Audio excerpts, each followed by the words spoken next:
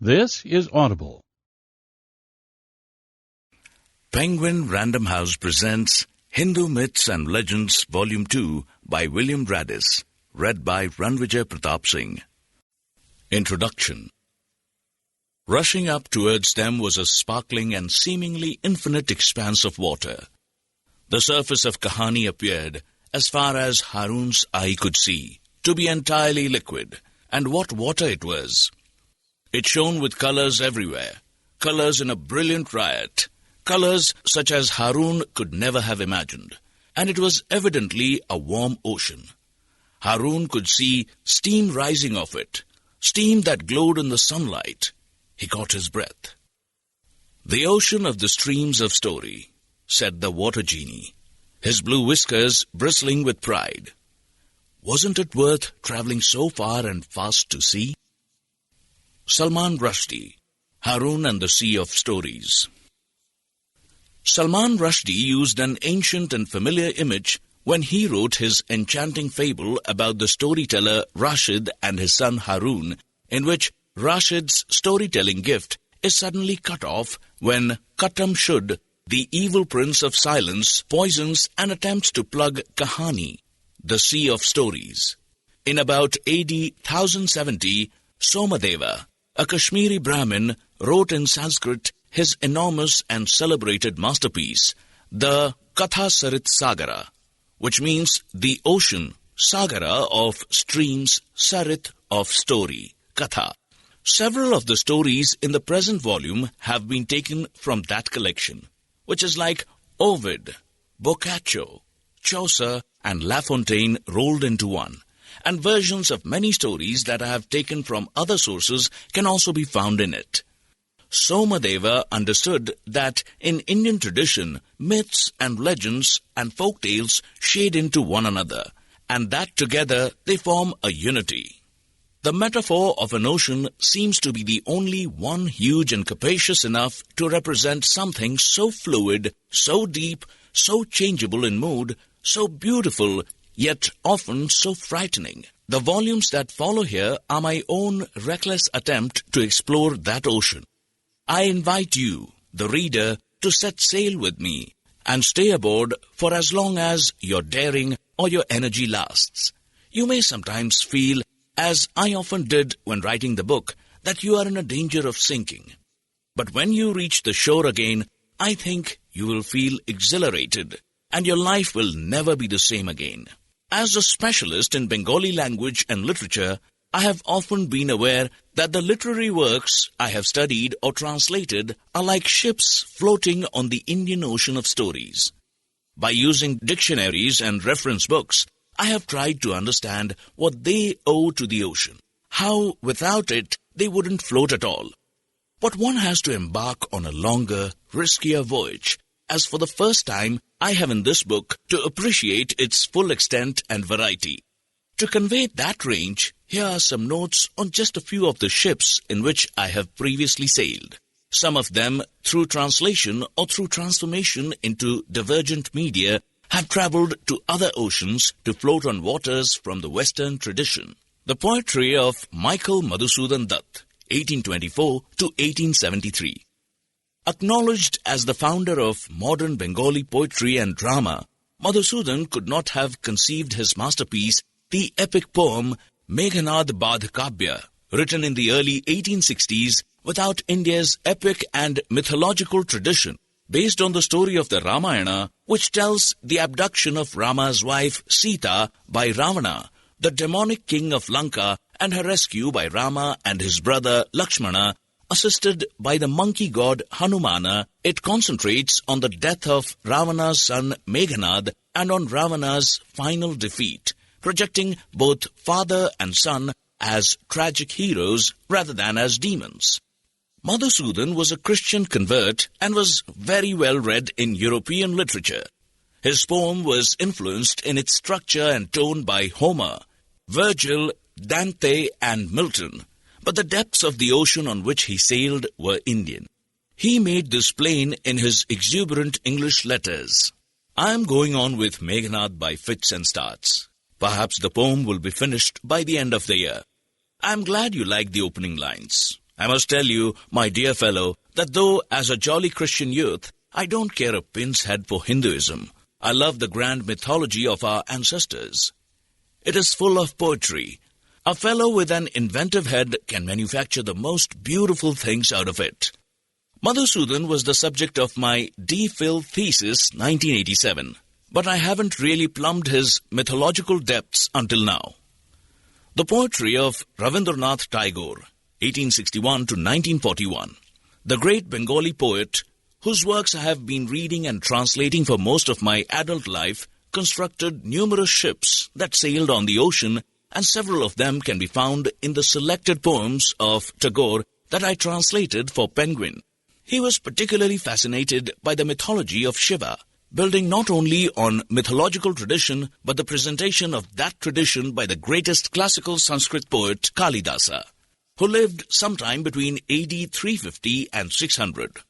The Birth of Kartikeya, Volume 1, pp. 28 to 30, and The Birth of Skanda, Volume 1, pp. 54 to 58, in the present work tell the stories that were basis of Kalidasa's poem Kumara Sambhava, and the efforts made by Kama, god of love, to wake Shiva out of his ascetic trance. See Shiva and Kama, Volume 1, pp. 84 to 87, which were also included by Kalidasa, inspired Tagore's magnificent poem, The Wakening of Shiva. Another fine poem by Tagore, not included in my Penguin book, is To Ahilya, first published in 1890. In The Seduction of Ahilya, Volume 2, pp. 90 to 92, I have retold the various versions that exist in this myth. In his poem, Tagore does not focus on how or why Ahilya was cursed. Instead, he is fascinated by her state of consciousness after she has been turned into a stone, and by what goes through her mind when she is restored to life by the touch of Rama's foot. At the end of the poem, Tagore himself uses an ocean metaphor, which will remind Indian readers of the emergence of Vishnu's wife Lakshmi from the churning of the primeval world ocean and the Westerners of Botticelli's Birth of Venus. The world smiles. You recognize that smile. You gaze. Your heart swings back from the far past, traces its lost steps. In a sudden rush, all around your former knowledge of life returns. The world crowds in upon you, presses close. In wonder, marvels before your newly revealed. Mysterious beauty, wholly grown yet bathed. In infancy, a flower that on one stem combines the new with the full-formed. Like first created dawn, you slowly rise from the blue. Sea of forgetfulness, you stare entranced. The world, too, is speechless, face to face. Beside a sea of mystery none can cross. You know afresh what you have always known. Bishakha Sarkar, a Bengali dancer based in Liverpool, has danced to the words of this translation. When she does, she connects not just with Tagore, but with the whole civilization. The music of Paramveer, 1952. One thing that distinguishes the Indian mythological tradition from European traditions is that, like Hinduism itself, it has been unbroken for more than 3,000 years. Although Western artists, musicians and writers have continued to this day to go back to the Greek and Latin classics, the mythology of the Greeks and Romans has not survived in the collective memory of the peoples of Europe. This is partly because of the break in the classical tradition that resulted from Christianity, partly because separate traditions of mythology and folklore, such as the Nordic, Germanic or Celtic, developed independently of classical mythology or Christianity, though they sometimes blended with either or both. In India, by contrast, a creative artist can use his country's most ancient stories with the knowledge that they will still be alive in the minds of his audience. The Indian-born composer Paramveer, with whom I have collaborated on several projects, composes in a Western idiom, and his audiences are mainly in the West. The Indian sources he has used in several of his works may therefore not be known to all his listeners. They are ships with Indian cargo sailing on the western seas. But for him, the sources have a deep, inherent familiarity, though, like many modern Indians, he has sometimes had to discover them anew through English translations. One such discovery was Tagore's poem Brahma, Vishnu, Shiva, 1883, which is the first poem in my Penguin volume.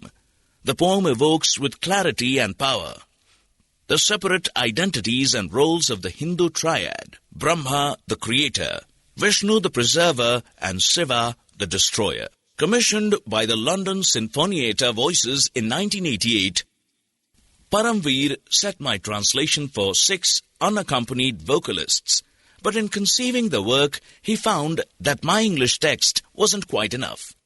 He needed to go further back to sounds that were Indian and to poetry that belonged to the very origins of Hinduism. He chose to use the words of the so-called creation hymn in the Rig Veda, India's oldest and most sacred text, which was composed in Vedic, the precursor of Sanskrit. Not only do the words of the text, with their long sonorous vowels, interweave wonderfully with Tagore's words, but they also demonstrated the capacity that Indians had right at the dawn of their civilization for reaching out imaginatively to what might lie beyond the gods. Na sidasin no sadasit tadanim, na sid rajono vayoma paro yat, kima vari vaha kuha kasya sharmannam bha, kima sid gahanam gabhiram. There was neither non-existence nor existence then. There was neither the realm of space nor the sky which is beyond. What stirred? Where? In whose protection? Was there water bottomlessly deep? This is the basis of the first retelling in Volume 1, pp. 3-4 for the present work. For any selection of Hindu creation myths must include that early Vedic speculation on what might lie behind them, behind creation itself. Paramveer made his name in the West with his double bill of chamber operas, Snatched by the Gods and Broken Strings, 1992. Both operas were profoundly connected to the Indian ocean of stories by their sources. The narrative poem Debutar Grash, 1900, by Tagore, from which I made the libretto for the first, and the Buddhist tale, Guttila Jataka, from which David Rudkin made the libretto for the second. But before that major project, Paramveer returned to the group of young performers he had previously worked with in Delhi to compose a children's musical, Krishna, in 1988. I wrote most of the lyrics for it, and I hope that one day it will be performed in the West too. In this work, a very different stratum of Indian tradition is exploited, one which has wide popularity to this day. The mythology of the young Krishna, the flute-playing herd boy, whose exploits can be found on pp. 85-90 of Volume 2 of the present work. I know a good place, the wooded and fertile Vrindavan, where flowers and fruits bloom. Also in Vraj, but near the Govardhan Hill, a place of magic and bounty. A breeze blows there. The spreading Bandhira fig tree gives shade like a rain cloud. The Yamuna river flows calmly, coolly. It's time to go there. It's time to move on to Vrindavan. Because of the threat posed by Kamsa, the demon who has usurped the throne of Mathura, Krishna and the community of herdsmen in which he and his brother Balram have grown up, moved to the idyllic region of Vrindavan, where, as a young man, he enjoys the love of Radha and the other milkmaids. Vrindavan as an idea is at least 500 years old, yet it is still very much alive in the collective consciousness of India. The foolish weaver and the jackal. For myths, legends, and folk tales to survive, they must implant themselves in the mind of successive generations of children. My first translation from Bengali was of The Book of the Tailor Bird, Tuntunir Bai, 1910, a classical volume of children's tales by Upendra Kishore Raychaudhuri, the grandfather of film director Satyajit Ray. Though Upendra Kishore made up many of the stories himself in his use of animal characters, he was building on a tradition of Indian fables that is immortalized in two Sanskrit collections, the Panchatantra AD 200 to 600 and the Hitopadesha AD c. 1360. Animals also play a major part in folk tales from all parts of the subcontinent. My translation was first published as The Stupid Tiger and Other Tales.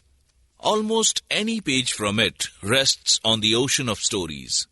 The following extract from the story of the foolish weaver and the jackal, in which a clever jackal tricks a king into marrying his daughter to a foolish weaver, reminds us that the stories of India depends on the sounds of India, on the sounds of her languages and the sounds of birds and animals. The jackal here has recruited a large number of birds and animals to form what sounds to the king like a very impressive entourage for the bridegroom. When they were a couple of miles away from the palace, the jackal called everyone and said, "Brothers, over there are the lights of the king's palace. From now on, you must proceed very slowly.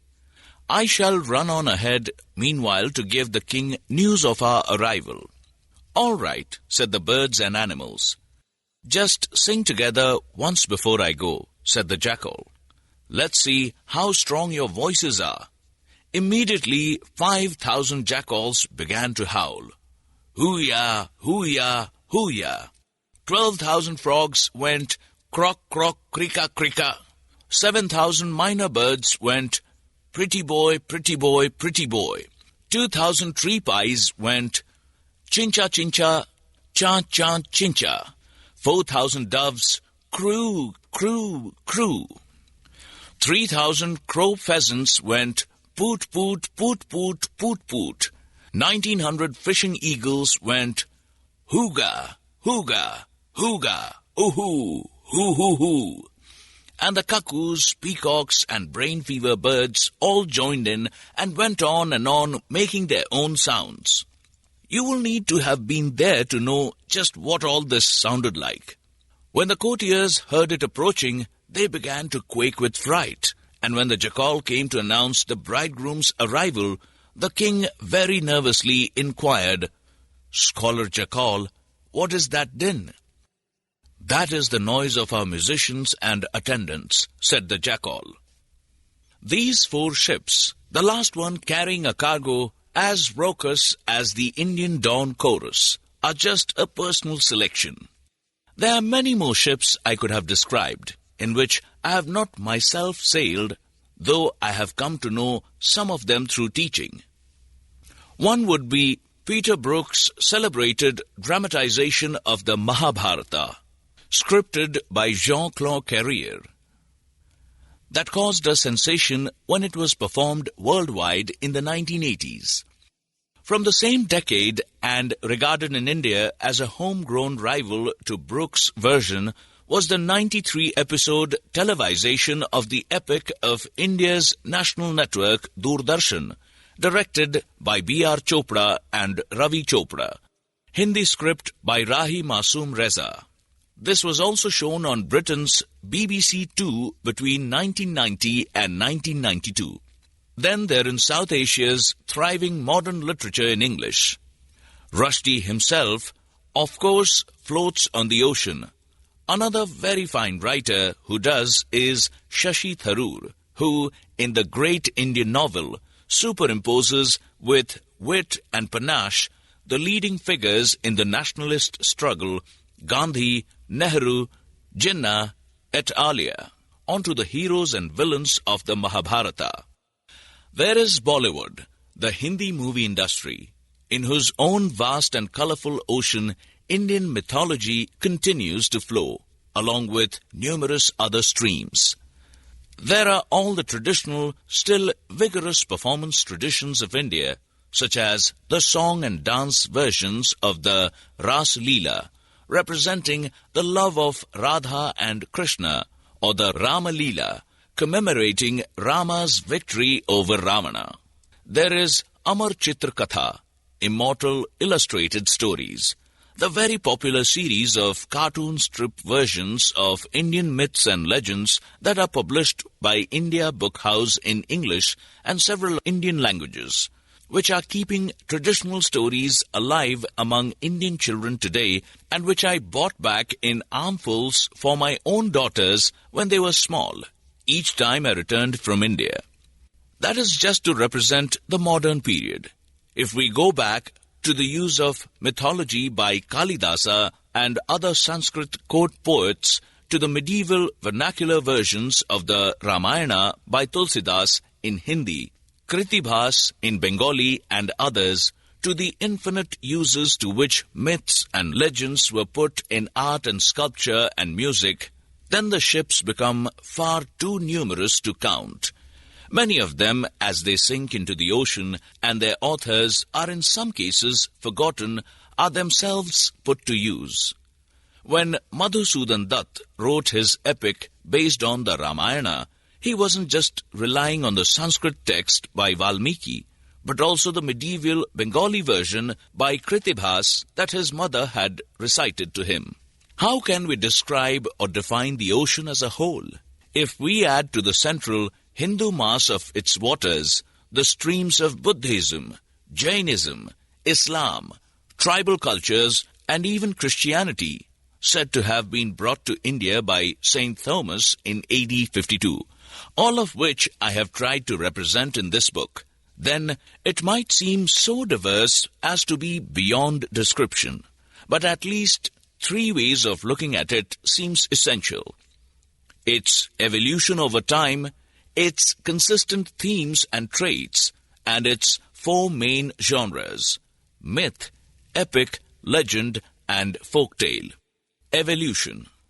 The casual reader of these volumes, dipping in at random, is likely to be puzzled by quite a lot that he finds, and this is inevitable, for Indian stories are seldom tidy or conclusive. As Shashi Tharoor puts it in The Great Indian Novel, speaking as Vyasa, the legendary author of the Mahabharata, is supposed to have done to his amanuensis Ganesha. What happened in the end? The question drew me short. The end was not a concept that applied particularly to that story, which, as it happens, involved one of the characters embarking upon another story in which one of the characters tells another story, and you know the genre. But even more important, the end was an idea that I suddenly realized meant nothing to me. I did not begin the story in order to end it. The essence of the tale lay in the telling. What happened next? I could answer. But what happened in the end, I could not even understand. But one question that is likely to arise at the outset is, who is the chief or king of the gods? Is it Indra? Is it the creator god Prajapati, later called Brahma? Is it Shiva or Vishnu? Is it Durga or Kali, the mother goddesses who are embodiments of Shiva's Shakti or consort?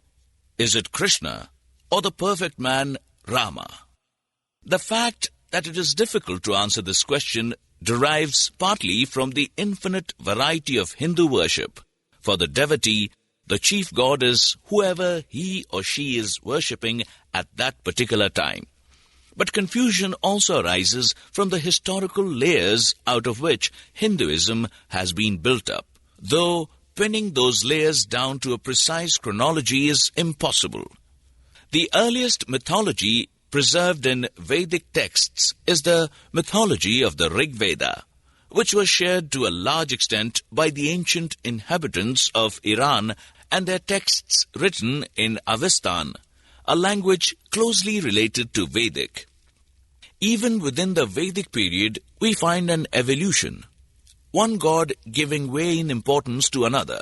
Instead of an equivalent of Zeus, cognate with Dew, which means sky in Vedic, it is Indra, a god of the middle air who emerges as the Thunderer, and who continues to be described as king of the gods well into the classical periods of Hinduism, when Brahma, Vishnu and Shiva become far more important than him.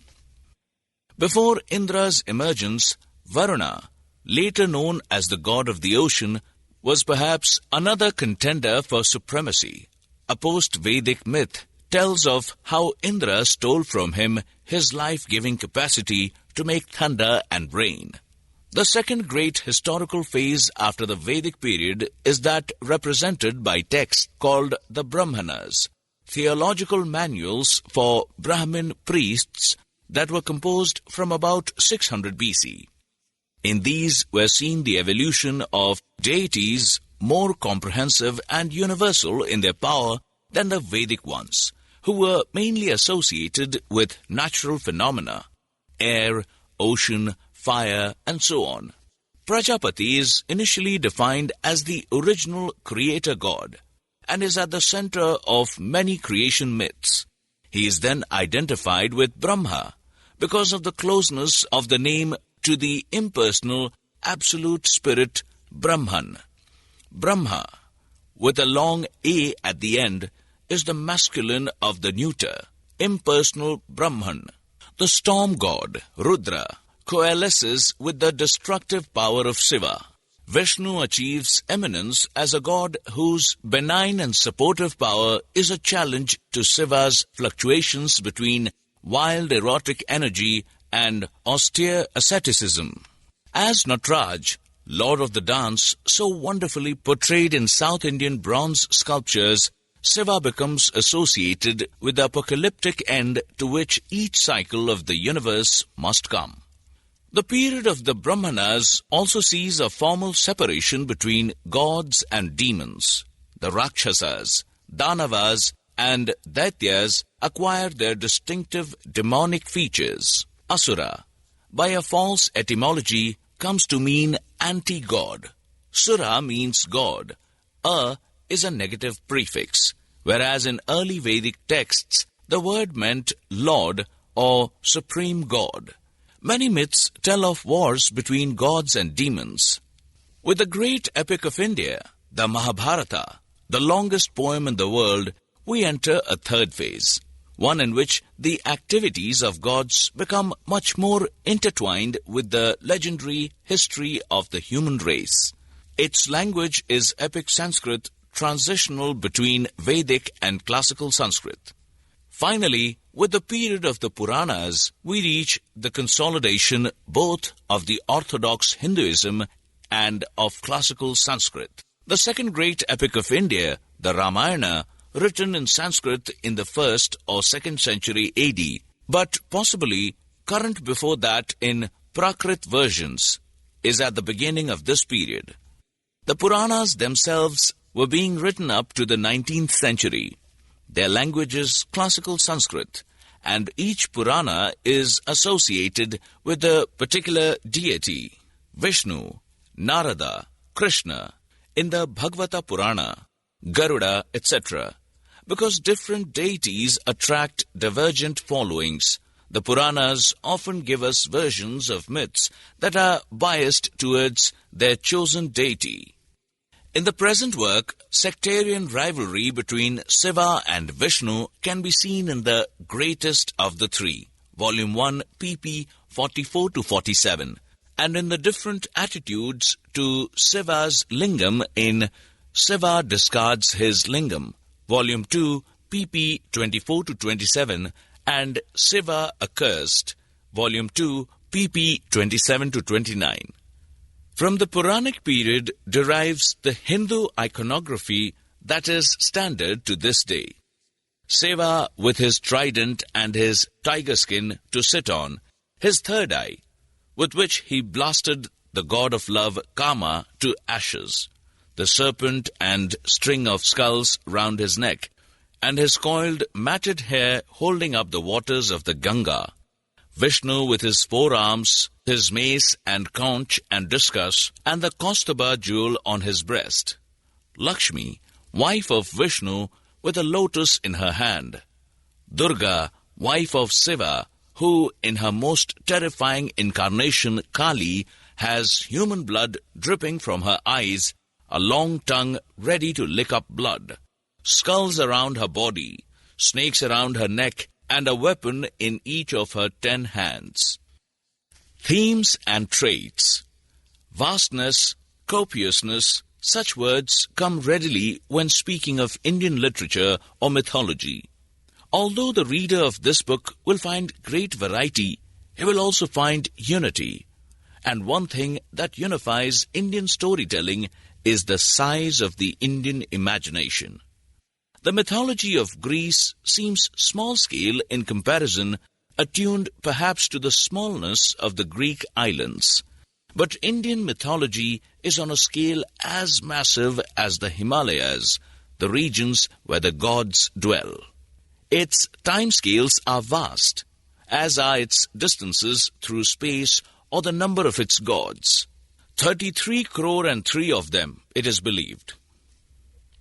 Yet, given that human beings can generally relate time only to their own lifespans, and that the age and distance that modern science has discovered in the universe are very hard for us to comprehend, it is one of the marvels of ancient India that an imaginative leap was made to such enormous measurements. For example, there are traditionally 4 yugas or ages in the history of the world. We are living in the last, which is the worst and the shortest, though it began in 3102 BC. In the first age, the golden age of truth, a human lifetime was 4,000 years. The 4 yugas make up one Mahayuga, or Great Yuga, lasting 43,20,000 human years. 1,000 Mahayugas make one day, or Kalpa, cycle of creation in the life of Brahma, or 432 crore human years. One night, or Pralaya, cycle of destruction in the life of Brahma is equal to another 432 crore human years. Brahma lives for 100 of his years and is at present in his 51st year. In many myths, hugeness of scale is combined with another common trait, the cult of tapas, or asceticism. By performing ascetic feats on a scale of time and difficulty that matches the gods themselves, rishis can challenge the power of the gods and frequently become a threat to them. Tapas is powerful because it can break the otherwise relentless cycle of birth and rebirth that is another perennial concept in the Indian tradition. Hindus are fatalistic, but not so much because they believe they are at the mercy of whimsical gods, but because they believe that they carry the good or bad karma that results from their actions in previous lives. Karma is retributive. The best way to ensure that your karma will be good in your next life is to act according to your dharma in your current one. Dharma means doing what is right according to your station in life. Its opposite, adharma, means doing what is not right. Dharma underpins the caste system and also accounts for an easygoing attitude to demons in many myths. Demons have a dharma too. In abducting Sita, Ravana was only doing what his demonic dharma told him to do. Tapas is but one of a multitude of spiritual disciplines that can enable human beings to achieve moksha, or release from the cycle of birth and rebirth. For Buddhists too, this is a paramount goal, and they call ultimate release nirvana, or the extinction of the light of selfhood. The Buddha was profound and original in his teaching, and Buddhism became a great religion, distinct from Hinduism that spread far beyond India, but in its cultivation of features such as the guru-disciple system, the practice of meditation, or the ideal of the ashram, preferably in a scheduled forest location, it kept India and her traditions at its heart. One Hindu trait that did not, however, win lasting acceptance was the eroticism that is found in abundance in many of the stories in this book.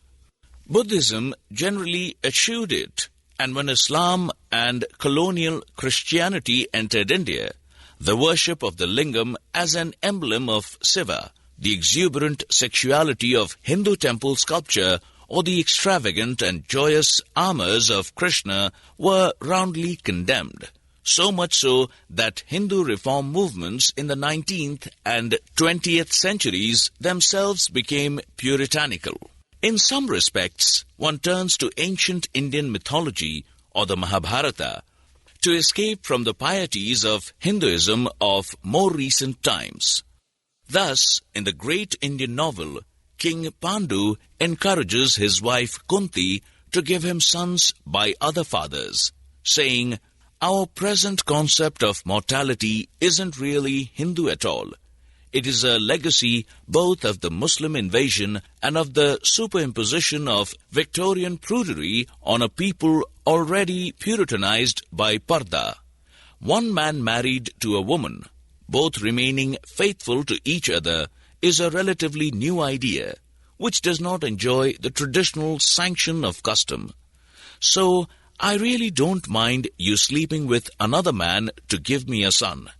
It may seem funny to you, but the deeper I steep myself in our traditions, the more liberal I become." Hinduism, like any religion, can produce fanatics, and the modern, essentially secular state of India has to contend with them. But at their best, the traditions of India, as reflected in her myths and stories, are all embracing and tolerant.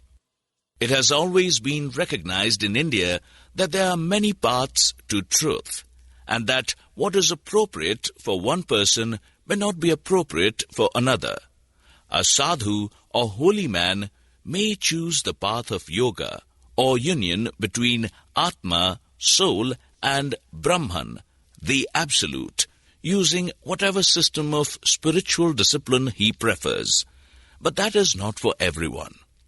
Moreover, life should be lived in a way that suits one's stage in life, as well as one's caste or station.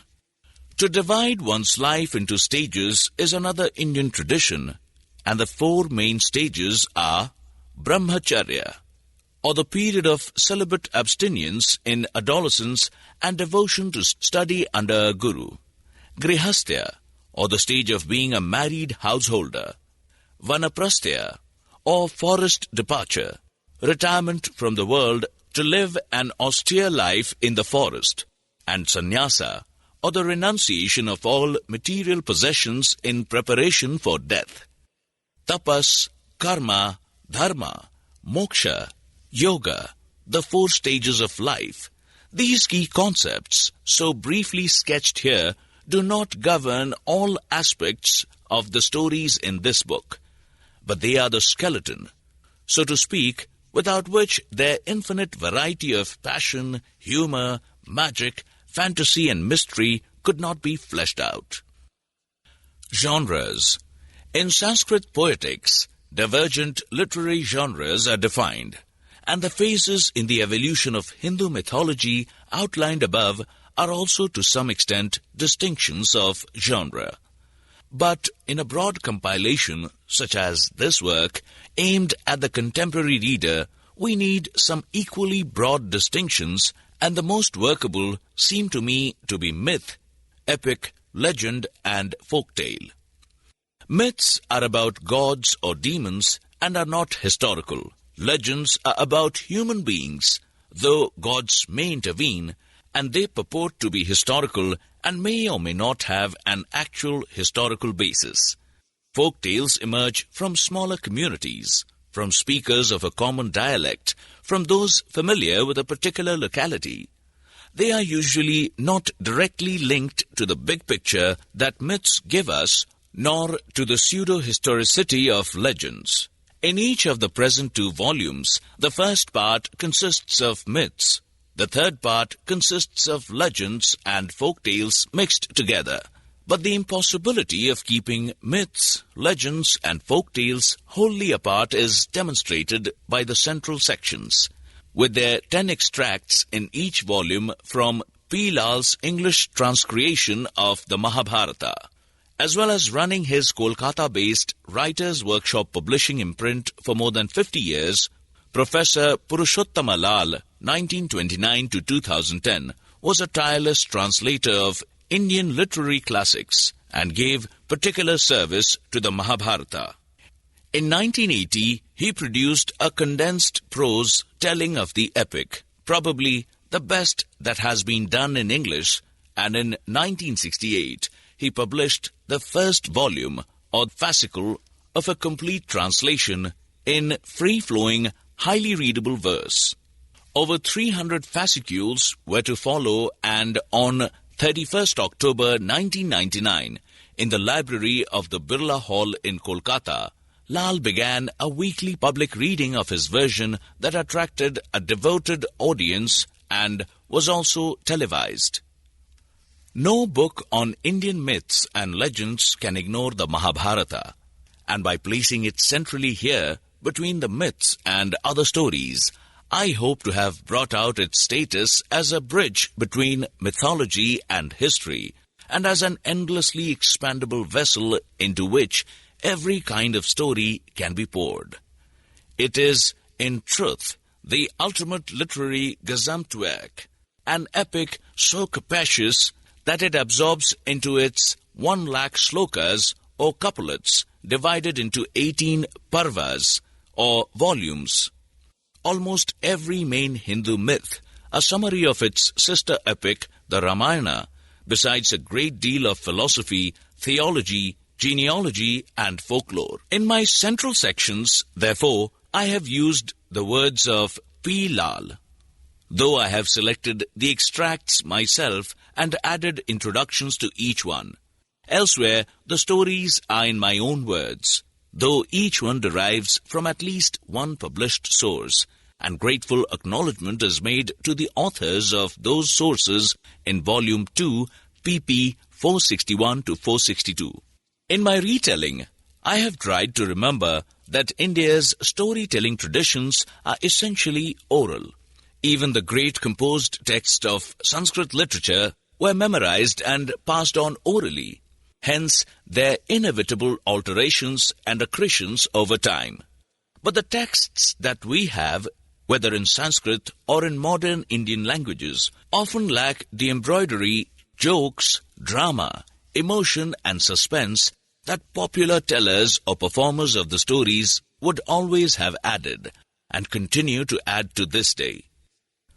Using fewer words that an itinerant storyteller would use, I have nevertheless tried to feel my way into the stories, convey in English their emotions and humor, make them come alive. In doing so, I have, I hope, launched a new ship onto the ocean that, like my translations from Bengali, will sail beyond India herself. Let me give the last word, before you climb aboard, to Michael Madhusudan Dutt, the pioneering Bengali poet. In a sonnet published in 1866 called The Ship on the Sea, which I translated in 1976, he gives us an image to which I would like this book to aspire, along with the very Indian simile with which the sonnet concludes. I saw one night a ship on a strange sea, shaped like a huge night-faring magic bird. Her sails spread wide on air that slowly stirred, their glimmering whiteness onward steadily. A string of lamps about the high-cross tree burned like a crown of gems of mingled hue, stupendous red and yellow, white and blue. All round the frothing waves sang fulsomely, swelling as if to hymn her handsomeness, praising in joy her courage, form and might. She swept her way, as when a path is cleared, before a high-born maiden's proud progress. Nobly she moved, spreading her path with light. Just as a snake sheds glory, crest upreared. William Radice, 2001 by 2015. Myths. Brahma's bodies.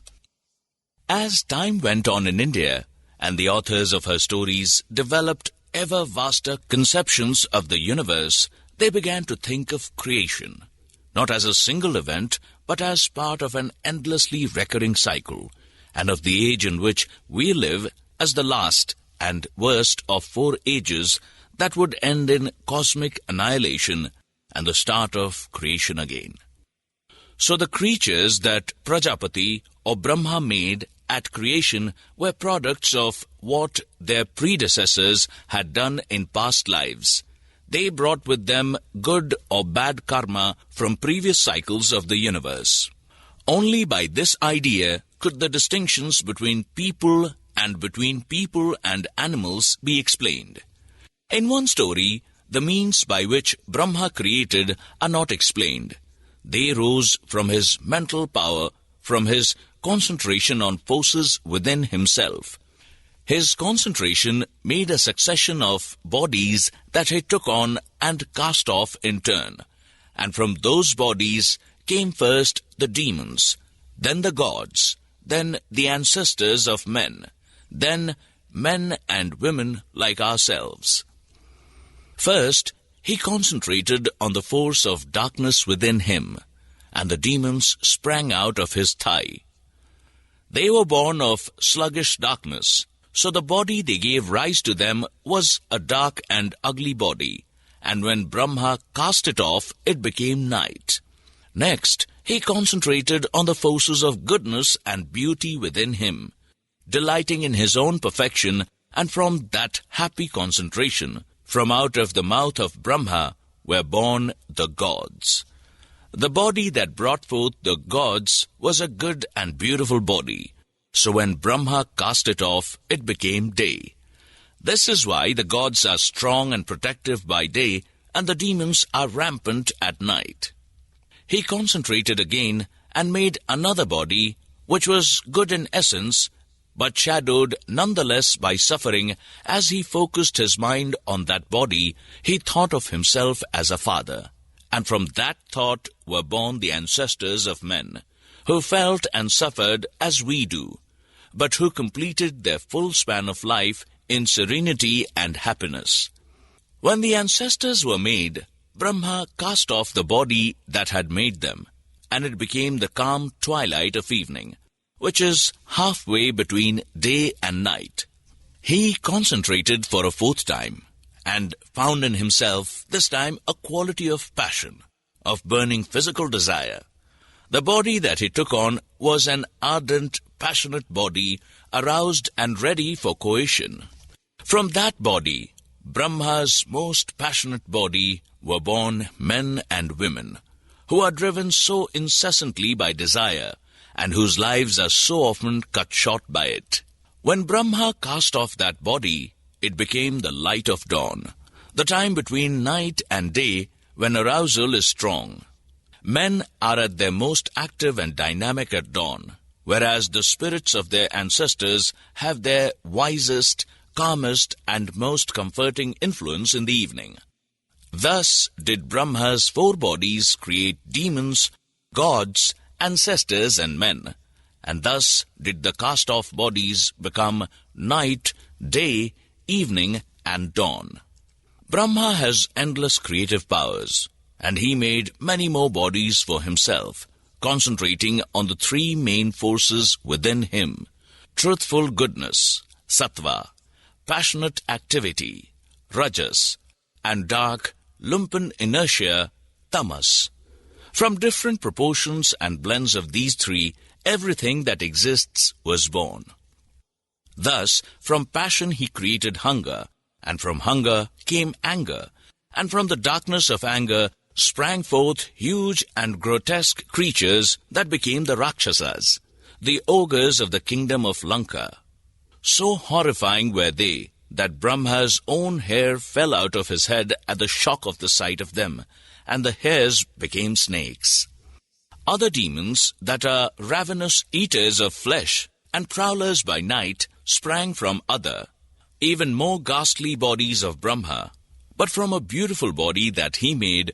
From the mouth of that body, when he sang, emerged the Gandharvas, the singers and musicians and dancers of heaven, whose element is the day, not the night, and whose quality is goodness, not passion or inertia. And from still more bodies came the animals of the earth. From a youthful, nimble body that he made came darting, twittering birds. From the breast and mouth and stomach and feet of other bodies came sheep, goats, cows, horses. And each creature that was made brought with it karma from a previous existence, good or bad, or a mixture of good and bad. This is what Brahma does at the start of each new cycle of the universe. The creation of death. When Brahma, also known as Prajapati, grandfather of all, first created living things, there was no death in the world, and earth, water, and air soon became terribly crowded. Brahma knew that he would have to find a way of culling his creatures, but he couldn't think how. The frustration of this made him angry, and from the force of his anger, fire burst out of all the openings of his body. The fire scorched and tortured and ultimately destroyed all life. But was that a solution to the problem? Rudra, also known as Shiva, came to Brahma and said, "You see what pain and catastrophe your anger is causing? Your fire is burning up everything, destroying it totally, reducing the world to ashes. The creatures you created have been totally annihilated and can never return, and the whole universe will have to be created anew. Is this what you want? Can you suggest an alternative?" Said Brahma, "I don't want to destroy all creation. But you saw how crowded the world was.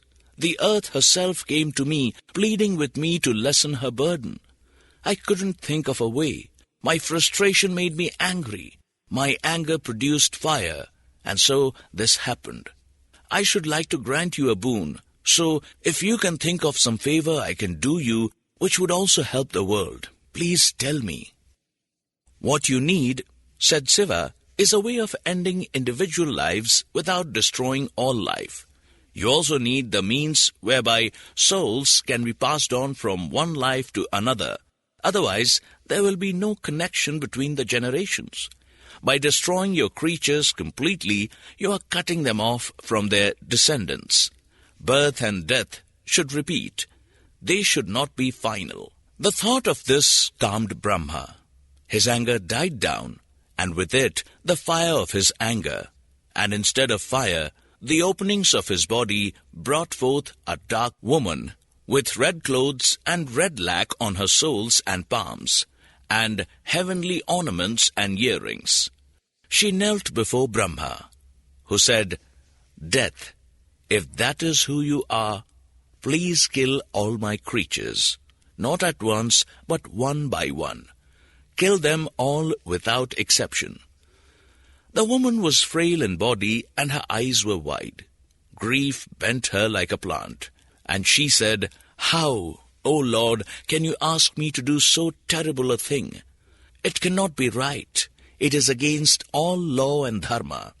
I weep and sicken at heart as I think of all the suffering I shall cause if you ask me to do this tragic work. The sons and daughters and mothers and fathers and wives and husbands and friends who will mourn are already filling my mind with their lamentations. Grant me a boon, O Lord, and may the boon be not to do what you ask." "I made you, Death," said Brahma, "in order to bring death into the world, to relieve its crowding, to lighten its burden. Your work will not be sinful. It will be in keeping with dharma, not against it." The woman stayed silent, bowing before the Creator, imploring him with her prayers. Brahma took pity on her and let her slip away, though he knew she must eventually do as he commanded. She went to a place of pilgrimage and performed extreme austerities in the hope that Brahma would be pleased and would release her from his command. She stood for 15,000 million years on one foot, but Brahma still said when she returned to him, "Do as I command." She then stood on the other foot for 20,000 million years. Then she lived among wild animals for 10 million years, and for 20,000 years lived on nothing but air. And for a further 8,000 years she stood in water, not saying a word. But none of these austerities made Brahma relent. At last he could wait no longer for her to agree willingly, but her sorrow and tears moved him sorely, and he said, "Death, I have told you before, and I tell you again, there will be nothing unrighteous, nothing sinful in what I ask you to do. By bringing death into the world, you will order it, regulate it, make it conform to dharma. But your tears have a purpose, and I shall use them thus. They will become the diseases that will afflict all creatures when their time of death comes. Those diseases are cruel and will make you weep even more, but they are necessary, for otherwise lives cannot end." Death knew, when he said this, that she could resist his command no longer. She went out into the world to kill its creatures, and the tears she unceasingly shed were the diseases from which they died. What the thunder said. The creator Brahma, who is also known as Prajapati, created 3 orders of beings: gods, devas, people, manavas, and anti-gods, asura. But none of them was contented. The asuras were programmed to be violent, greedy, and wicked. They caused all sorts of disasters and miseries among people. They attacked villages, abducted women, and stole people's wealth. They became, as a result, enormously rich. The underworld realm where they lived was heaped with treasure. But their conquests, rapine, and riches did not bring them happiness. Their restlessness, aggressive nature, brought them no peace of mind. They realized this and decided to go to Prajapati to ask him how they could be happier. The Manavas were not happy either. On top of the disturbances caused by anti-gods, they were divided and quarrelsome amongst themselves. They were clever at making things, but they laid individual claim to whatever they made. They accumulated possessions and were jealous of those who had more possessions.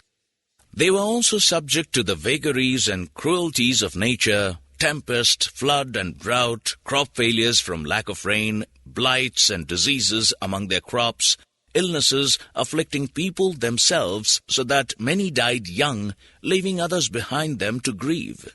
They too realized that all was not well, and the wisest among them decided that they should, like the Asuras, go to Prajapati for advice. And what of the Devas? You might think they had every advantage. They lived in peace and comfort in heaven. They had all the pleasures and luxuries they could want. They had nymphs to sing and dance for them, fine clothes and exquisite jewelry, magic powers to travel where they wished, change themselves into any shape they wished, satisfy any desire they wished. But they weren't happy either. Their pleasures did not bring them contentment. So they too resolved to go to Prajapati for advice. One day, when Prajapati was resting after the labors of creation, with the 8 eyes of his 4 faces closed in meditation, the Asuras, Manavas, and Devas gathered before him. The noise of their arrival woke him. He looked at them calmly, and they said together, "O grandfather of all, Prajapati, we are not at peace. Please tell us how we may be happy." Prajapati said only one word, but it was an enormous, rumbling word. A mighty thunderclap that sent waves of deafening sound rolling through the universe. Da! Then he closed his eyes again, and the crowd before him understood that he would say no more. They returned to heaven, earth, and the underworld to consider and debate what Prajapati had meant. The Devas were the first to reach a conclusion. One of them said, "Da must stand for Damyata, which means be self-controlled." Prajapati has told us to restrain ourselves and not seek unlimited luxury and pleasure. That way we shall be happier." This made sense to the other devas, and they all agreed. The Manavas reached a different conclusion. They decided that Da was the first syllable of Data, which means give. Their wise leader said Prajapati wants that we should be more giving and less possessive. We should share what we make with each other, and we should share the earth peacefully with other creatures. This made good sense, and the other Manavas agreed.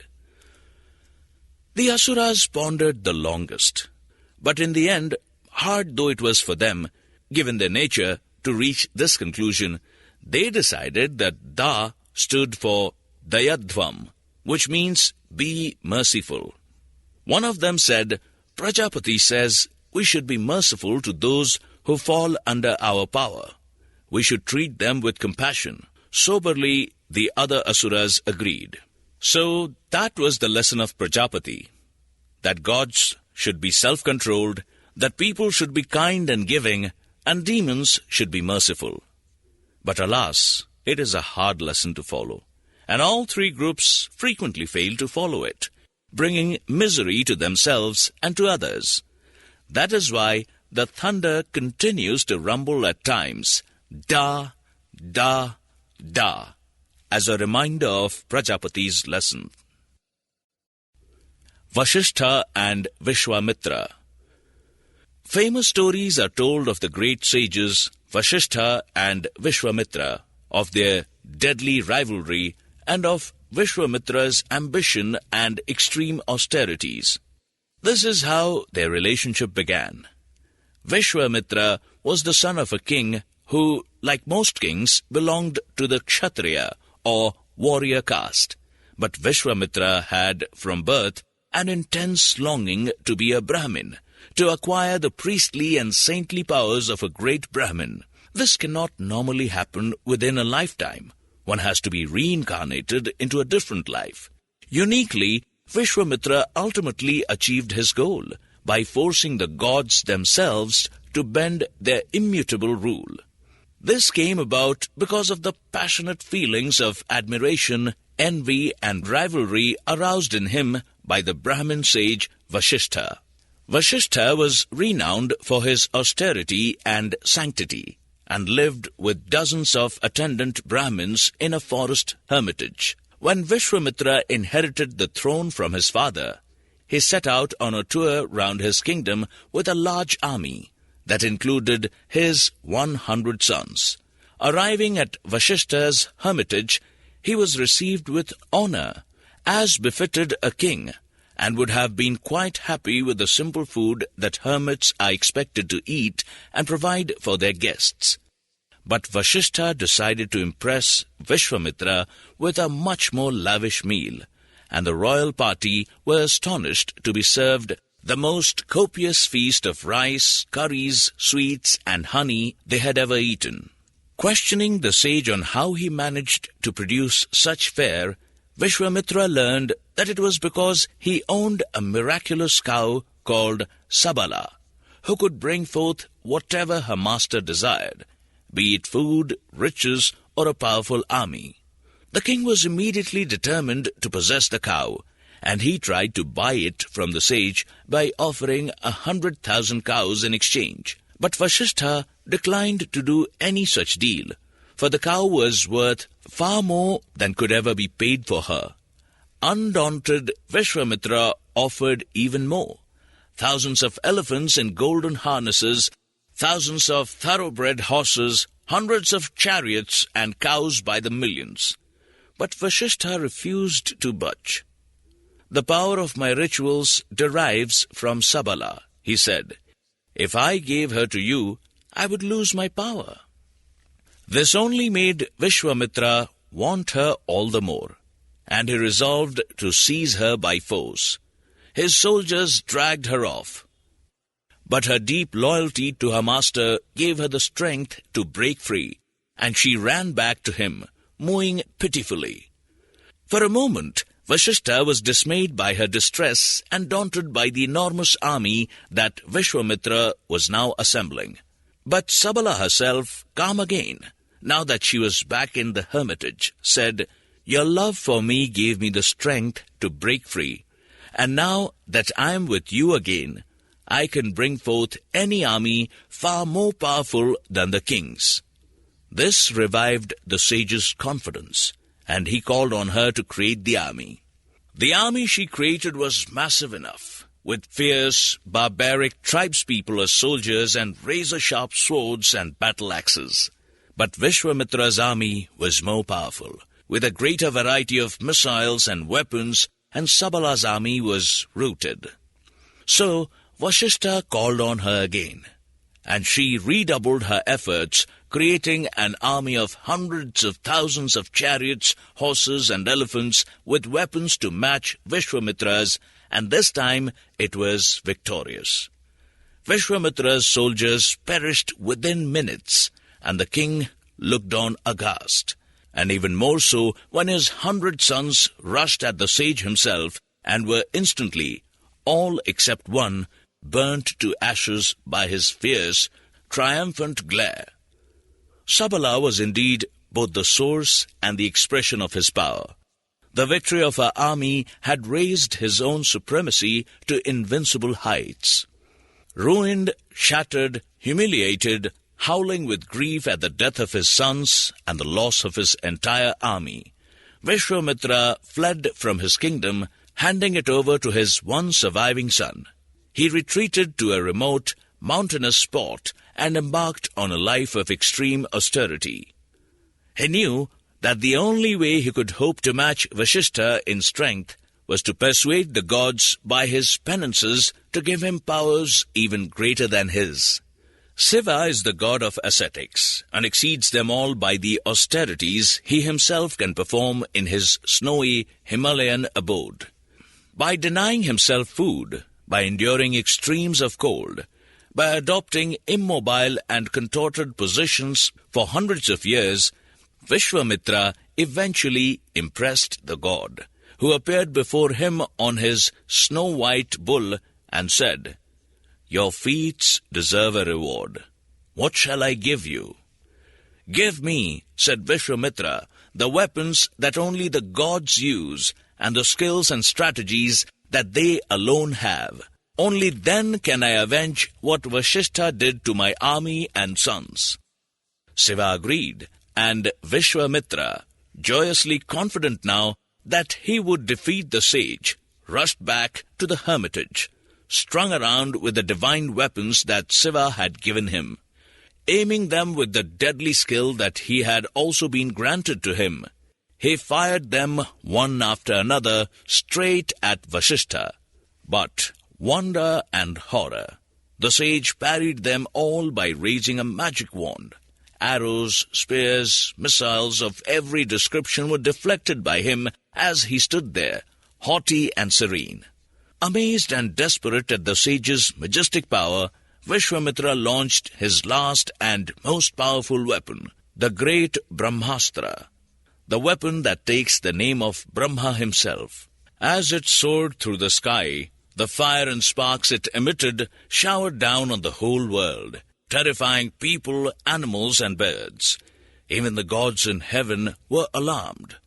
The weapon was too powerful to deflect, so instead Vasishtha absorbed it. He stood without blinking or flinching. The weapon entered his body. His body glowed like a massive volcanic eruption and poured forth smoke and fire. But he was not consumed, and the weapon's power drained away, leaving him entirely unharmed. The Brahmins who dwelt with him burst out into tumultuous cheers and songs of praise at their master's power, and Sabala moved triumphantly. Vishwamitra slunk away. If the sage's power could defeat even the weapons of the gods, what hope was there for him? How would he ever match him, ever have revenge on him? The next two stories tell how he did, in the end, match the sage, achieving not revenge, but reconciliation, a nobler victory. Vishwamitra and Trisanku. Utterly defeated by Vasishtha, Vishwamitra withdrew to a remote and desolate place again and practiced unrelenting penances for 1,000 years. At the end of this time, Brahma came to him and graciously gave him the title of Rajarishi, or royal sage. But this was not enough for him, for he was determined now to achieve full Brahmin status. Only then would he be a match for Vasishtha. So he returned to penances even more extreme than before. There was another king, Trishanku by name, who had also developed a normally unachievable ambition and an obsession with Vasishtha. Trishanku's burning desire was to ascend to heaven in his human body. He has appealed to Vasishtha to help him in this, but the sage told him he was seeking the impossible and should abandon his desire. Trishanku then sought the aid of Vasishtha's 100 sons, who were also all hermits and lived in another part of the country. None of them was willing to help him either, and he turned away from them bitterly, saying he would find other, more compassionate sages. Stung by the implication that there were sages superior to themselves, they collectively cursed him, condemning him to become a Chandala, an outcast of the most wretched sort. In immediate fulfillment of the curse, Trishanku's regal appearance changed. His skin darkened, his hair fell out, his jewels and ornaments turned into bones and fragments of skulls. His friends and courtiers shrank away from him, and everywhere he went he was treated as an untouchable. Desperate, but still harboring his fierce ambition, Trishanku headed to the barren region where Vishwamitra dwelt.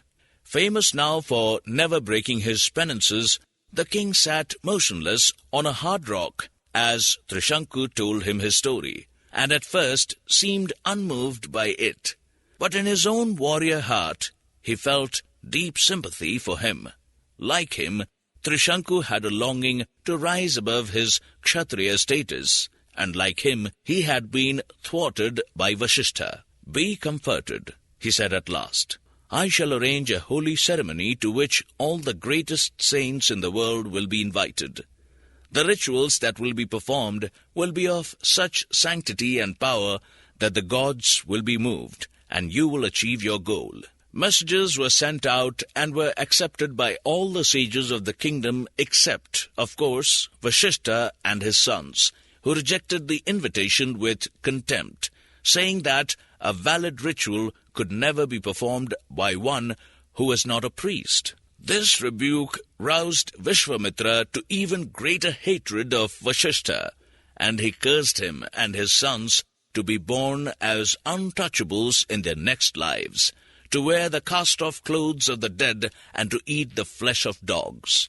Then, standing to his full kingly height, and taking on the awesome and austere authority that his years of penances had given him, he announced to the assembled sages that the rite he was about to perform would shake the gods from their laws and enable Trishanku to fly up to heaven in his human shape.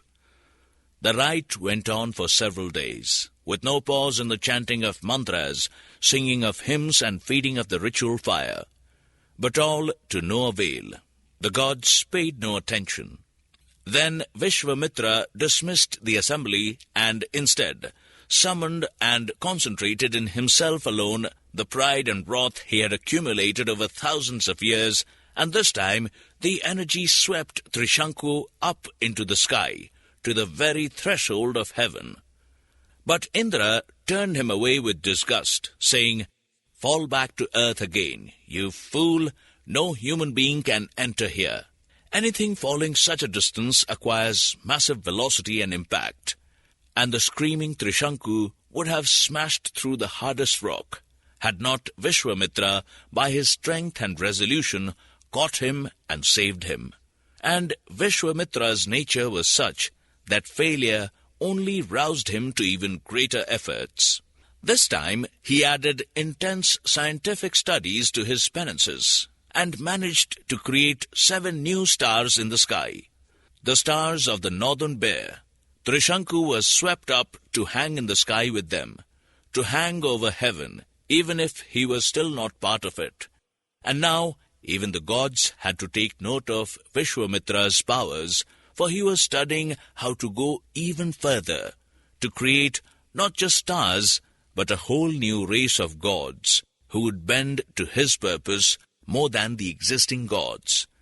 At the threat of this, the gods gave in. Trishanku was admitted to heaven, on the understanding that Vishwamitra would go no further with his formidable science. To have imposed his will on the gods like this was a staggering feat, but Vishwamitra was still not satisfied. When would the gods grant his one unfailing desire? When would they let him become a Brahmin?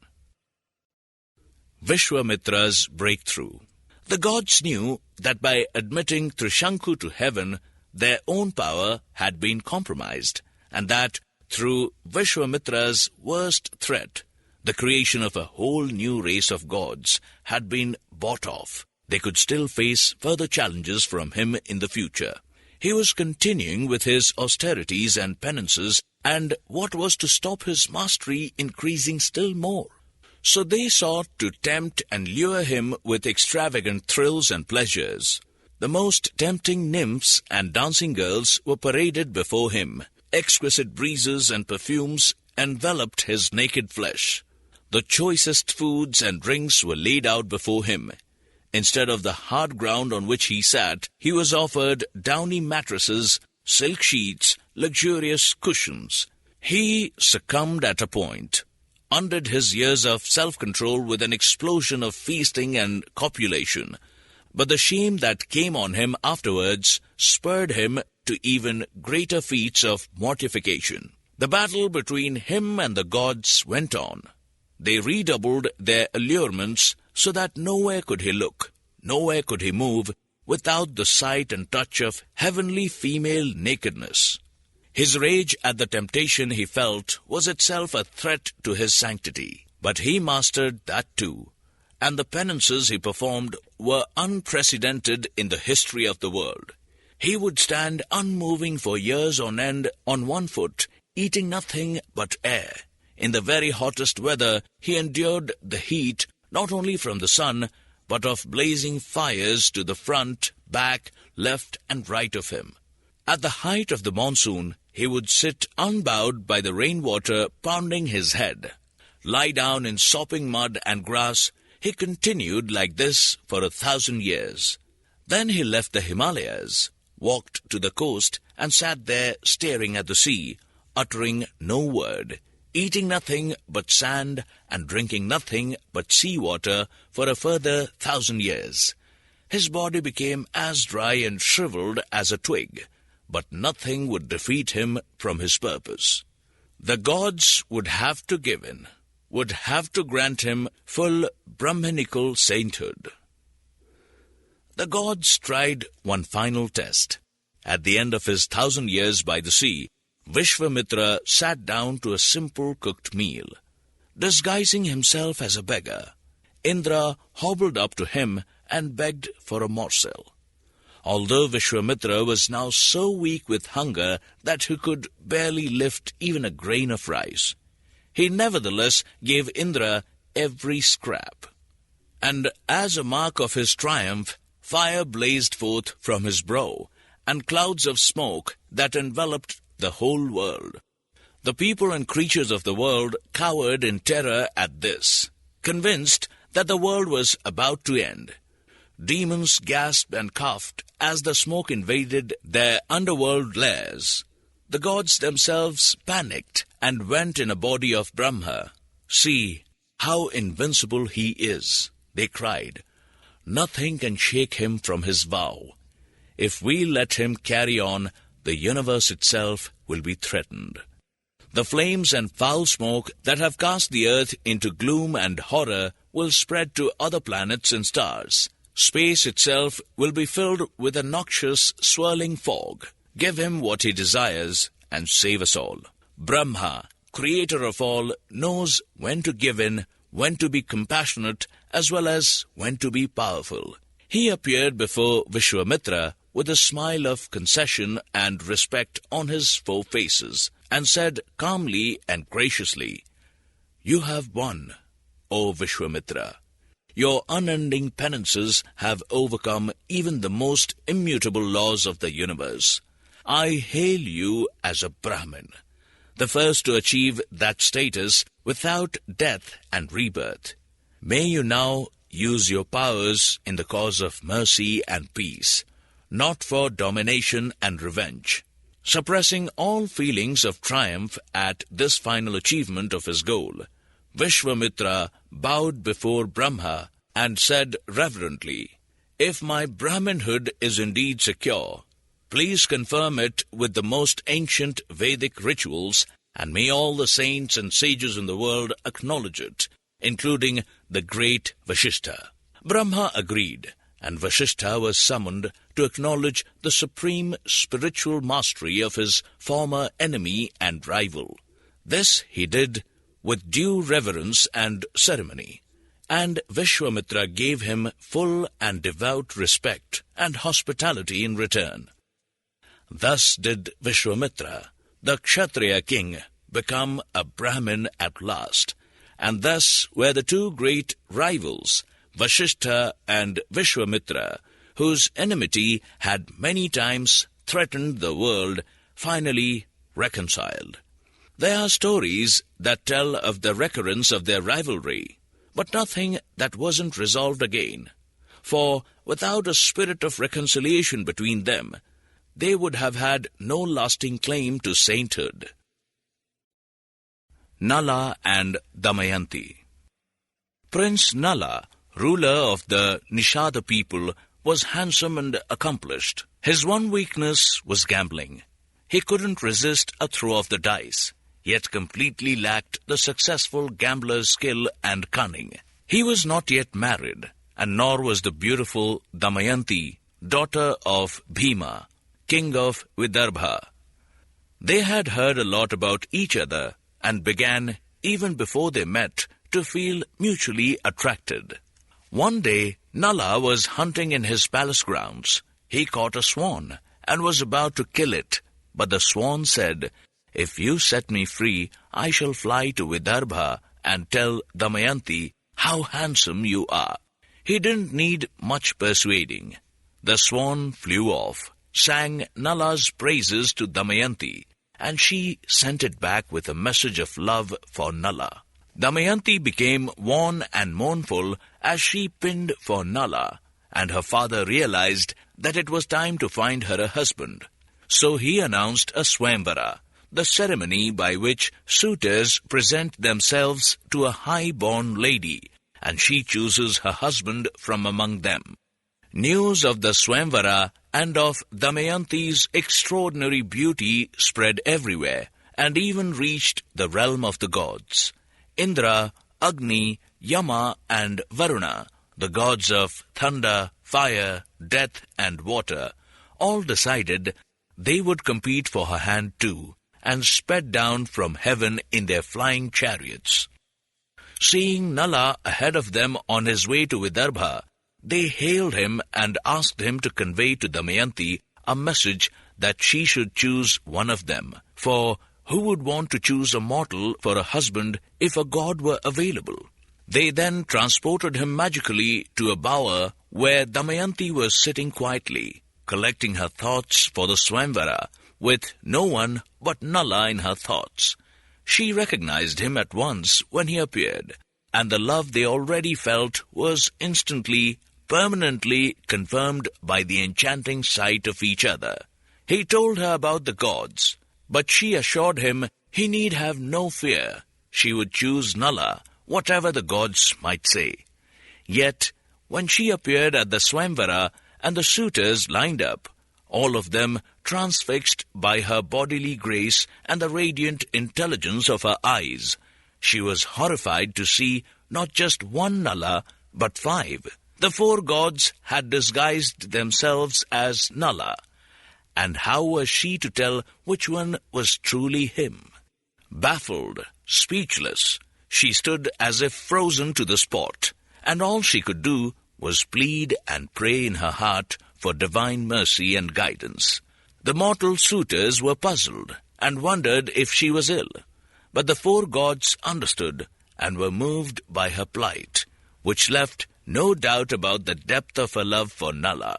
They differentiated themselves again so that they still looked like men, but no longer exactly like Nala.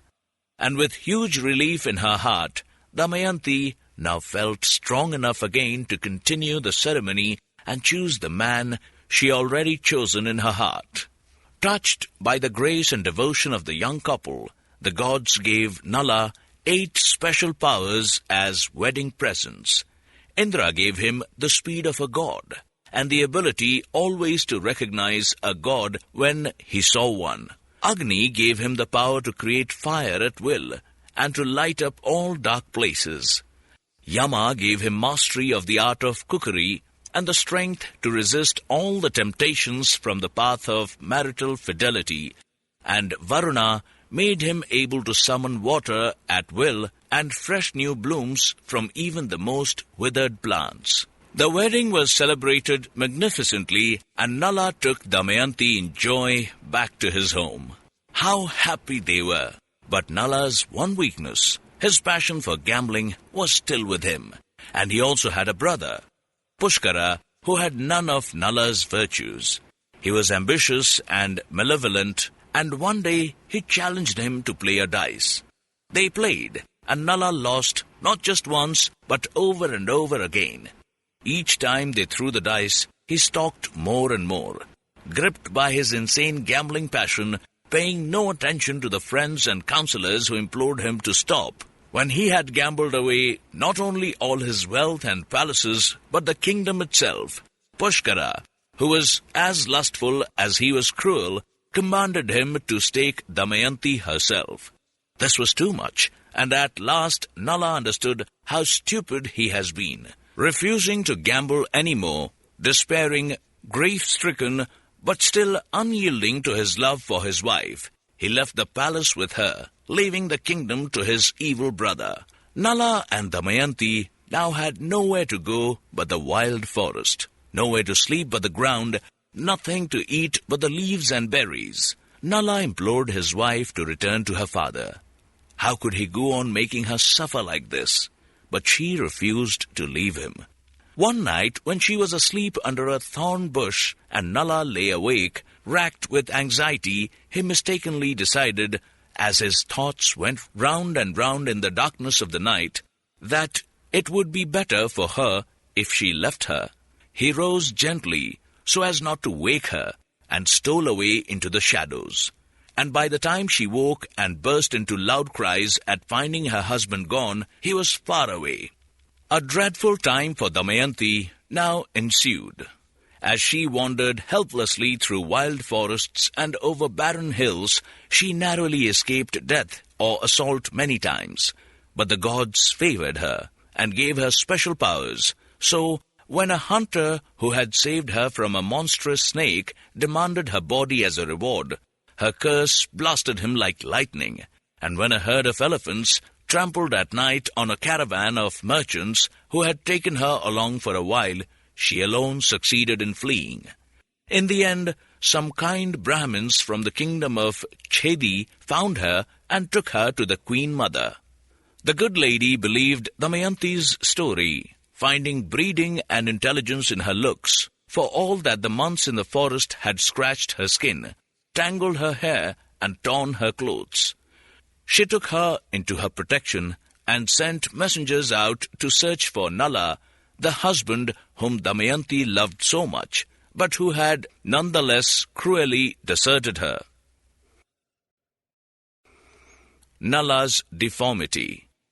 While Damayanti gradually recovered her strength in the kingdom of Chedi, Nala wandered aimlessly through the forest, racked with remorse and despair. What evil spirit had got into him, first to gamble away his kingdom, then to abandon his beloved wife? One day he heard the roar and smelt the smoke of a massive forest fire.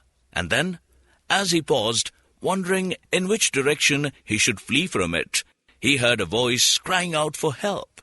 He ran towards the voice, and it said, "I am the king of the serpents, condemned by the sage Narada to lie in this spot till one named Nala should pass.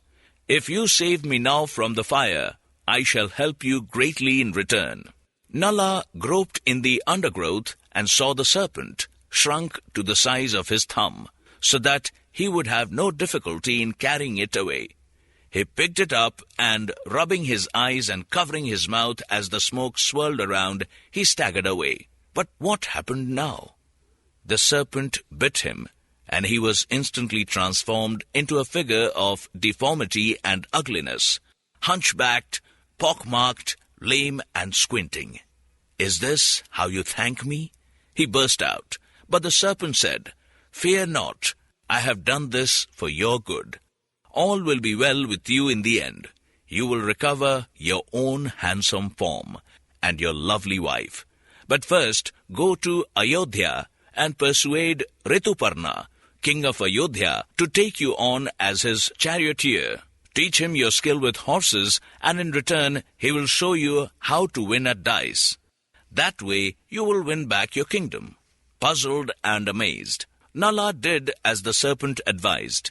Displaying to the king the swiftness that had been Indra's wedding present to him, he was quickly engaged as a charioteer, and the king was soon willing to take lessons in horsemanship from him alone, despite his deformities. Meanwhile, Damayanti's father, King Bhima, had sent 4 Brahmins to search in every kingdom for his missing daughter and son-in-law. They came in due course to Chedi, and joyfully recognized Damayanti. Her beauty had still not fully recovered from her trails in the forest, and weeping for Nala had further hollowed her eyes and thinned her cheeks. But they knew her from a distinctive mark she had on her neck. Fearful that her father would punish Nala if he found him again, she had not revealed her identity to the Queen Mother, who was protecting her. But now, with the Brahmins acclaiming and greeting her, she could be secretive no longer, and the Queen Mother too was delighted, for Bhima's wife was her sister. So she sent her back to her father, who was overjoyed at having her back again. But what of Nala? She implored her father not to think ill of him. It was his horrible brother Pushkara who had tempted him to the fatal game of dice, and in the forest, who knew what evil friend had spirited him away? She was sure that all would be explained, if only he could be found. A daughter's plea will always soften her father, and he agreed to send Brahmins out again, commanding them to say wherever they went, "Is there a gambler here who abandoned his wife in the forest?" Some months later, the Brahmins returned, saying that they had found no one who had done such a thing, and who was also handsome enough to be Damayanti's husband. But in the court of King Rituparna, a hideously deformed charioteer called Vahuka had reacted strangely when they asked the agreed question, had suddenly groaned, and had lurched out of the room, clutching his heart and pressing his right fist into his weeping eyes. But how could this be Nala, who was handsomer than any man on earth? Damayanti sorrowfully concluded that her husband had still not been found, but that, as the charioteer clearly knew something, she must devise a way of bringing him to her. So she went to her father again, told him with stoic dignity that she decided that Nala must be either dead or irrevocably lost to her, and she therefore wished to hold another Swayamvara. No husband could ever match Nala, but how, young as she was, could she spend the rest of her life unmarried? Marveling at her self-control and pleased at her good sense in wishing to marry again, Bhima was happy to announce the Swayamvara. Messengers went out, and among the many cities they visited, they arrived at Ayodhya. Damayanti's beauty was legendary, so when he listened to the messengers, Rituparna decided he would seek her hand himself. Dutifully, Nala, still in the deformed shape of Vahuka, prepared the king's best chariot for the journey, but with sinking, bottomless sorrow in his heart. What had driven his beloved Damayanti to this?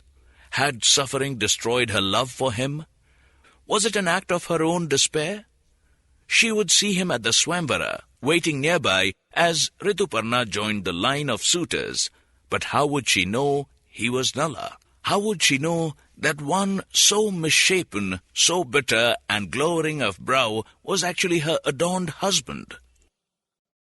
Nala and Damayanti's reunion. Rituparna and Nala rode to Damayanti's Swamvara, their chariot flying along with the divine speed that Nala had received from Indra. Marveling more than ever at the skill of his misshapen charioteer, Rituparna showed off his own mastery of numbers and counting. Pointing to a branch as they approached it, he instantly counted its number of leaves, and Nala, tearing it off as they passed, found that the number was correct. "Can you teach me your skill with dice too?" asked Nala, and the king, reveling in the speed of the chariot and full of confidence that he would win Damayanti's hand at the Swamvara, cheerfully promised that he would. They arrived at Bhima's court, and Damayanti's heart sank when she saw the hideously deformed charioteer Vahuka. What could such a man know of her husband? But she still pondered on what the Brahmins who had gone in search of Nala had told her, that Vahuka had reacted with shocks and distress on being asked the question, "Is there a gambler here who abandoned his wife in the forest?" And she ordered one of her maids to observe him carefully.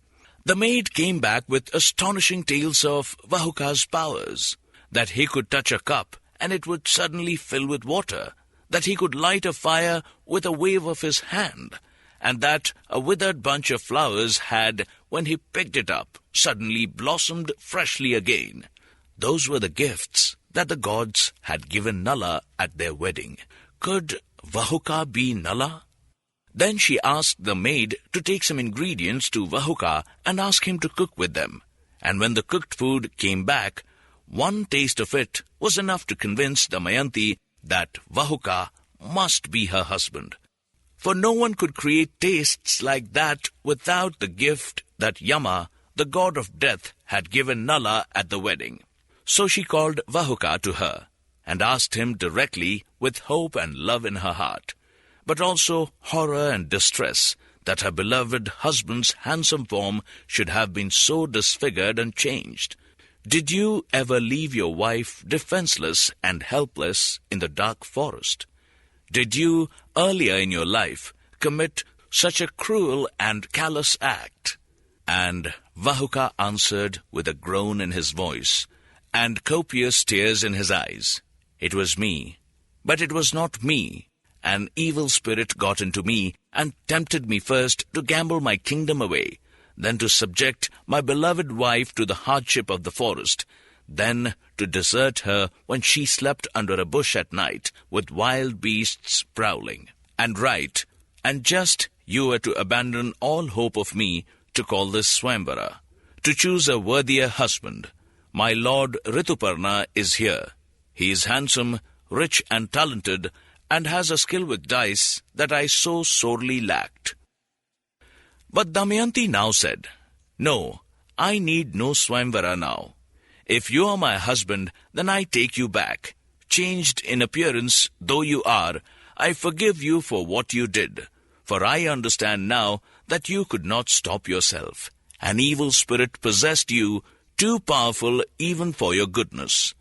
The Swamvara was never in earnest. It was only a device to bring you here, for I knew it would be you who would drive Rituparna in his chariot."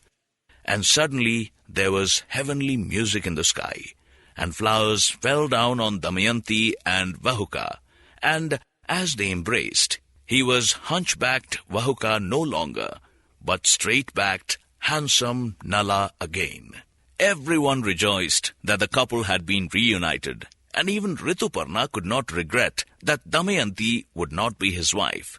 So infectious was their happiness. He was delighted to teach Nala his skill at dice, in keeping with his promise, and as a present to him on being restored to his wife. Nala and Damayanti returned to the realm of the Nishadas. Pushkara, Nala's cruel and usurping brother, was not well pleased to see them, and scornfully said, I thought the forest was now your home. There is no place for you here, for the kingdom is mine. Staked by you when we played at dice and you lost to me." "Play me again," said Nala, "and this time I stake Damayanti herself, whom you previously desired, but whom I refused to give you. She has no fear of this, for she knows the skill I have now acquired at dice, and that it is far greater than yours. If you lose, everything must return to me, kingdom, riches, palaces, but if you win, I repeat, Damayanti is yours, and I shall have nothing left in the world." Pushkara's lust for Damayanti had rapidly revived on seeing her again, and with arrogant confidence he agreed to the game, not even bothering to control the tremor in his hand and the froth in his mouth that his lust produced. They threw the dice in turn, and Nala won, for Rituparna had taught him well, and his skill was indeed far greater now than his brother's. Crushed and snarling and cursing, Pushkara fled from the court, vowing to return with an army to reclaim it by force. But Nala called him back, and treated with a mercy that Pushkara had never shown to him. He gave him an allowance and a fine house in another city of the kingdom, where Pushkara was obliged to live out his days bitterly but quietly, for even he knew that the people of the kingdom never have supported a second usurpation by him, hated as he was. Nala and Damayanti, meanwhile, reigned in glory and contentment, and soon had children too to share their joy. Siva discards his lingam. In one of the stories of creation, the three great gods, Brahma, Vishnu, and Siva, rose together from the primal waters. No other creature was there to witness them. The previous universe had been utterly destroyed, and the fire of its destruction had been followed by a massive upsurge of clouds that had rained down everywhere, and had turned all regions of earth and underworld and sky into vast ocean. The destruction had been done by Siva, so when Brahma and Vishnu rose from the waters with them, they bowed before him, hailed his supremacy, and asked him to create the universe anew. "I will, but you must wait," said Siva, and he sank into the ocean, and was immersed there for 1,000 years. Brahma and Vishnu, awed by Siva, waited patiently, but gradually their anxiety grew. All the creatures of the world, all the souls from past creations were waiting for a new life, yet Siva was still immersed, wrapped in meditation. How could creation start without Siva's power? "We cannot wait any longer," said Vishnu to Brahma. "You are a creator too. Indeed, you are Prajapati, grandfather of all, and that is why you are also known as Who, Ka. Because of that ancient question, who knows where this creation came from? Use your power to create the creatures of the universe. I shall give you my power to assist you." Brahma agreed, and from the depths of his thought emerged all the creatures of heaven, earth, and the underworld, from gods, demons, yakshas, and gandharvas, to serpents, birds, fish, mammals, and men. No sooner was the work of Brahma's creation complete than Siva surfaced from his meditation and immersion, ready at last to create the universe. But he opened his eyes and saw that it had been created already, in all its sizes and varieties. He surveyed the whole extent of it, from heaven down to the underworld, and a huge anger welled up inside him. Brahma and Vishnu had asked him to create. He had prepared for the task by 1,000 years of meditation, and now they had done the job for him. "You have left me with nothing to do with my power, but to destroy," he roared, "and destroy I now will, with all the power I have accumulated."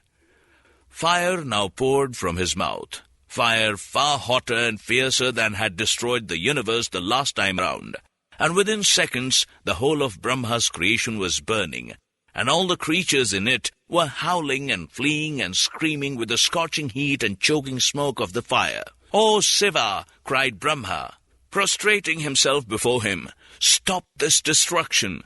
Encouraged and aided by Vishnu, I created this universe only from a desire to do good, and only because we had waited so long and souls from the last universe had been bodiless for so long, and you are still immersed and unmoving.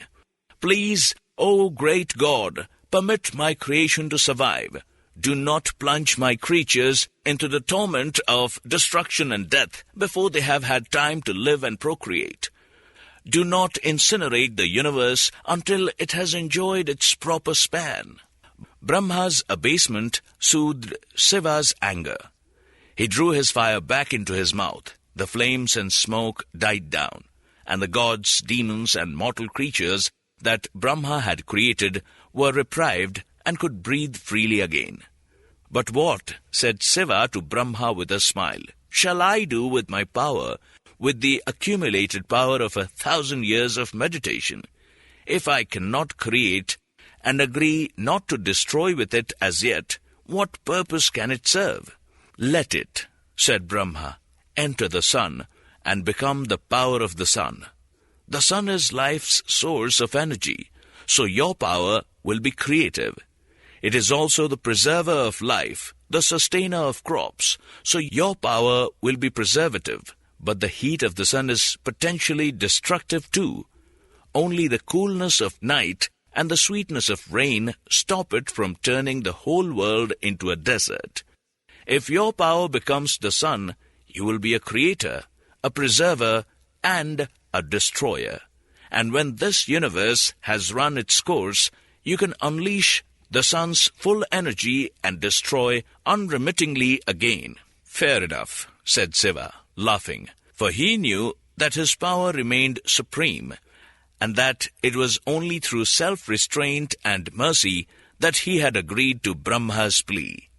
Then, pointing at his mighty lingam, the organ whose seed would have created the universe had Brahma not forestalled him, he said, "But what about this?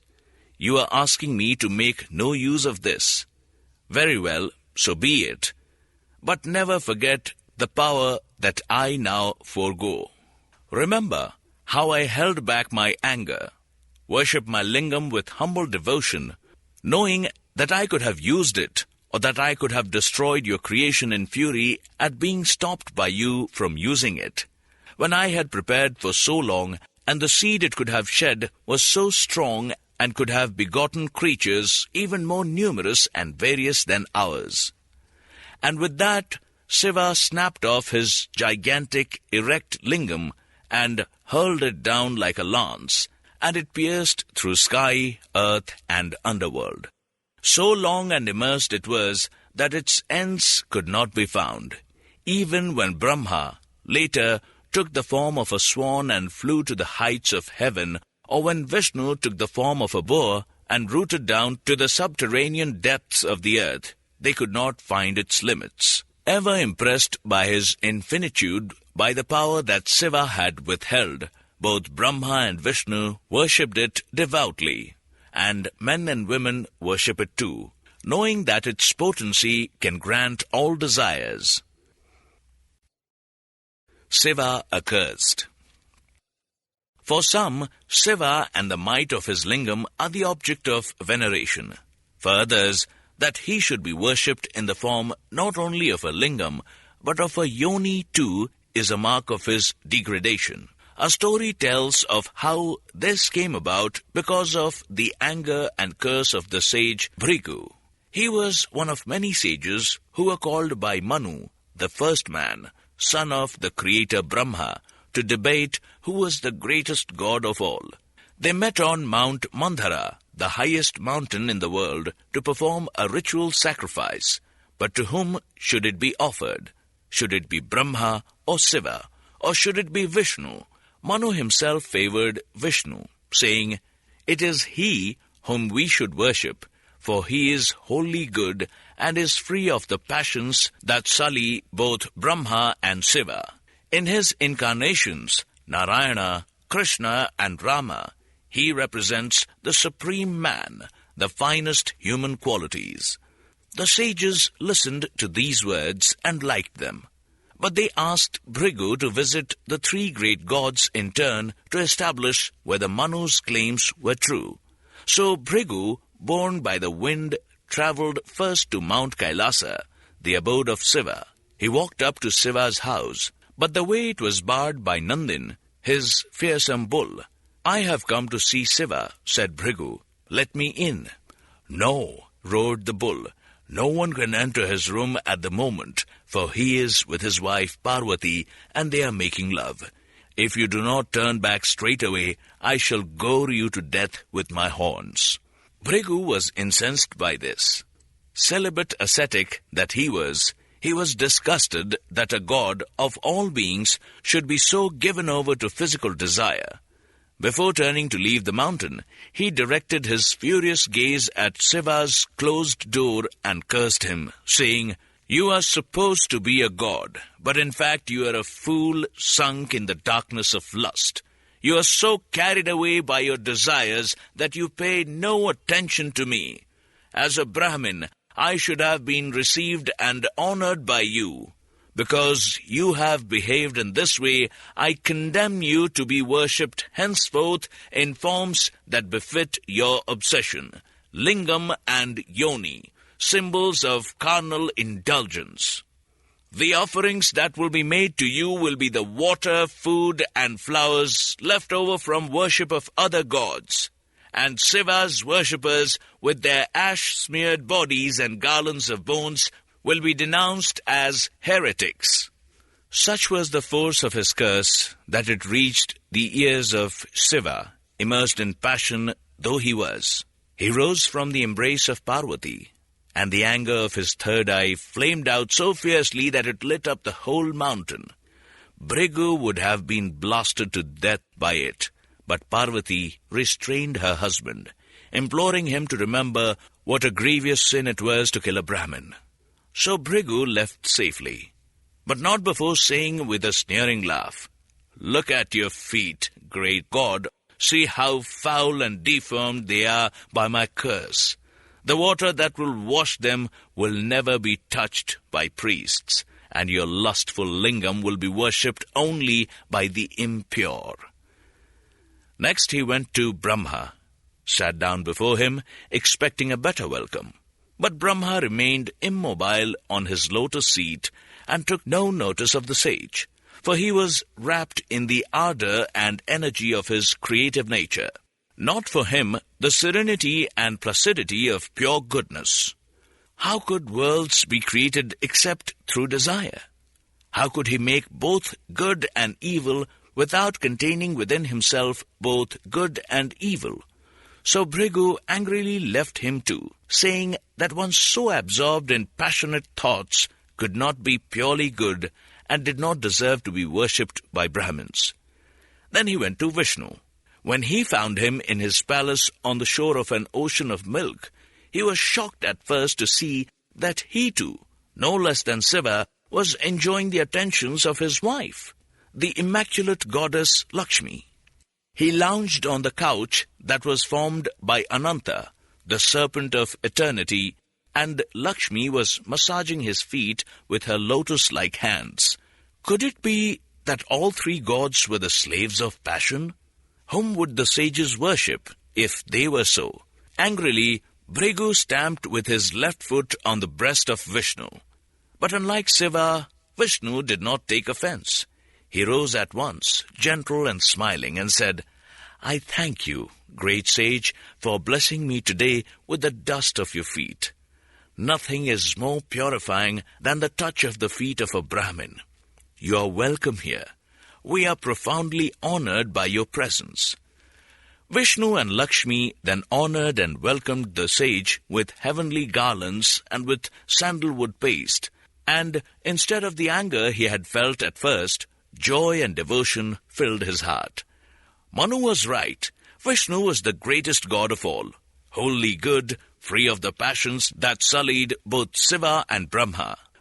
Bhrigu returned to the gathering of sages on Mount Mandara and said, "I have visited all three gods, and know now for certain that Manu is right.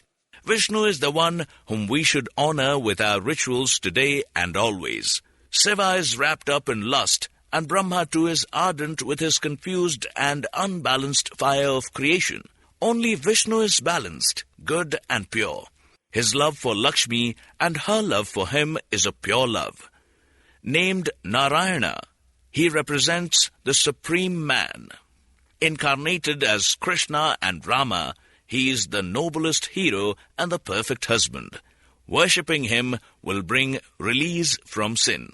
So the sages completed their sacrifice in honor of Vishnu, and for millions and millions of worshippers thereafter, Vishnu has remained supreme. Garuda and the snakes. The sage and the hymn singer Kashyapa, who, by his 13 wives, had such a range of curious progeny. People, nagas, demons, birds and reptiles, was the father of the bird king, Garuda, by his wife Vinatha, and of the race of snakes by his wife Kadru. Kadru and Vinatha were bitter rivals, and one day had a fierce dispute about whether the sun's horses were black or white. Kadru said they were black, while Vinatha said they were white, and after arguing for hours, they agreed that the one who was wrong should become the slave of the other. Determined to win the dispute, Kadru got her sons, the snakes, to blacken the sun's horses by spurting their venom all over them. Then she said in triumph to Vinatha, "Look, the horses are black, just as I said. You will now, as we agreed, be my slave for evermore." Vinatha had no arguments against this, for the horses did indeed seem to be black. But she called her son Garuda, the divine king of birds, who carries Vishnu on his back, to help her to recover her freedom. Garuda went to Kadru and tried his best to persuade her to release Vinatha, pointing out that the horses of the sun were actually not black at all, and that she had won the dispute by trickery. "Never mind how I did," said Kadru. "They were black when she looked at them, and she couldn't deny that they were black." Her sons, the snakes, ever greedy and cunning, saw a situation here that could be exploited to their benefit, and said to Garuda, "We can sense from vibrations running through your bodies that the gods have started to churn the ocean of milk from which a new phase of creation will emerge. That milk is nectar and is the source of immortality. The goddess Lakshmi has arisen from it in all her beauty, and it gives her a garland of everlasting flowers every day. We wish to enjoy it ourselves. If you can bring us some of it, we shall let you take your mother away from the slavery in which our mother is keeping her." This seemed like a fair bargain to Garuda, for the ocean was infinite in extent. So what harm would there be in the snakes having a tiny amount of it to drink? He flew to the ocean where Vishnu was reclining on Sesha, the 1,000-headed sea serpent, and Lakshmi was seated on her lotus throne, and in order to get his way with them, he put on a massive display of his power, spreading his golden wings and giving them a ride up to the highest heaven where they could revel in their love for each other. Pleased to have a devoted and powerful a vehicle, Vishnu offered Garuda a boon. Garuda asked for a vessel of milk from the ocean, and also that the snakes should eventually become his food, and Vishnu smilingly consented. But when Indra, king of the lesser gods, got wind of this, he grew alarmed, for the sacred ocean was a seedbed for gods, not a food for greedy snakes. They did not deserve the immortality they would gain by drinking it. He called Garuda to him and said, "Give the vessel to the snakes if you must, in order to release your mother, but find some means whereby I can remove it again, before they have a chance to sip from it. They are unpleasant enough as they are. It would be disastrous if they became immortal." Garuda agreed this, and soared off back to the snakes, thrilled with the boon that Vishnu had granted him, and joyous at the prospect of gaining his mother's release. The vessel of divine milk was in his beak, and when he reached the snakes, he said, "Here is what you asked me to bring. Release my mother, and you shall have it." But as you are probably afraid of my beak and talons, I shall place it on a bed of kusa grass for you to take when I am safely gone." The snakes were too stupid to see any trickery in this. They released Vinata, who ran back to the safety of her mother in joy and relief, before Kadru had discovered what had happened. But the snakes were not so lucky. Just as they were about to sip the milk greedily from the vessel that Garuda had left for them, Indra suddenly appeared and whisked it away.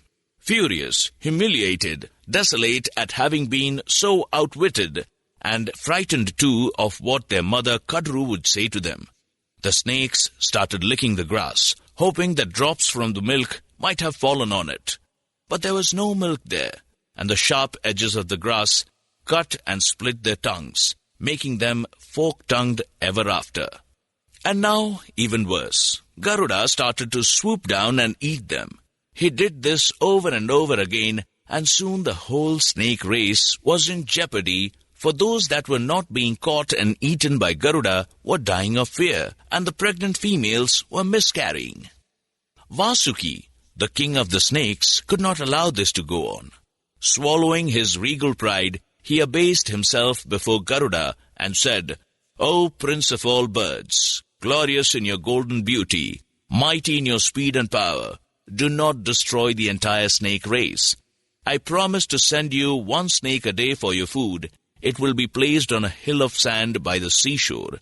In return of that, I ask you not to enter Patala again, the underworld where we dwell." Realizing that to destroy an entire species would upset the order of nature, Garuda consented to the king's request, and the snake supplied to him daily has kept him strong and agile ever since, untiring in his service to Vishnu, carrying him and Lakshmi through the skies wherever they wish to go. Ravana's stupidity. Many stories are told of battles between the gods and Ravana, the Rakshasa king, whose immense armies, 14,000 soldiers per legion, numbered all manner of demons, some appallingly fat, some wafer-thin, some dwarfish, some gigantic, most of them grotesque and misshapen, but some of them grand and beautiful. But in the following story, as in many, Ravana's enormous strength was undermined in the end by his stupidity. Ravana's mother was an ardent devotee of Shiva and worshipped a Shivalingam. One day the lingam was stolen by Indra, and the old demoness was so upset that she embarked on a relentless fast. Alarmed by the possible consequences of this, Ravana promised to bring her the Atmalingam, the original lingam of Shiva, if she would stop fasting. Ravana journeyed to Mount Kailasa and decided to tackle Shiva not by violence, which would have distressed his pious mother, but by ascetic austerity. 5 blazing fires were lit, and he stood on his head in the middle of them for 10,000 years. At the end of each 1,000 years, he cut off one of his 10 heads and threw it into the flames. He was about to chop off his last head when Shiva gave in. Such unprecedented self-mortification by a Rakshasa to boot would threaten even his own ascetic power. So he appeared before Ravana, acknowledged the immensity of his feats, and asked him what boons he required. Ravana asked for 3 boons. Firstly, he said, "Make me immortal like you are." Secondly, "Give me the Atmalingam, so that I can take it back to Lanka and give it to my mother to worship. As you know, her devotion to you knows no bounds, and when Indra stole the lingam that she worshipped, she threatened to fast to death. Thirdly, I want a wife as beautiful as your own wife, Uma. After all, after 10,000 years of self-denial, I deserve some pleasure." Shiva was willing to grant the first 2 boons, though he stipulated that should Ravan ever do anything to harm him, the gift of immortality would immediately be cancelled. "But your 3rd boon," he said, "is impossible for me to grant. For no woman or goddess in the 3 worlds is as beautiful as Uma." "Then give me Uma herself," said Ravana. This suggestion naturally shocked Shiva to the core, and he did his utmost to refuse. But Ravana threatened to embark on austerities even more atrocious than those he had already performed, and in the end, Shiva gave in to this threat too. He surrendered his own adorable wife to Ravana, who set off back for Lanka with her and the other two boons, whooping with triumph and blazing with lust.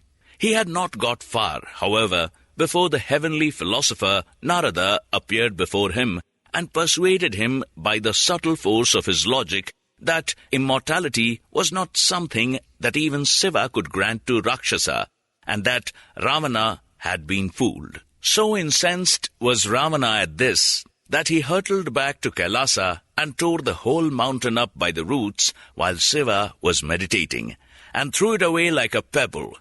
This was against Shiva's express stipulation that Ravana should not do anything to harm him, and the boon of immortality therefore became null and void. Uma, however, was still with him, trembling with terror, and he hauled her on his shoulder. Gripping the Atmalingam firmly in his hand, he proceeded towards Lanka, much to the consternation of the entire pantheon of gods. Uma wept and writhed and prayed to Vishnu, god of preservation, to save her. The great god took notice of her prayers and appeared before Ravana in the form of a decrepit old Brahmin. "1,000 obeisances to you, great king of all demons," said the old man in a quavery voice, bowing as low as his stiff old body would permit him. "May I ask you a question? Why are you carrying that dreadful old hag on your shoulders? I thought that normally you were interested in only the most beautiful females." "Old hag?" roared Ravana. "You must be blind as well as old. Otherwise you would yourself be slobbering at the sight of Uma, wife of Shiva, the most beautiful of all goddesses, and wishing you still had the potency to enjoy her as much I shall soon." "You should look at her yourself before you do," said the Brahmin, "for I suspect you would not be so excited if you did, nor so insultingly dismissive of my truthful words." Ravana let Uma slither from his shoulders so that he could look at her properly, and saw to his horror that she had indeed been transformed into a hideous old hag. She had worked this transformation herself as soon as she heard the Brahmin's unflattering description of her. Disgusted and repelled, Ravana shoved her roughly to the side of the path. "Sit there where you belong and beg, you repulsive old crone," he roared. He muttered to himself that at least he had the Atmalinga to give to his mother.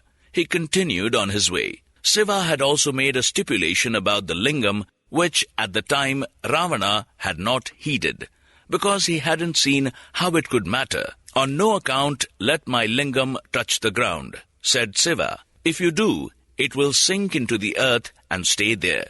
Ravana had the lingam firmly in his hand, and had no thought of putting it on the ground. But suddenly, it was about time, after 10,000 years, he felt a violent urge to answer the call of nature. How could he keep the lingam in his hand while doing so, with all the danger of so sacred an object being befouled and polluted? There was a herd boy in a field nearby, and Ravana asked him if he would hold the lingam while Ravana went behind a bush. "Don't on any account lay it on the ground," he said. A real herd boy would have been so terrified at the sight of Ravana, he would have run away at top speed before agreeing to any such request. But this herd boy was actually the god Ganesha, and he cunningly told the Rakshasa king that he would hold the lingam for him, but not for more than an hour. After that, he would let it drop. This seemed reasonable enough. Why should Ravana need more than an hour to answer a simple call of nature? But he had not been for 10,000 years, and the business took longer than he expected. When he finally emerged from behind the bush, the herd boy had vanished, and the lingam was lying on the ground. Ravana rushed to retrieve it, but it was already sinking heavily into the earth, and the more Ravana tugged, the deeper it sank. Soon he realized that it was a lingam no more, and that, instead, he was tugging at the ears of a cow. Not even the king of all Rakshasas can pull a cow up by the ears when the rest of it is buried deep in the mud. Ravana was forced to give up the attempt and return to Lanka empty-handed. What his mother said about this, whether she resumed her fast or was already dead from natural causes by the time he returned, is not recorded. But she would not have been surprised at her son's failure. For though all mothers may appear to idolize their sons, they usually have no illusions about their stupidities, and this particular stupidity of Ravana was but one among many. As for the ears of the cow sticking up out of the earth, they became the site of a famous temple called Gokarnam, cow's ear, and pilgrims journey there to this day to worship Shiva's Atmalingam. The Good Demon. Hiranyakashipu, king of the Danavas, a race of demons, at one time became so powerful that he dominated the sun and the moon, the world of the dead, and even the realm of the gods. Nagas and Gandharvas and other celestial beings had to pay court to him. Saints sang his praises, and heavenly nymphs danced at his feasts. The gods had to flee from their natural abode and hide themselves as mortals. Although the Danavas are a different race from Rakshasas, Hiranyakashipu was actually an incarnation of Ravana, the Rakshasa king of Lanka. Because of the massive defeat that Ravana had suffered at the hands of Rama and his forces, Hiranyakashipu was unyielding in his hatred for goodness and divinity and determined to maintain his evil control. But he had a son called Prahalada, who was not like him at all, committed by his father to the guidance of Brahmin gurus so that he could learn the arts and sciences that would qualify him eventually to succeed as king. He also imbibed from their instruction virtue and piety. One day, Hiranyakashipu called Prahalada to him and asked, "Tell me, what have you learnt from your teachers?" "I have learnt," said the boy, "that Vishnu is the eternal Lord of the universe and the cause of all causes, and that above all I must dedicate myself to him." Hiranyakashipu was infuriated by this and rounded on his son's main teacher, roaring, "Why have you taught him this? You are supposed to teach him only the knowledge needed to be powerful ruler." "We did not teach him this," said the Brahmin, "so we do not know how he could have learnt it." "So where did you get this absurd idea from?" bellowed the demon king directly at his son. "Vishnu himself, who dwells in my heart, taught me," said Prahalada quietly. "Take him away," yelled Hiranyakashipu, "and set him to learn only what I told you to teach him, which includes making it absolutely clear that I rule the universe, not Vishnu, nor any other god." So the Brahmins continued to instruct Prahalada, doing their best to avoid anything that might imply the preeminence of Vishnu. The boy studied diligently and quietly, keeping his conclusions to himself, and his teachers were well pleased with him, though terrified of what he might say the next time his father called him to account. And indeed, their fears were realized when Hiranyakashipu called his son to him again and asked him to demonstrate his progress by reciting a poem. Prahalada began the poem with an invocation to Vishnu, and this so disgusted his father that he ordered his attendants to beat him. They did so over and over again, and his father roared, "You will go on being beaten until you start the poem again without that nonsense about Vishnu."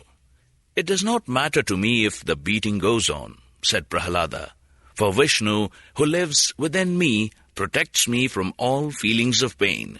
His cruel father then piled on the punishment, commanding the Nagas, the snake gods, to bite the boy. But again he felt no pain, and the Nagas complained that they had broken their fangs and exhausted themselves in trying to hurt him, and that the king should find some other method. Then the king set a herd of celestial elephants, as enormous as mountains, onto his son, ordering them to gore him to death. But Prahalada remained unscathed, saying, "Their tusks have been blunted by my body and have hurt me not at all. For Vishnu is in my heart, and all my thoughts are on him." The fire was tried, a gigantic pyre around the boy, fanned by winds that were at his father's command. But Prahalada merely said, "The flame does not burn me, and the air around me seems as cool and fragrant as the air around Vishnu on his lotus throne." Awed by all this, the Brahmin gurus begged the king to desist from such dreadful punishments. "His wrong ideas are the errors of youth," they said.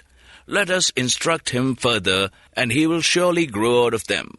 Snarling and fuming, the demon king reluctantly agreed to give them another chance, and Prahalada returned to his lessons. But not only was his devotion to Vishnu strengthened by everything he was taught, he also started teaching his faith to the younger demons. Alarmed that the king would be angry with them too if he found out, some of them reported what Prahalada was doing, at which Hiranyakashipu was so insanely angry that he redoubled his efforts to destroy his son. He tried getting the royal cooks to put virulent poison in Prahalada's food, but the cooks reported that the poison had no effect on him at all. The Hiranyakashipu commanded his priests to organize a special mystic rite that would bring forth the worst and most dangerous demon imaginable. But Prahalada was quite undaunted by the prospect of this, and responded to the Brahmin's warnings with sermons confirming his yielding faith in Vishnu. And when the priests proceeded with the rite, and a ghastly demoness emerged, clad in scorching flame and wielding a fiery trident, her weapon was smashed into 1,000 pieces when it touched Prahalada. In her fury at being thwarted, the demoness turned on the priests themselves, and would have destroyed them all, had not Prahalada said in his perpetually calm voice, "Because Vishnu is in my heart, I have no hatred for my foes.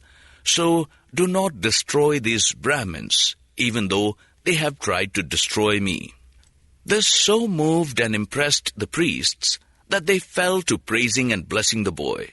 But his father was roused to even greater paroxysms of hatred and fury, and his efforts to find a final destructive punishment went on and on. Whether hurled from mountain crags, blasted by bitter winds, or plunged into the ocean, Prahalada survived unharmed, and his faith in Vishnu grew stronger with each attempt. In desperation, Hiranyakashipu commanded his minions to drag Prahalada to the bottom of the deepest ocean and pile miles and miles of rock on him, so that he would be kept there even if he could not be killed. But Prahalada, by praying to Vishnu, was able to escape even from that, causing tidal waves and earthquakes as he rose to the surface. As soon as he stepped on to dry land, he broke into such a fervent song of praise and thanks to Vishnu that the god himself appeared and said, "No one in the 3 worlds has ever shown such devotion to me as you have. Your merit is inestimable. Choose a boon." "I asked for only one," said Prahalada, "that whatever may happen to me, I may never waver in my devotion to you, O great Lord." "You already have that boon," said Vishnu, "and have demonstrated your possession of it repeatedly. Ask for another." "Then I ask you this," said Prahalada, "that my father, who has tried to hurt and destroy me so many times, be rid of all hatred and anger, and forgive all those whom he regards as his enemies." "Granted," said Vishnu. "And a third boon?" "I need no other," said Prahalada. "I have everything I want." Vishnu then vanished, and Prahalada returned to his father. He bowed low before him and told him all that happened. And how did the story end? Some storytellers say that Hiranyakashipu was at last moved to repentance, that he embraced his son and treated him lovingly from then on. Others say that he remained unprecedented and eventually had to be destroyed by Vishnu himself, who sprang out of a pillar in the king's palace as a monstrous man-lion. This was after Hiranyakashipu had contemptuously dismissed his son's statement that Vishnu was present in everything by striking the pillar and roaring, "And are you saying that Vishnu is present even in this?" Either way, Prahalada eventually succeeded his father as king of the Danavas and ruled them justly and virtuously and with such consideration for other races that they ceased to merit the name of demon at all. The breaking of the bow. How and why Lord Rama was born on this earth, how he came to marry Sita, and why he and Sita and his brother Lakshmana were exiled in the forest. All this is told in stories in the early part of the epic poem, the Ramayana.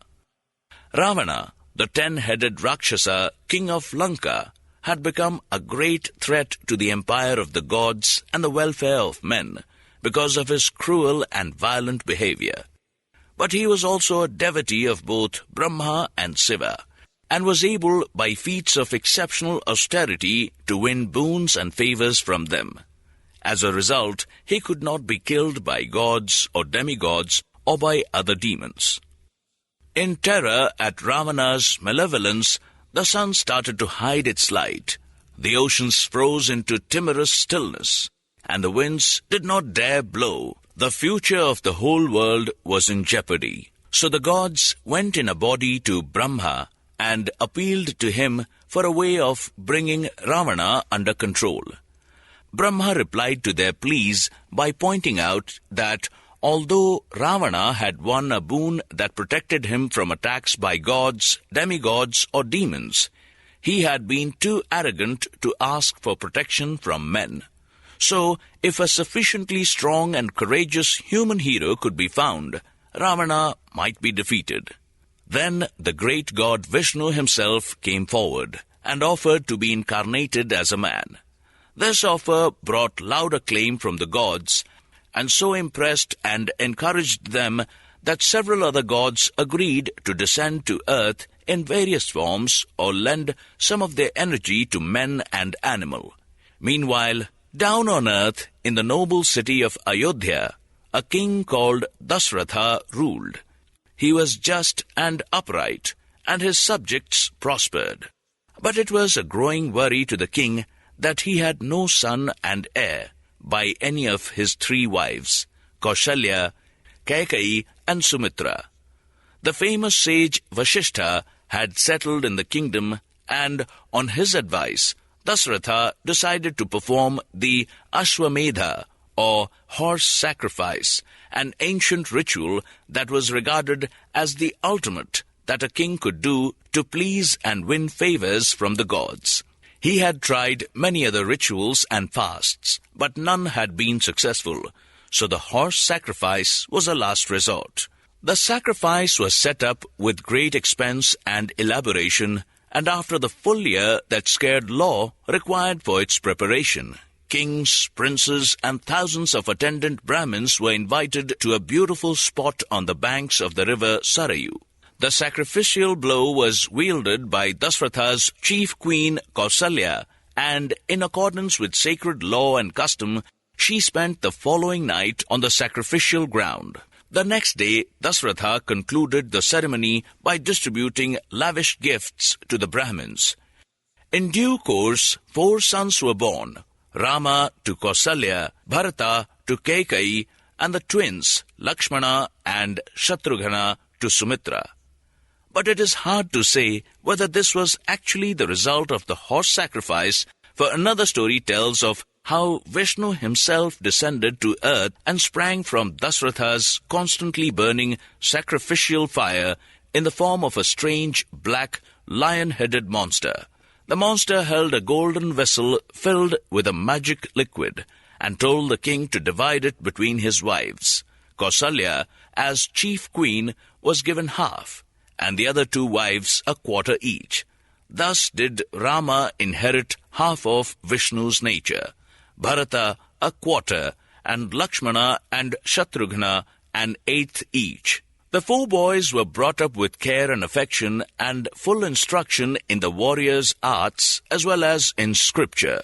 There were no princes on earth more noble, courageous, and well-educated than they, and it seemed to Dasharatha that the future of his kingdom was now secure.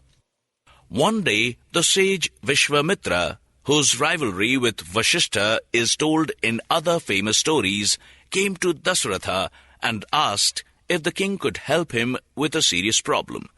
The king, ever respectful to holy men, agreed to do so, without making any condition.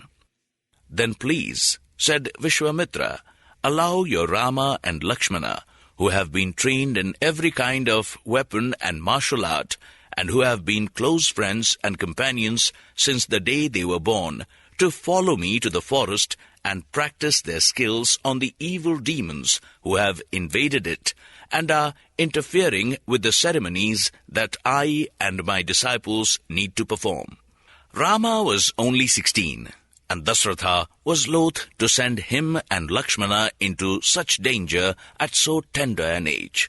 He could not repress his distress and anxiety at the prospect, and tried to get out of the promise he had made to Vishwamitra. The sage then grew angry and threatened to punish and ruin the king for breaking his word. Vasishtha, who was nearby, and knew very well the power and reality of Vishwamitra's threats, urged the king to keep his promise. Reluctantly and anxiously, Dasharatha agreed to do so, at which Vishwamitra promised in turn that he would give to Rama the secret of magic weapons he possessed, by which he would easily defeat the demons. So Rama and Lakshmana left the palace for the first time and followed Vishwamitra into the forest. There he schooled them in the use of his magic weapons, and, young though they still were, they bravely attacked the demons, defeated them roundly, and drove them from the forest. No doubt it had been planned by Vishwamitra and the gods above him that they should be schooled and tested in this way and be given their first experience of battle. For Vishwamitra could himself have defeated the demons with his curse, had he so wished. After praising and thanking them for their victory, Vishwamitra now told them about another test. Janaka, king of Mithila, had a beautiful daughter called Sita, who had been promised in marriage to anyone who could bend and string a massive bow that Janaka had received as a boon from Shiva himself. Many suitors had tried to bend the bow and failed, but Rama had shown exceptional superhuman strength in his victory over the demons, so why should he not succeed where others had failed? The princes agreed to accompany Vishwamitra to Mithila, and King Janaka received them with all due honor and hospitality. The next day, the bow was brought before them. So huge and heavy was it that it had to be carried in a large wagon pulled by the strongest men in the kingdom. It seemed impossible that Rama, a slender youth of 16, could lift such a thing, let alone bend and string it. But, encouraged by Vishwamitra, Rama agreed to try. To the amazement and admiration of Janaka, Sita, Lakshmana, Vishwamitra, and all the assembled courtiers and members of the royal family, Rama picked up the bow as if it were no heavier than a twig, bent it and strung it, and then pulled the string so tight that the bow broke. The thunderous, deafening, shattering, exploding, twanging, snapping, cracking of the breaking bow was so loud that the whole city was shaken as by an earthquake, and many people fell down, stunned. Having passed this even greater test, displaying by his strength and prowess the half-divine nature that Vishnu had given to him, Janaka warmly embraced Rama as a worthy groom for his beautiful daughter Sita, and Sita herself was overjoyed. Dasharatha was invited to Mithila for the wedding, and when he arrived, accompanied by a large retinue, the alliance between the two kingdoms was further cemented by 3 other marriages. Bharata was married to Janaka's other daughter Urmila, and Lakshmana and Shatrughna were married to the two daughters of King Janaka's younger brother. The sage Vasishtha had accompanied Dasratha to Mithila, and it was he who performed the joint wedding ceremonies on a magnificent dais under a golden canopy. Each couple went 3 times round the sacred fire, and heavenly music and showers of flowers from the sky showed how approving the gods were of them all. Their return to Ayodhya was equally jubilant, with crowds of citizens turning out to hail and welcome the 4 beloved princes and their beautiful young brides. The crookedness of Manthara. With the inheritance of his kingdom secure and his 4 sons happily married, the aged King Dasratha decided to step down from active rule and installed his eldest son Rama as regent. There was generally joy and approval when he announced this, and Kaikeyi and Sumitra, mothers of Bharata, Lakshmana and Shatrughna, were as delighted as Rama's mother Kausalya, for they all loved and revered Rama for his courage and compassion. Under the direction, once again, of the sage Vasishtha, a spectacular ceremony was prepared, at which Rama would be formally installed. An auspicious day was chosen, and all seemed to bode well. But Dasratha felt somehow ill at ease, and his fitful sleep was disturbed by frightening dreams.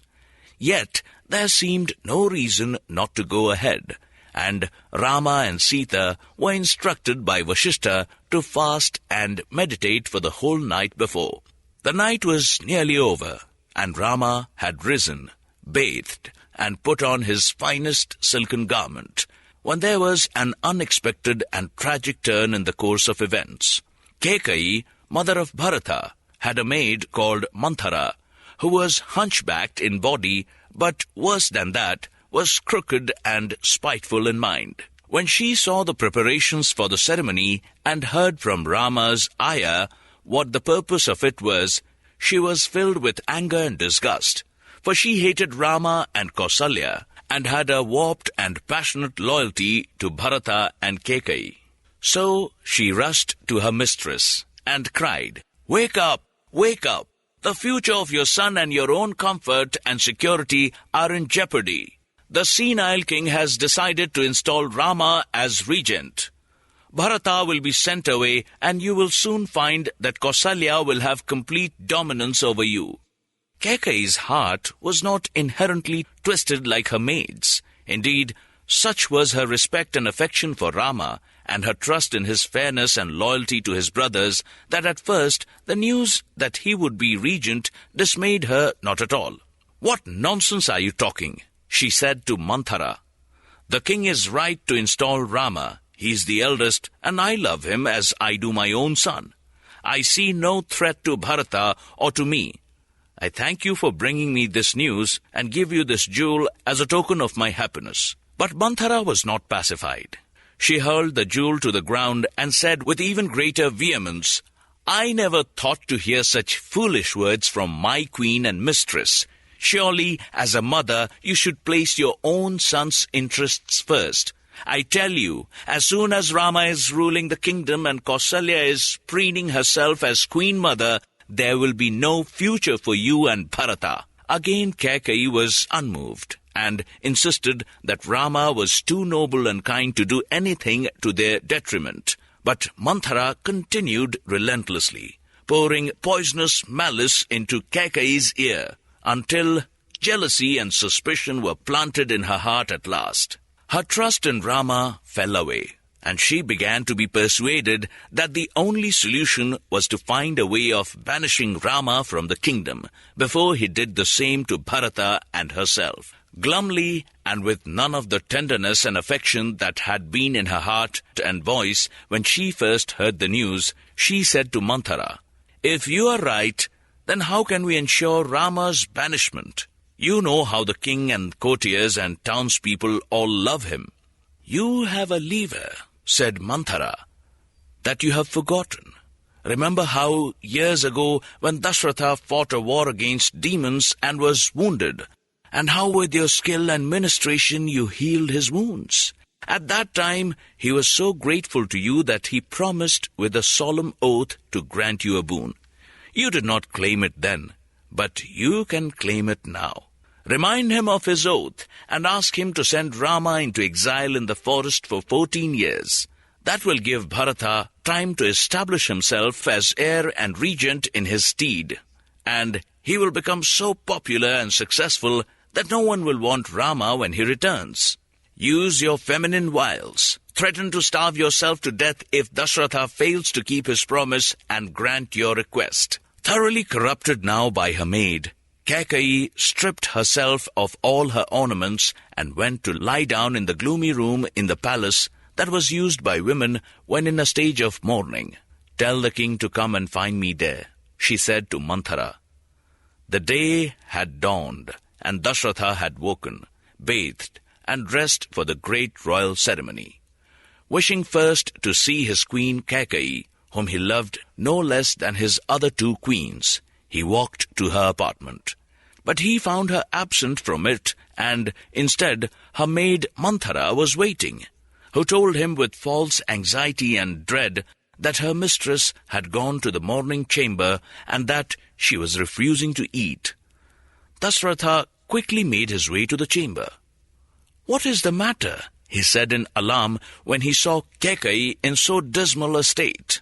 Groaning and weeping, she said that she would not tell him the cause of her despair unless he kept the promise he had years ago made her to grant her a boon, to give her whatever she desired. Full of love and concern for her, Dasharatha told her he certainly remembered his promise, and he would certainly meet her desire, even if she asked him to tear out his heart. Immediately, Kaikeyi rose from her couch, stood up confidently, and said with triumph in her voice, "This is the boon I asked of you, that you banish Rama to the forest for 14 years and install my son Bharata as regent and heir in his stead." Words cannot convey the horror and shock that this demand inflicted on the noble, aged king. He lost all self-control. He fell to the ground. He implored Kaikeyi to take back her demand. He begged her not to trample on the justice of Rama's claim, to insult the love that everyone had for him by asking for something so cruel and unjust. He was baffled, appalled, astonished that she could ask such a thing. Had she gone mad? But Kaikeyi was adamant, and said she would drink poison before his eyes if he defied her. He, in turn, though fainting and staggering with despair, rebuked her with all the anger that his aging body could muster, and told her that she was no longer his true wife. The time for the ceremony was near, and Rama and Lakshmana were in a 2-horse chariot, ready for the procession to the palace where it was to be performed. But when they looked for Dasharatha, they found him in a stunned state in Kaikeyi's morning chamber, and all the old man could say was, "Rama, Rama." "I will tell you what has happened," said Kaikeyi coldly. "So long as you promise to carry out your father's command, which he must deliver to you to keep a vow that he made to me, though now he regrets it." "How can you doubt that I would do so?" said Rama. "My father's word is law, and my devotion to him has no limit." Then Kaikeyi told Rama that his father had committed himself to banishing him to the forest for 14 years.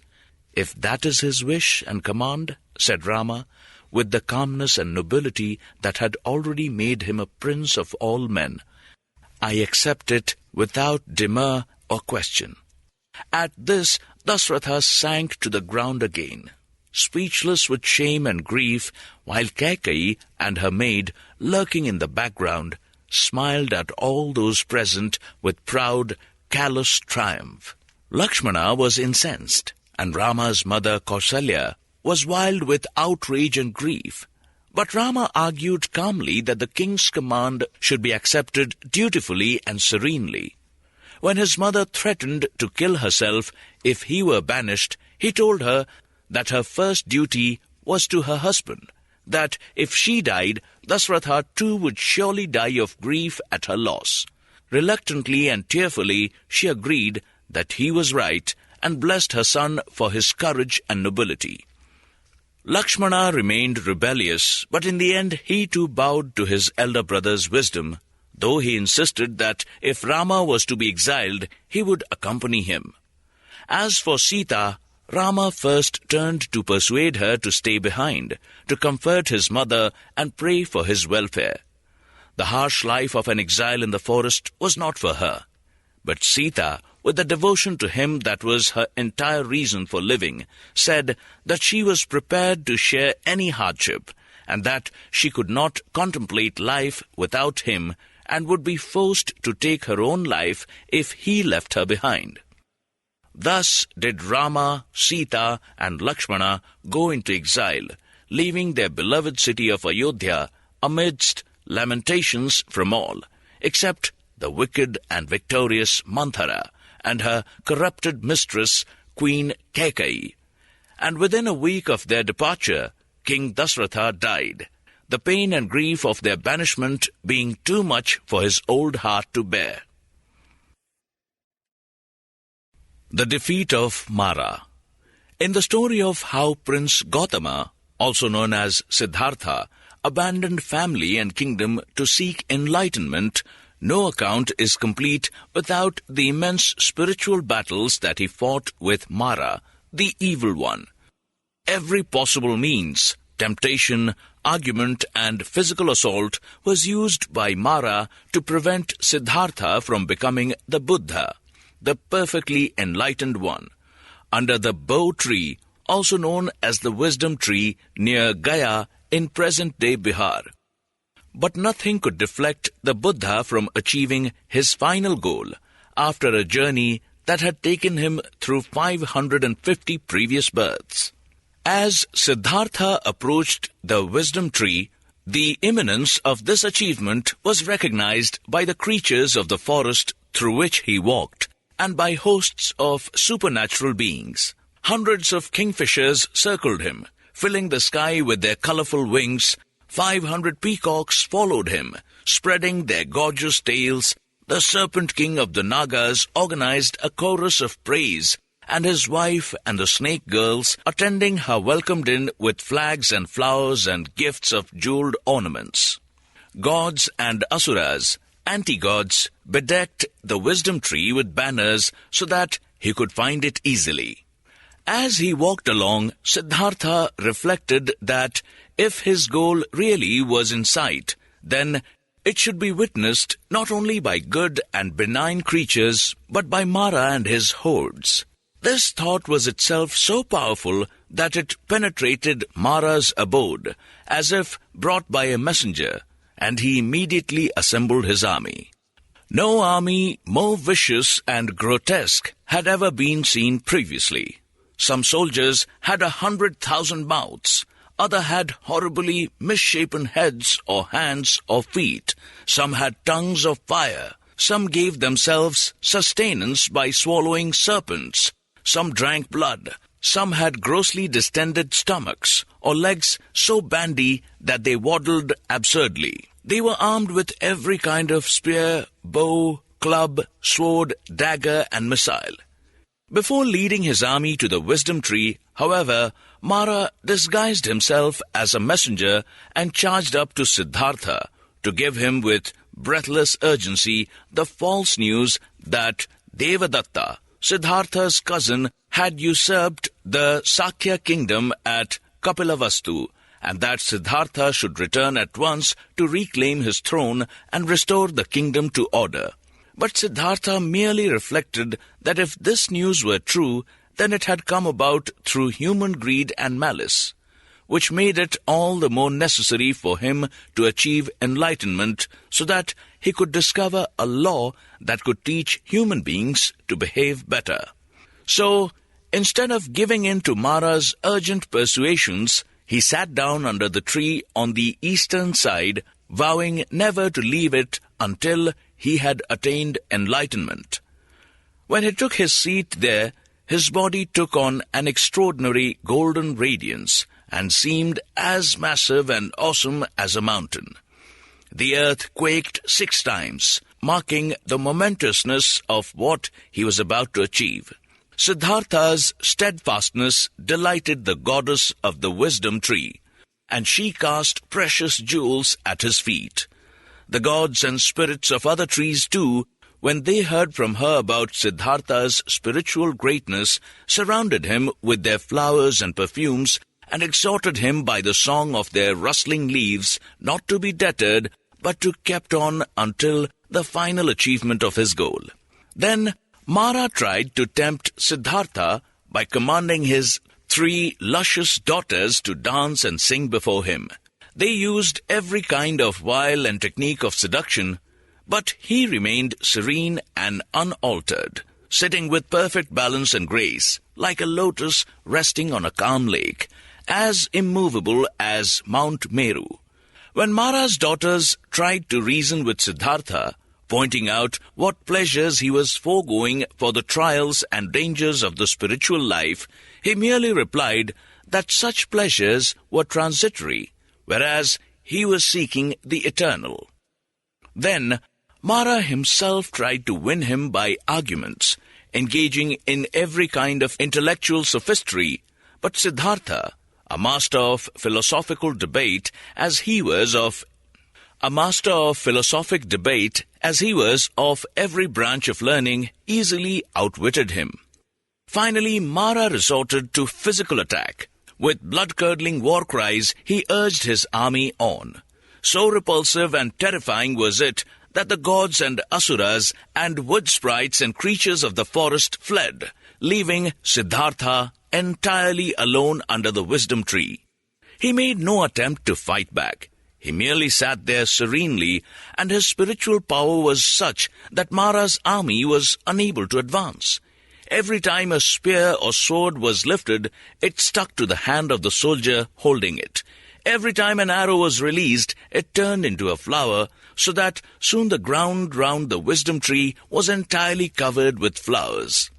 Then Mara himself took up his huge, razor-sharp discus. In previous battles, it had shown itself to be so sharp that it could slice through a mountain like butter, and if it was thrown up into the air, it could prevent rain from falling for 12 years.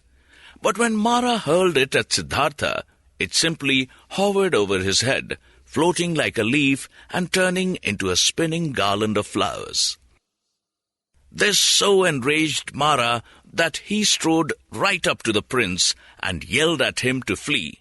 But Siddhartha replied, "I sit on a throne that is mine through the merit I have acquired through 550 previous lives and an arduous spiritual journey in this life. What claim can you who have no merit at all, make to it?" "Whatever you may say," bellowed Mara, "my merit is greater than yours, and I call on my assembled army to witness this irrefutable fact." Then turning to his army, he called out, "Do you witness?" "We witness," they replied, in deafening unison, roaring like a sea during a storm. "You may have many witnesses," said Siddhartha, "but they are all in thrall to you, and none is impartial. I only have one witness, and she is completely fair." Then he stretched out his hand from beneath his robe. The hand shone like lightning emerging from an orange cloud, and the whole scene was irradiated as he gently touched the earth, silently calling on the goddess of the earth to be his witness. Earth immediately rose at his call, and called out in a voice so loud that Mara's army was like a whisper in comparison. It was like the thunderous rolling of a drum, whose skin was so vast that it stretched right across the universe. "I witness," she boomed, and instantly Mara's army was scattered like leaves in a hurricane and vanished back down into hell. Mara fell down in helpless, humble prostration at the feet of Siddhartha. Then, in shame and bitter defeat, he picked himself up and followed his routed army, knowing that all his efforts had failed and nothing could now stop Siddhartha, in the night and day that followed, from achieving complete enlightenment, complete understanding of the cause, process, and purpose of creation. The rescue of the cows. In the Rig Veda and India's other most ancient texts, there are many references to the legend of Sarma and the rescue of Indra's cows. Many versions were told, varying through the ages, but one possible version might be as follows. Sarma is usually called the dog of heaven, though in the Rig Veda itself she is nowhere described as a dog. But a fixed belief developed later that she was a divine bitch, the mother of Syama and Sabala, the two brindled hounds of Yama, god of death, and ultimately of all dogs and bitches. The earliest versions of the story project her as honorable, brave, and upright. But other storytellers have felt obliged to introduce human or dog-like weaknesses into her character. All the narrators agree, however, that the story began with the stealing of Indra's valuable herd of cows. A demon tribe called the Panis stole them and hid them to the other side of the great river Rasa.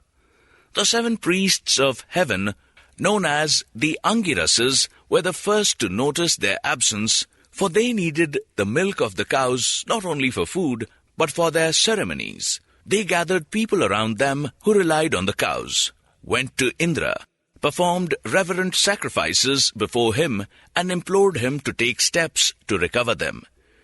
Indra called on Sarma to go in search of the cows and report back to him on their whereabouts and what force would be needed to recover them. Sarma agreed to go, but on one condition.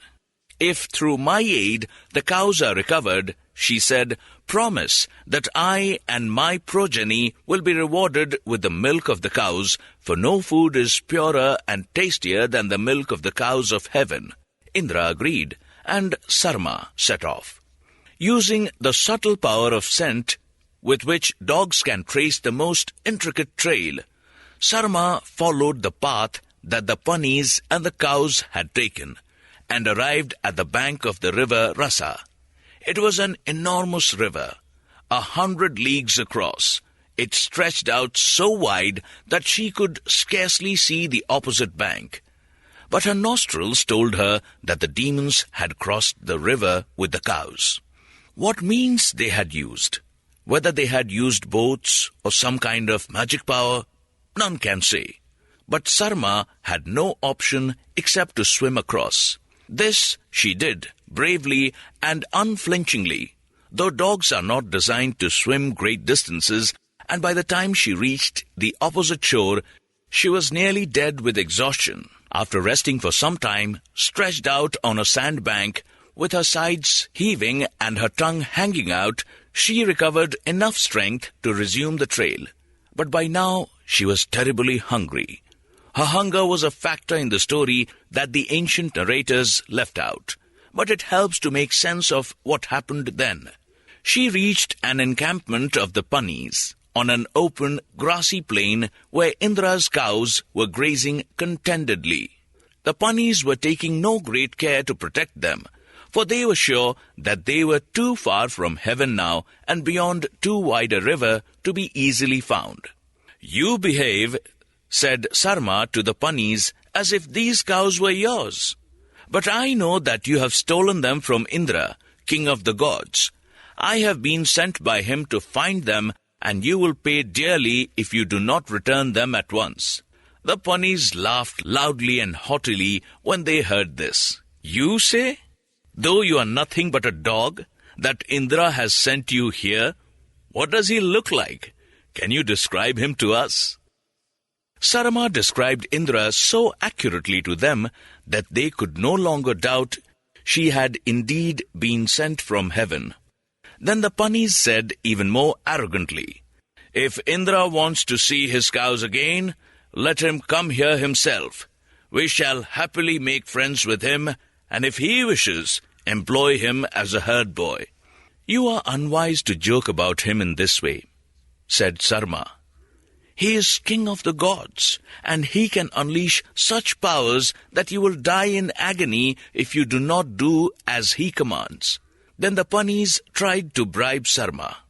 "You have journeyed far to find us," they said, and that long swim across the river must have worn you out. Why bother to return? Stay here with us. You can help with the herding of the cows, and in return, you can drink your fill of their milk." At this point, Sarma might well have wavered, for she was desperate for food and drink, and the thought of milk was terribly tempting. But then she thought to herself, "I could get a drink of milk, which they would give me, thinking I had fallen for their bribe. But having got the drink, I would have the strength and energy to swim back over the river and return to Indra, having successfully completed my mission. These bunnies are stupid. They do not understand how cunning a dog can be."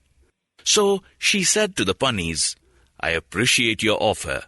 This is indeed a pleasant place to live in, and although Indra has promised me milk from the cows if they are returned to heaven, I can just as well enjoy their milk here if you're willing to give it to me." Confident now that the dog would stay and that Indra would receive no news from her about the whereabouts of his cows, the bunnies cheerfully put a large bowl of frothing, delicious milk in front of her. She lapped it up ravenously, and at once divine strength and energy returned to her body.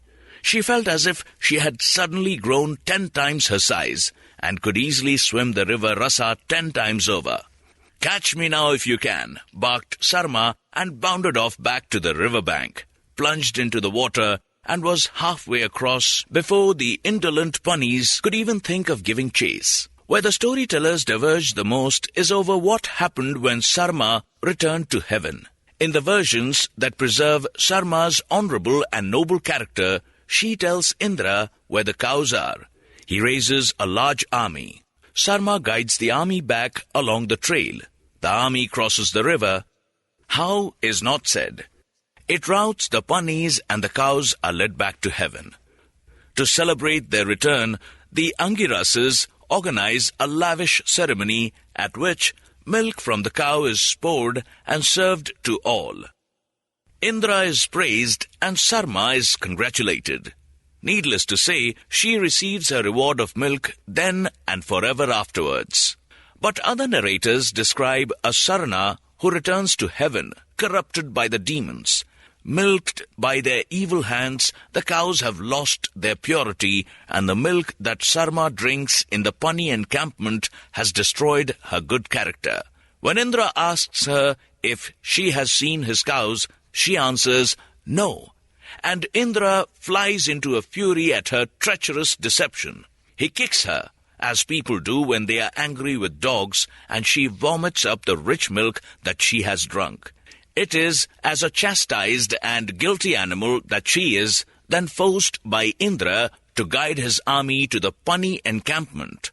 The cows are recovered, and the priests celebrate their return.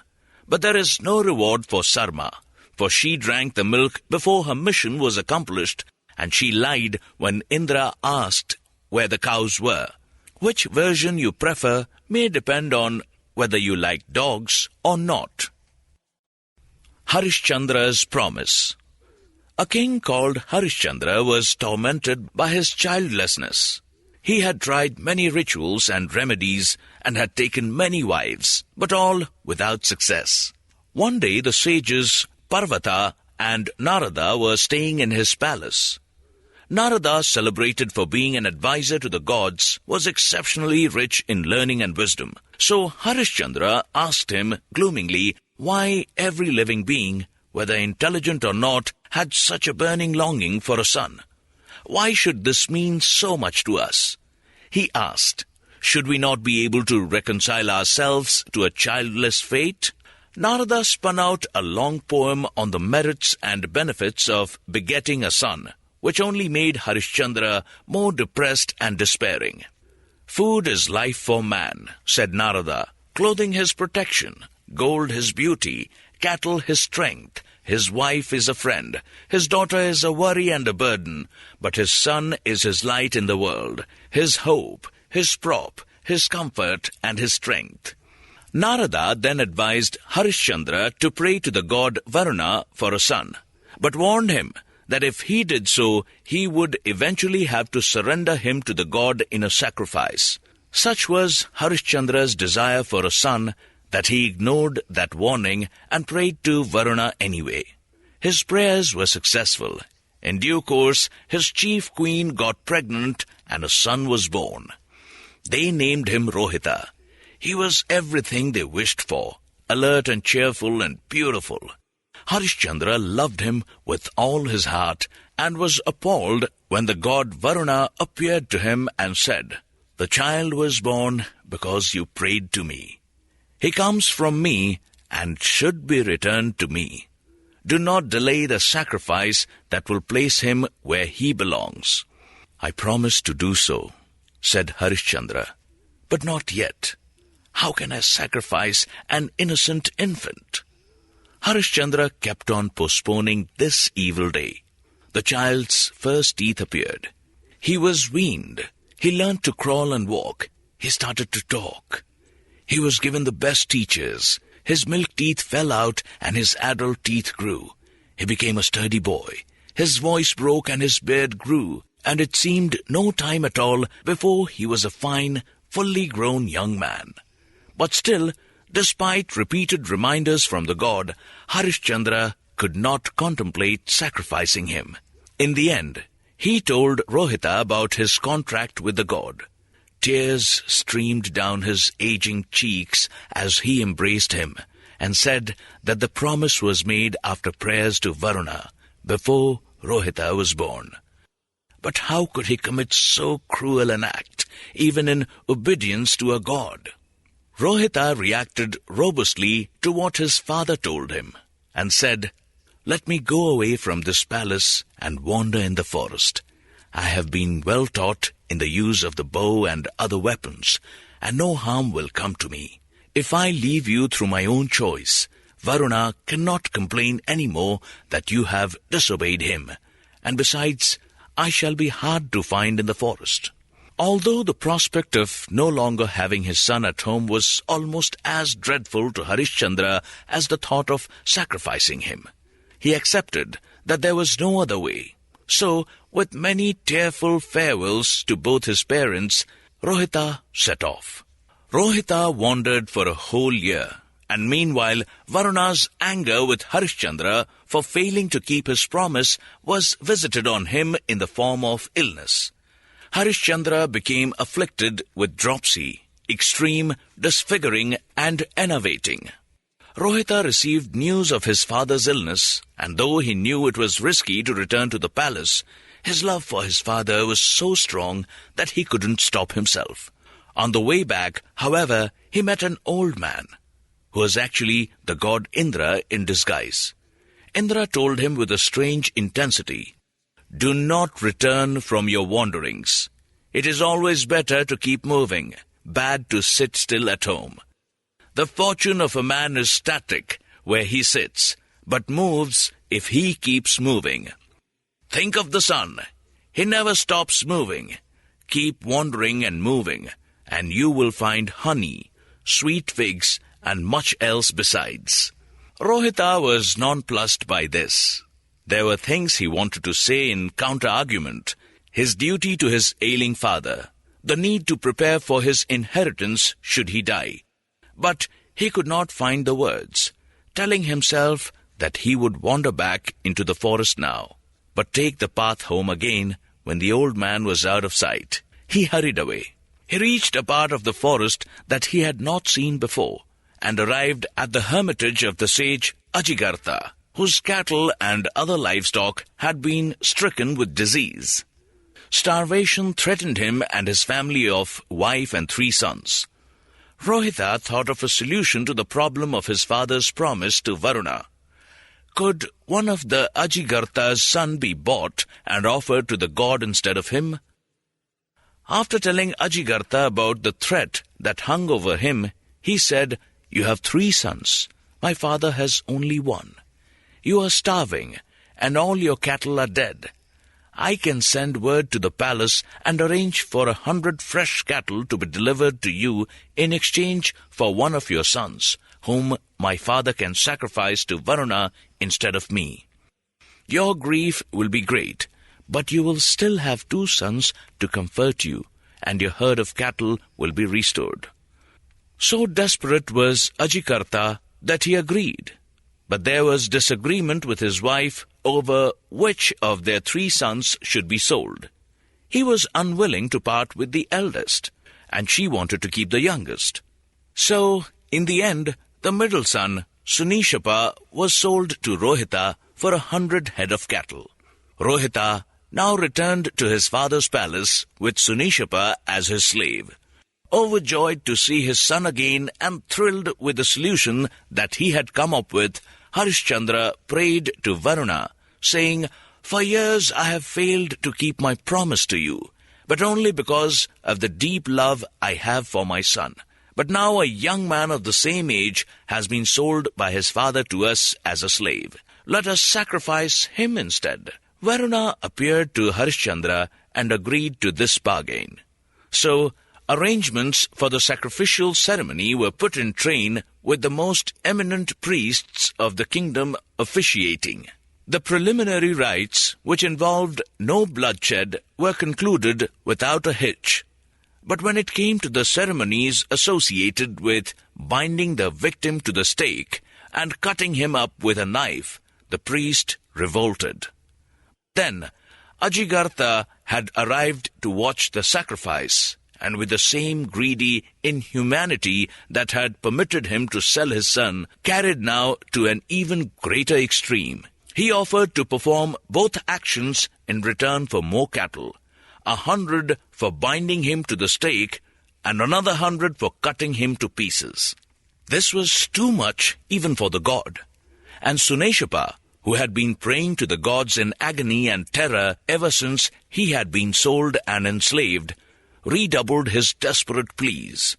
Agni, god of fire, who often acts as intermediary between men and gods, took up his cause in heaven, and all the gods, from Brahma to Varuna himself, decided to undo the chain of events that had led to the prospect of Ajigartha brutally slaying and dismembering his own son.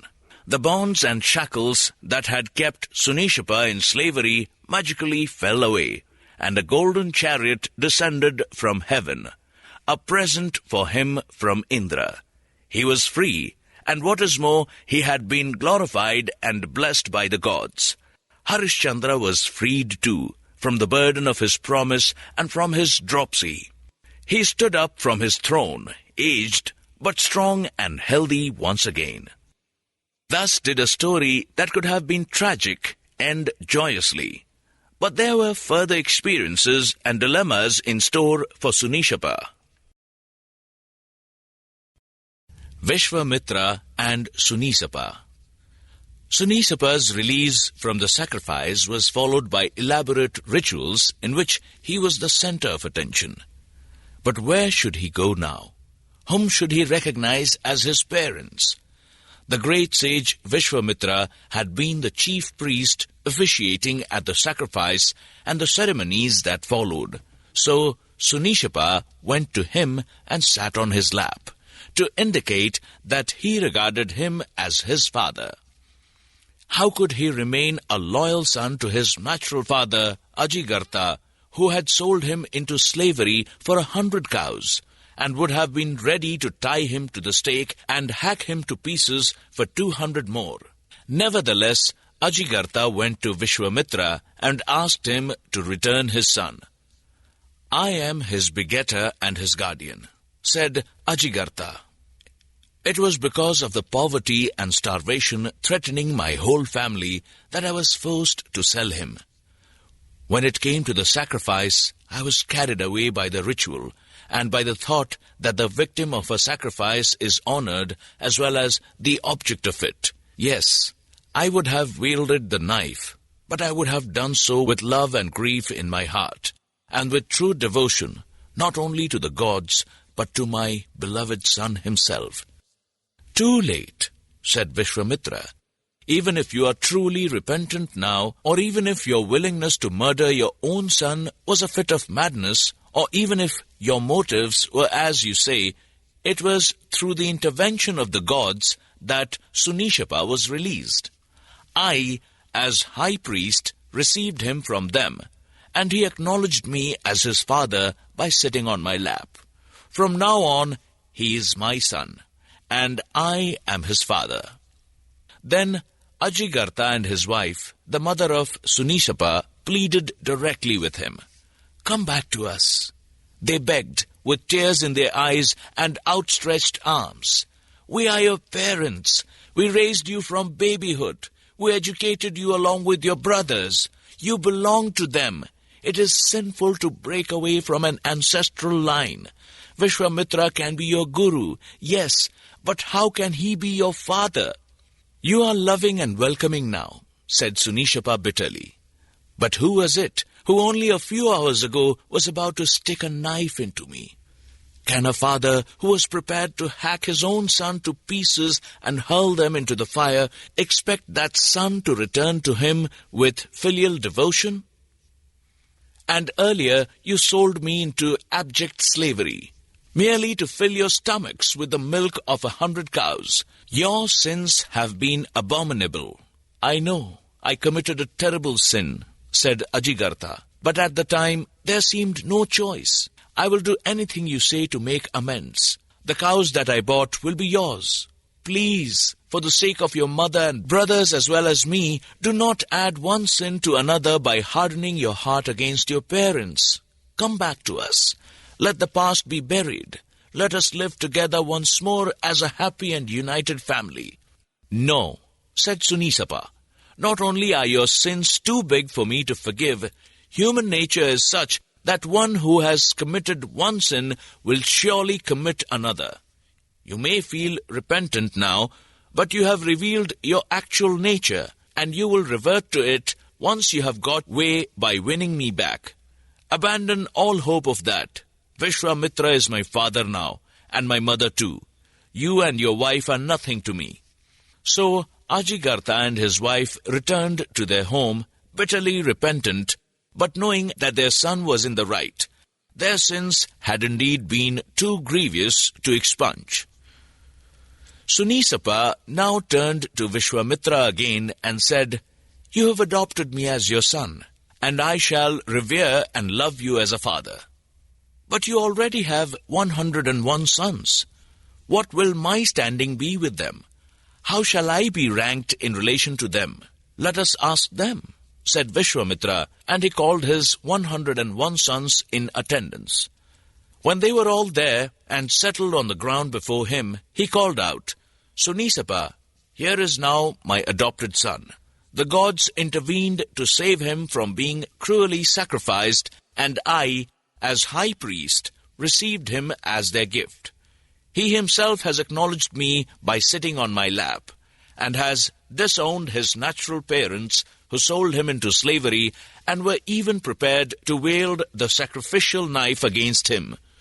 Do you not agree that he should take precedence over all of you and be regarded as my chief and eldest son?" Madhuchandas was the midmost of the 101 sons. He turned to the 50 who were older than him and asked them what they thought. They conferred amongst themselves and asked Madhuchandas to convey their opinion, which was, "No, there is no reason why Sunisapa should take precedence over us. To let him do so will sow strife and discord within the family." "If that is your view," said Vishwamitra, "I curse the lot of you.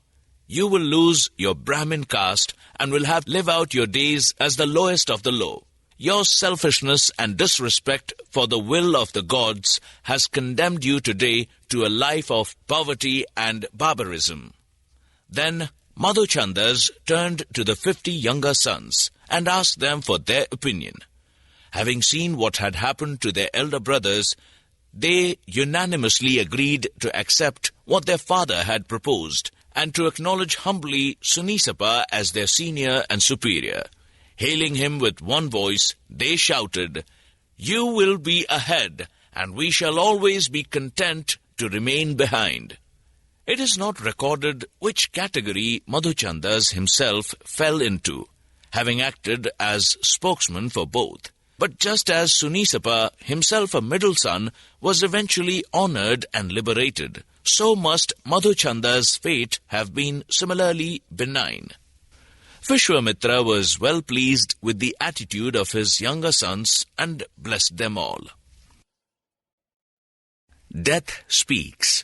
A melancholy rishi called Aruni had a burning longing for spiritual wisdom and the certainty of heaven, and had given away all his possessions in sacrificial offerings to the gods. But when he wanted to give away his cows too, he realized gloomily that they were too old to be of use to the gods. They had lost their appetite for grass or for water, and no longer yielded milk. His son Nachiketas, his last and most precious possession, saw his father's gloom and thought of offering himself. "Let me be the sacrifice," he said. At first, his father would not listen. The thought was unbearable to him. So Nachiketas said again, "Let me be the sacrifice." Again his father shook his head and refused to discuss such a thing. Then Nachiketas said a third time, "Let me be the sacrifice." And this time his father flew into a rage. "You humiliate me by pointing out that I have nothing left," he shouted. "Nothing left but you, whom my heart tells me I should not give away. You think you are rendering me a service, but in fact you torment me, tearing me in two with my longing to give away all I possess, and the love that makes me want to keep you." Nachiketas had wisdom beyond his years and said, "You think that by giving me away you will lose me? But a true gift given to the gods will be rewarded 100-fold.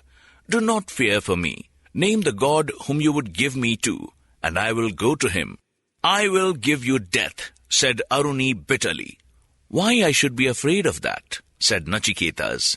"It is the fate of all to be given to death, to the great god Yama, who has claimed so many before me and will claim so many to come.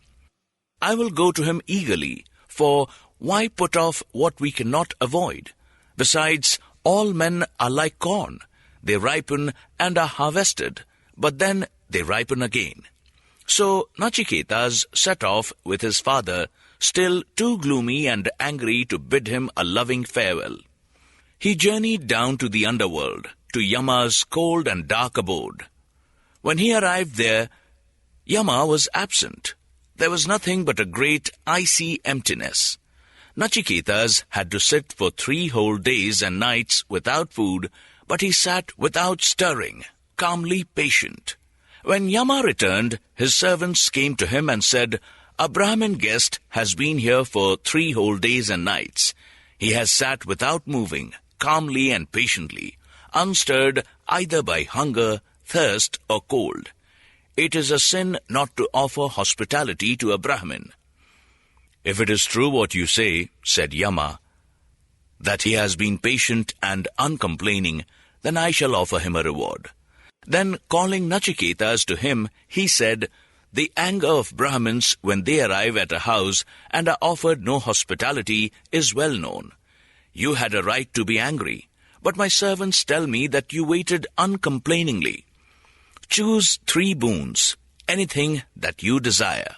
Nachiketas bowed before Yama and said, "The first boon that I ask of you is this. Let my father, who was so sad at having nothing but worn-out cows to offer to the gods, and yet was not pleased when I offered myself, indeed was angry with me, and lashed out at me with bitter words, let him be appeased, so that when I return to him, he will welcome me with love and joy. Let him understand that my offering of myself was an act of love. It was not done to torment and humiliate him."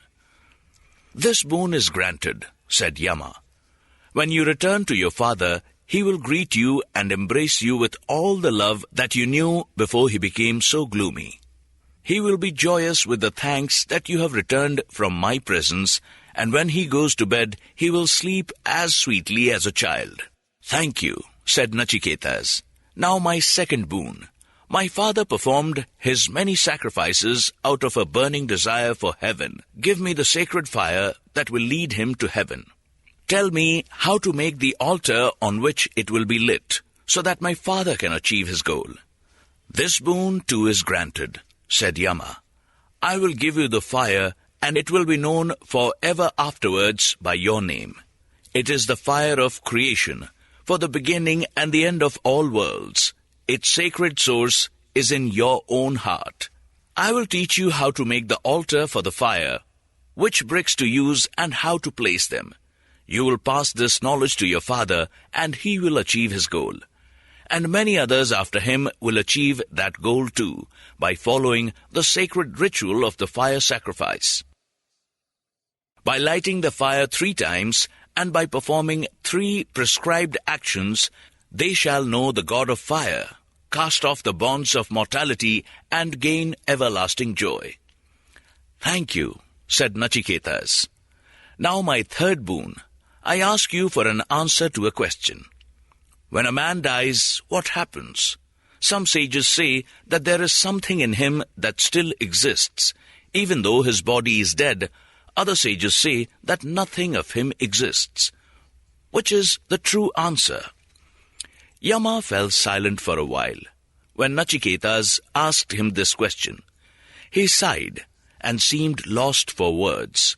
Then he said, "This is a question that even the gods have often asked. Even they do not know the answer. It is a hard question. I ask you to consider some other boon. Ask for anything you wish, immeasurable wealth, 100 sons, vast estates of land, a long and healthy life, anything other than the answer to the hardest question of all. Ask for all the delights of heaven, the most beautiful nymphs, ravishing with their songs and dances. Ask for any pleasure of luxury that you wish, instead of the answer to this question." "Why should I want all those?" said Nachiketas. "None of those things can give me or any man lasting satisfaction if our own days are numbered. Tell me what actually lasts, if anything lasts at all. Tell me what still exists after the body dies.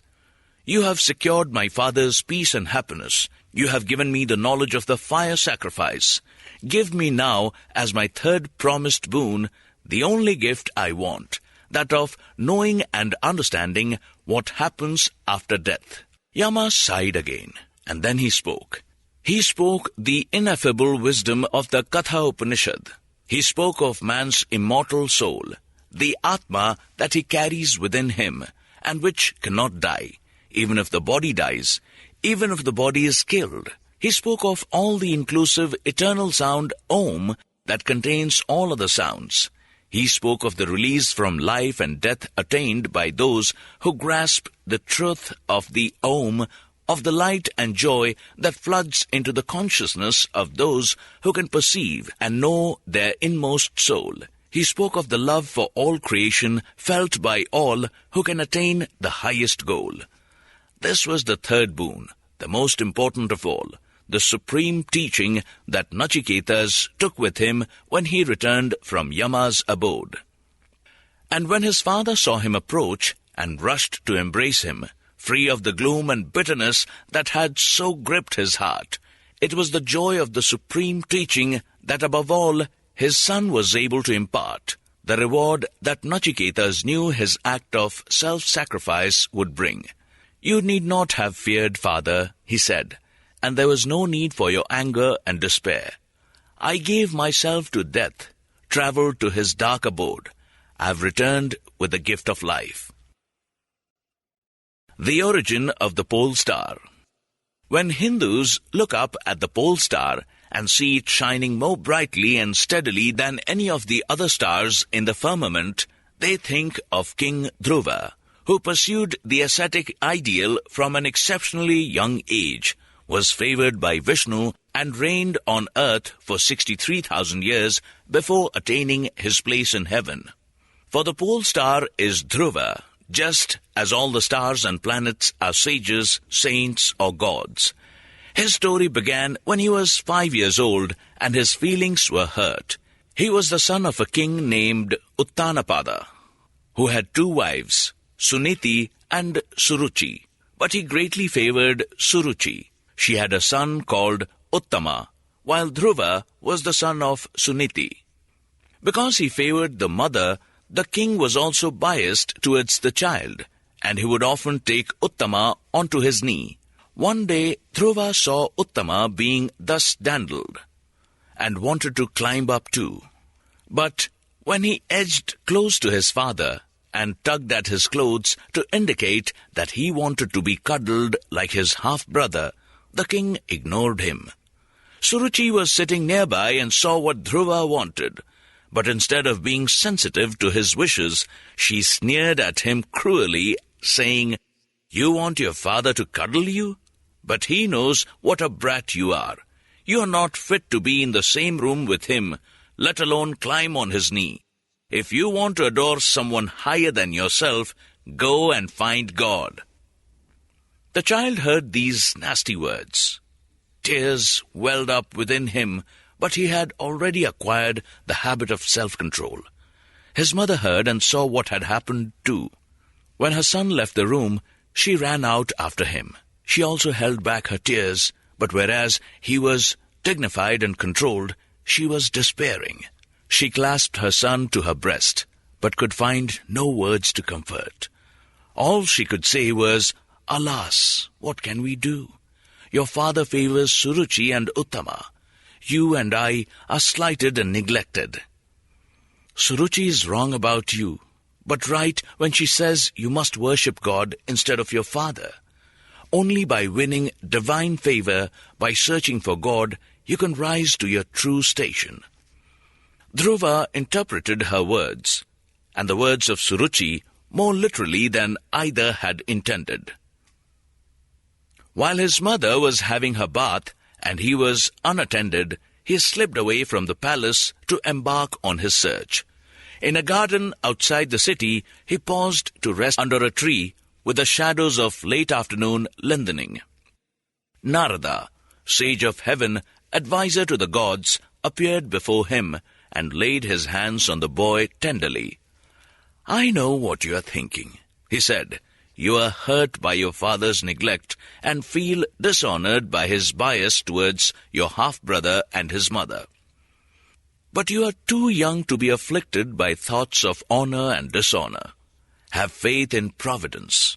If you are already thinking about following the ascetic path, think twice about that. It is a harsh path, and many who undertake it do not achieve their goal. Better to live a life of acceptance and contentment. So what if your father favors Uttama? The gods will look after you. If you lead a good life, honoring your father despite his neglect, loving your mother, and doing kindness to all." Dhruva listened attentively to the sage. He didn't know who he was, but he could sense his wisdom. But ascetic determination had already rooted itself in his young heart. He replied with dignity, "You speak to me more kindly than my father ever has. But remember, I am the son of a king. I come of warrior stock, and I cannot forget about honor and dishonor. I'm too young to fight with a sword, but I think I can fight it another way. My mother and my half-brother's mother have both said that I should worship God. Is there a warrior's way of doing this?" Narada was amazed by the maturity of the child's words. He realized that he was indeed marked out for spiritual combat, for the mastery of feeling and desire that can win great influence over the gods. So he said, "If this is what you wish, then go to the Madhuvana, Vishnu's own sacred forest. Bathe in the waters there and sit on the grass. Think only of Hari, holiest of Vishnu's names, and learn to control your senses and feelings. This will be the fight for which you long.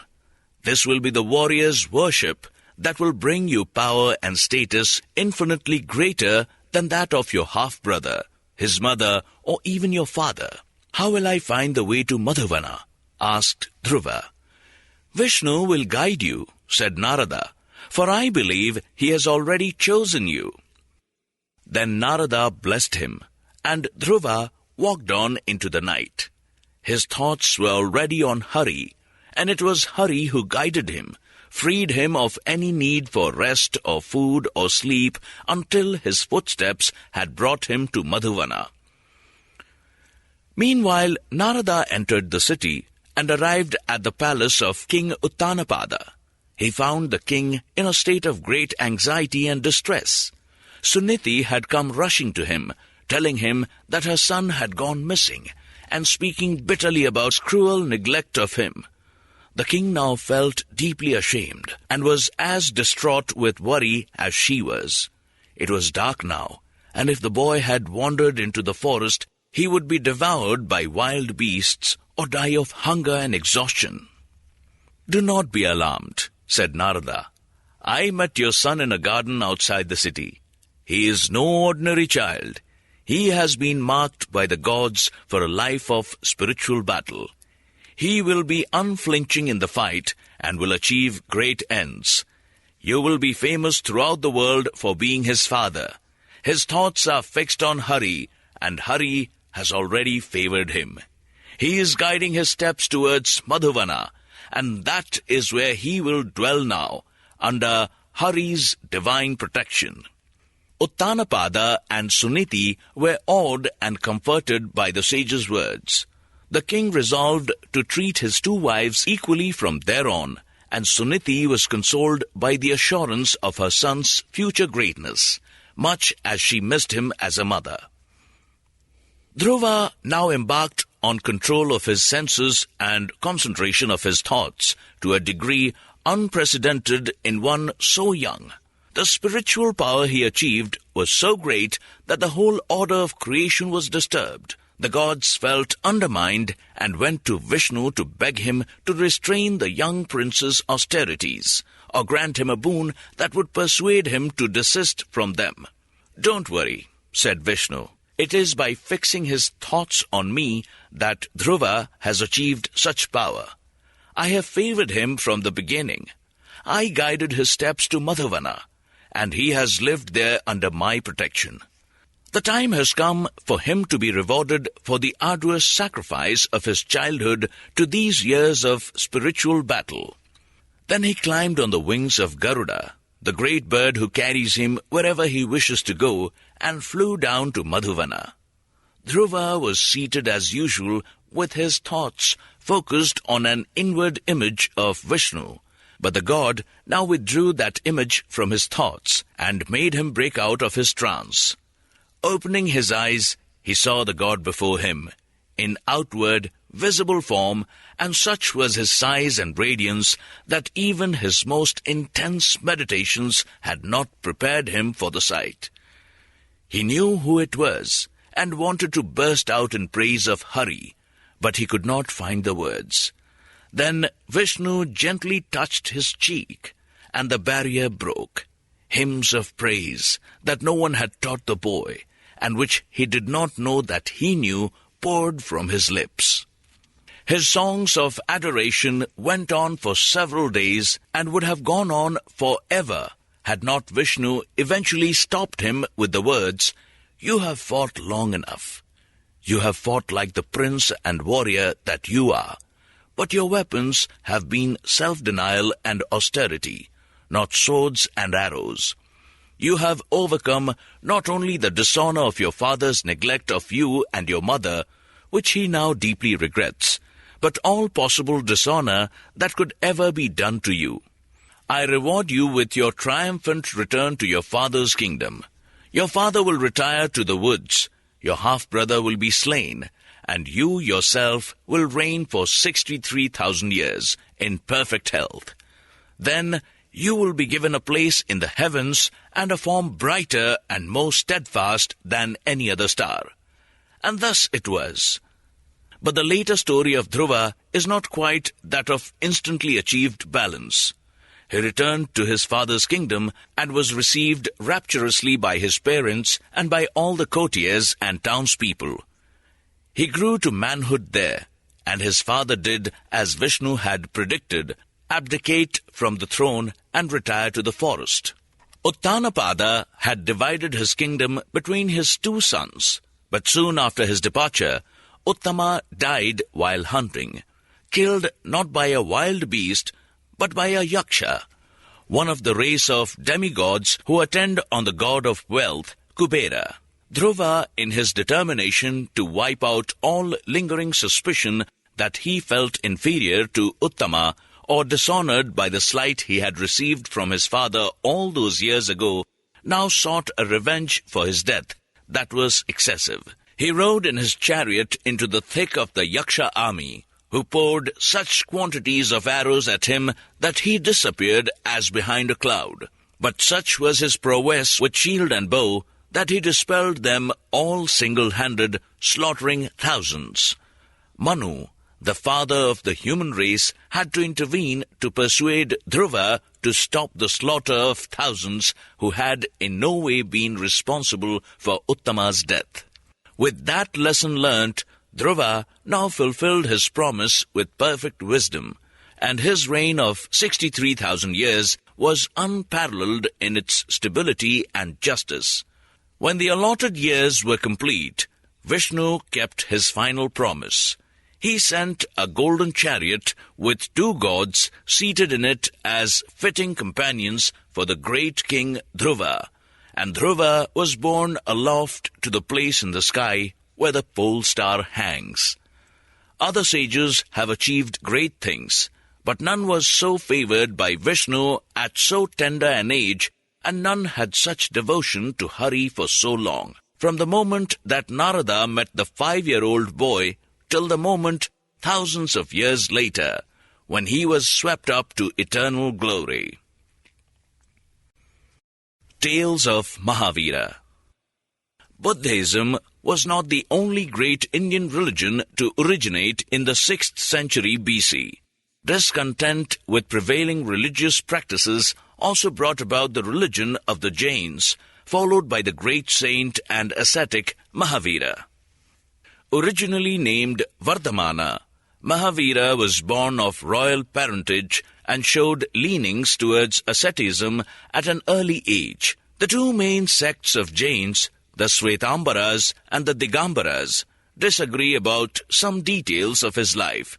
According to the former, Mahavira married and settled down as a householder before he renounced the world, whereas the latter say that he was celibate from the start. But all agree that at the age of 30, he joined an order of mendicant monks. He left them after a year and took to a life of wandering, solitary asceticism. After 12 years of that, he attained enlightenment under an Ashoka tree. He became a famous teacher, preaching renunciation of the world, complete concentration on attaining spiritual liberation, and the avoidance of all killing, even the killing of worms or insects. The division between the 2 sects arose over clothes. The Svetambaras, white-clad, believed that an ascetic could wear simple white garments. The Digambaras, sky-clad, held that complete emancipation was possible only in a state of total nudity. Needless to say, lay followers of Jainism, who are mostly bankers, jewelers, and moneylenders, have not followed that injunction literally. There are many stories about Mahavira. Some of them concern the auspicious dreams that his mother, Trisala, had before he was born. Dreams of a white elephant or a white lion, lotus lake, or a vase filled with precious stones that was as high as Mount Meru. Jains have many intricate interpretations of these dreams. There are stories about Mahavira's childhood, about his extraordinary feats of strength while still a young boy.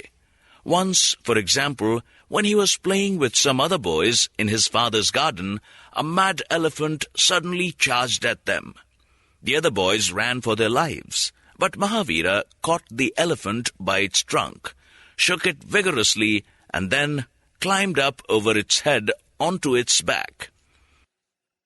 For this and other feats of strength, the gods gave him the name Mahavira, which means great hero. Like other ascetics who are originally Kshatriyas, members of the warrior caste, Mahavira was also able to apply the heroism of his race to feats of self-denial, indifference to worldly possessions, and imperviousness to physical pain. Two stories are particularly famous. One concerned the immediate aftermath of his enlightenment, when he had given away all his worldly possessions to the poor and needy. But a destitute Brahmin called Somadeva complained that he had received nothing from him. Others, he said, have received generous gifts from you, but some of them had no need of them. I have nothing, not even a garment to protect me from the morning and evening chill. Why should I be left out? I have nothing left to grieve, said Mahavira, except the robe I am wearing, which was given to me by Indra when I attained enlightenment. You can have half of it if you like. The Digambaras deny that Indra gave Mahavira a robe, insisting that he was totally naked when he attained enlightenment. But according to the Svetambaras, Mahavira cut the robe in two and gave half to Somadeva, leaving himself with the scantiest of coverings. Somadeva accepted the cloth with humble gratitude and took it to a tailor to be made into a garment. But the tailor said it was not big enough. He would need the other half if he was to make it into a garment that could be decently worn. I cannot ask Mahavira for the other half, said Somadeva to himself. He would probably give it to me, leaving nothing for himself, and that would be too shameful for him and for me. But if I steal it, I shall not be exploiting his generosity. Stealing is wrong, but the outcome for us both will be better than if I ask him for it. So, steal it I shall. Having reasoned to himself in this specious way, Somadeva hid near a place where Mahavira was meditating.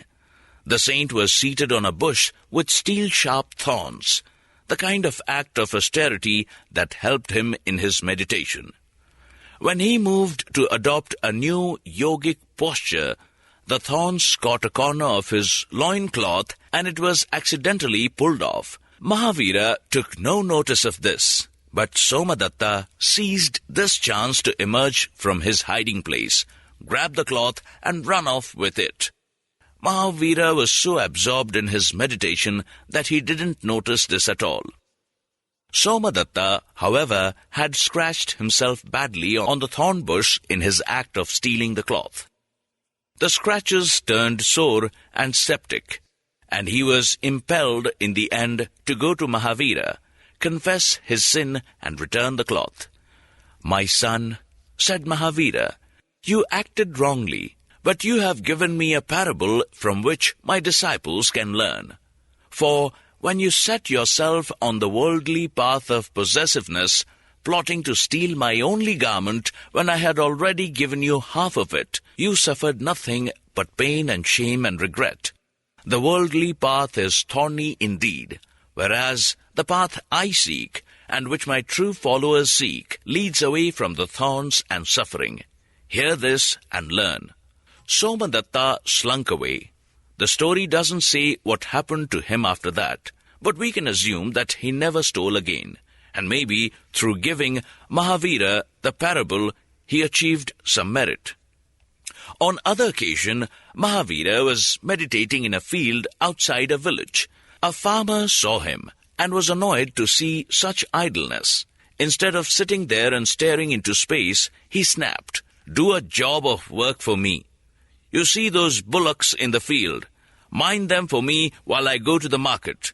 You may not want to speak to me now, but I expect you'll be glad for the money I'll give you for tending my cattle. Even a vagabond like you needs some money by which to live." The farmer went away and returned a few hours later. He was infuriated to see that his bullocks had disappeared and that Mahavira was still sitting in the field meditating and taking no notice of anything around him. "You brainless fool," shouted the farmer. "You're obviously off your head, so dumb and useless that you'll be dead before long. You won't speak or you can't speak, so I dare say you can't tell me what has happened to my bullocks. I'd best go and look for them myself." The farmer stomped off and searched far and wide for a day and night without success. He returned disconsolately to his field and was amazed to see the bullocks there again, grazing peacefully with Mahavira still exactly where he was before, motionless and locked in meditation. The farmer was even more furious now. "What the devil have you been playing at?" he roared. "Are you trying to trick me, hiding the cattle instead of watching them? If you can take them away and bring them back like that, you can probably take them away for good too. You're a thief. You may act dumb and holy, but you are a cunning and deceitful thief." He then charged at Mahavira and started wrenching and screwing his neck. He would have strangled him to death, had not the god Indra, who had favored Mahavira before by giving him his robe, suddenly appeared and driven the irate farmer away. Thereafter, Indra was Mahavira's constant bodyguard and made sure that no one ever again would commit the sacrilege of assaulting and manhandling the saint. Manasa, the snake goddess. Manasa Devi, goddess of snakes, is one of the oldest deities of Bengal, and may be older than Shiva and Durga and other figures in the Hindu pantheon. But she had been absorbed into their number, and Shiva has come to be regarded as her father. Her mother, however, remained mysterious, though it is said that she was a mortal woman. Denied full godhead by her mixed parentage, Manasa's aim in the main stories associated with her was to establish fully her authority as a goddess and to acquire steadfast human devotees. Durga, Shiva's wife, had no love for her stepdaughter, and so Manasa was brought up on earth instead of in heaven by Neta, who was also a daughter of Shiva's by a human mother. When Manasa was grown up, she acquired some devotees, but not enough to satisfy her, and she decided to focus her energies on a rich and powerful merchant of Champaknagar named Chand Sadgar. It was he whom she was determined to convert in order to acquire a following on earth, but Chand was equally determined to resist her, for he was a staunch devotee of Shiva's and saw no reason to desert him for a goddess of snakes. Their first battle was over a garden. Chand made a beautiful garden on the outskirts of his city, and he used to go there every morning to take the air and enjoy the flowers and birds' song. Every morning, before he arrived, Manasa would send her serpents to destroy the garden. The fire that came out of their mouths burnt all the flowers and shrubs to ashes. The poison dipped from their tongues withered the grass and killed the worms, and their ferocious hissing drove the birds away in terror. But Chand had received from Shiva mantras that could restore the dead to life. He would arrive at dawn in the devastated garden, recite the mantras, and instantly it was restored to its former beauty and freshness. This went on for some weeks, until Manasa decided that the use of her snakes was not enough. She would have to employ more drastic measures. She then appeared before Chand as a beautiful and seductive maiden.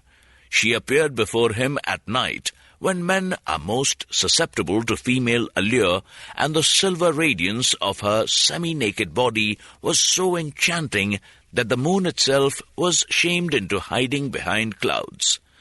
Chand was immediately enthralled by her and moved to take her into his arms. But she shied away and said, "Handsome though you are, I shall not allow you to kiss me or even touch my arm until you have taught me the mantras that you use every day to restore your garden to life." Convinced himself that she was the woman of his dreams and that their love would be so close and intense that they could share everything with each other, Chand taught her the mantras. But when he had done so and was about to embrace her and claim the sensuous beauty of her body, she suddenly vanished, and the room in which she had been so radiantly standing was plunged into darkness. Chand rushed to the window to look for where she might be, but instead of the moon, he saw Manasa herself in her own form, and her voice rang down from the star-studded sky with the words, "Now you know who I am and have seen my power. You gave me your mantras, and you will find now that you can no longer remember them. Worship me from now on, and I shall restore your mantras and the magic that cannot be possessed without them." "No!" cried Chand, desperate with humiliation, grief-stricken at losing so beautiful a woman, but still determined not to betray his loyalty to Shiva. "You are more beautiful than the moon, more beautiful than any woman I have known, but you are the goddess of snakes, and I cannot worship you." "In that case," said Manasa, "I shall destroy your garden again, and this time you will lack the means to revive it." Chand spent a miserable, sleepless night, trying in vain to recall the mantras that he had so foolishly taught to Manasa. At dawn, he rose and went to his garden again, and sure enough, it had been totally destroyed by her snakes.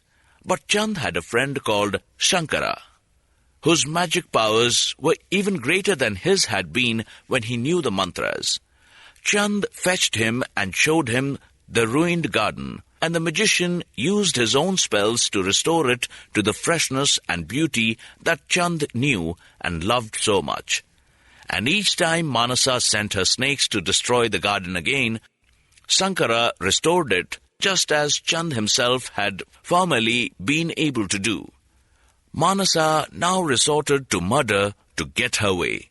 She appeared before Sankara in seductive guise, just as she had before Chand, and when he moved to embrace her, she poisoned him to death with one of her snakes, an exceptionally small and venomous snake that she had hidden in the folds of her garment.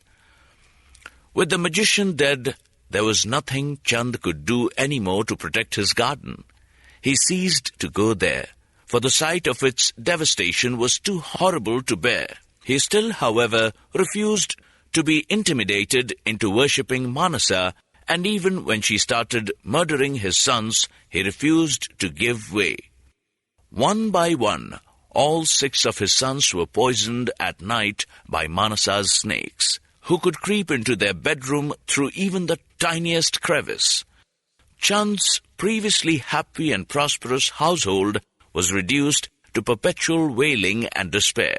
His wife was inconsolable and neglected her household duties to such an extent that there was soon nothing to eat, no laundered clothes to wear, and nowhere clean to sit in that house of desolation.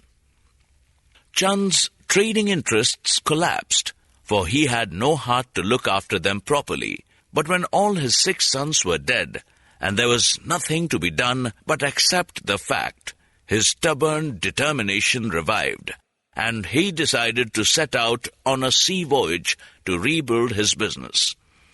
With each successful sale or purchase that he made, his vigor returned more strongly, and soon he was even wealthier than he had been before. He set off on a return voyage, his ship loaded with treasure and joy in his heart at the prospect of seeing his wife again and telling her of his success. Manasa now whipped up a storm, with the aim of wrecking Chand's ship and reducing him to penury again. As the wind howled and the waves tossed the ship like a cork, Chand prayed steadfastly to Durga, wife of Shiva, and she protected his ship. Manasa was outraged at this and complained to Shiva, "Your wife has banished me from heaven and obliged me to live on earth. Why should she also interfere with my actions on earth?" Guilty at how he had weakly allowed Durga to reject Manasa, Shiva gave in to Manasa's request and commanded his wife to desist from protecting Chand and to return to heaven. This meant that the storm was now unleashed with uncontrollable fury, and Chand's ship sank, carrying his treasure and most of the crew to the bottom of the sea, and leaving him clinging to a piece of broken mast. Manasa had no desire to kill Chand, for that would have removed all prospect of securing his devotion. So she threw her lotus throne onto the surface of the sea near to where he was swimming. But one of the names of the lotus is Padma, which is also one of Manasa's names, and such was Chand's hatred of Manasa that he refused to make use of anything that bore her name, even if it meant that he would drown. As he thrashed in the water and clung to the piece of wood, he heard the voice of goddess saying, as she had said many times before, each time she had destroyed his garden, stolen his mantras, and killed his sons, "Worship me from now on, and I will be well with you." Though the wind howled and moaned round his ears, her words were unmistakable. But they were no more effective than they had been before, and Chand prepared himself for death. Just as he was about to let go of the broken mast, Manasa swept him ashore on a wave, and he found himself close to a city where an old friend of his, Chandraketu, lived. A servant of Chandraketu's, who happened to be close to the shore, saw and recognized Chand, and helped him to his master's house, where everyone rallied round to give him dry clothes and warm food. When Chand had rested and recovered from his ordeal, he noticed that Chandraketu frequently visited a temple he had built right next to his house. To his horror, Chand realized that this was a temple dedicated to Manasa, and that his friend had become a fervent devotee of the snake goddess. "How can you worship her?" he said. "She is cruel and vengeful. Her serpents destroyed my garden many times and murdered my 6 sons. She caused the storm that wrecked my ship and drowned my crew and nearly drowned me. She has tried again and again to bludgeon me into becoming her devotee, but I would rather die than worship her. I cannot stay in your house any more, knowing that you are in thrall to her. Even the garments you have given me are hateful to me."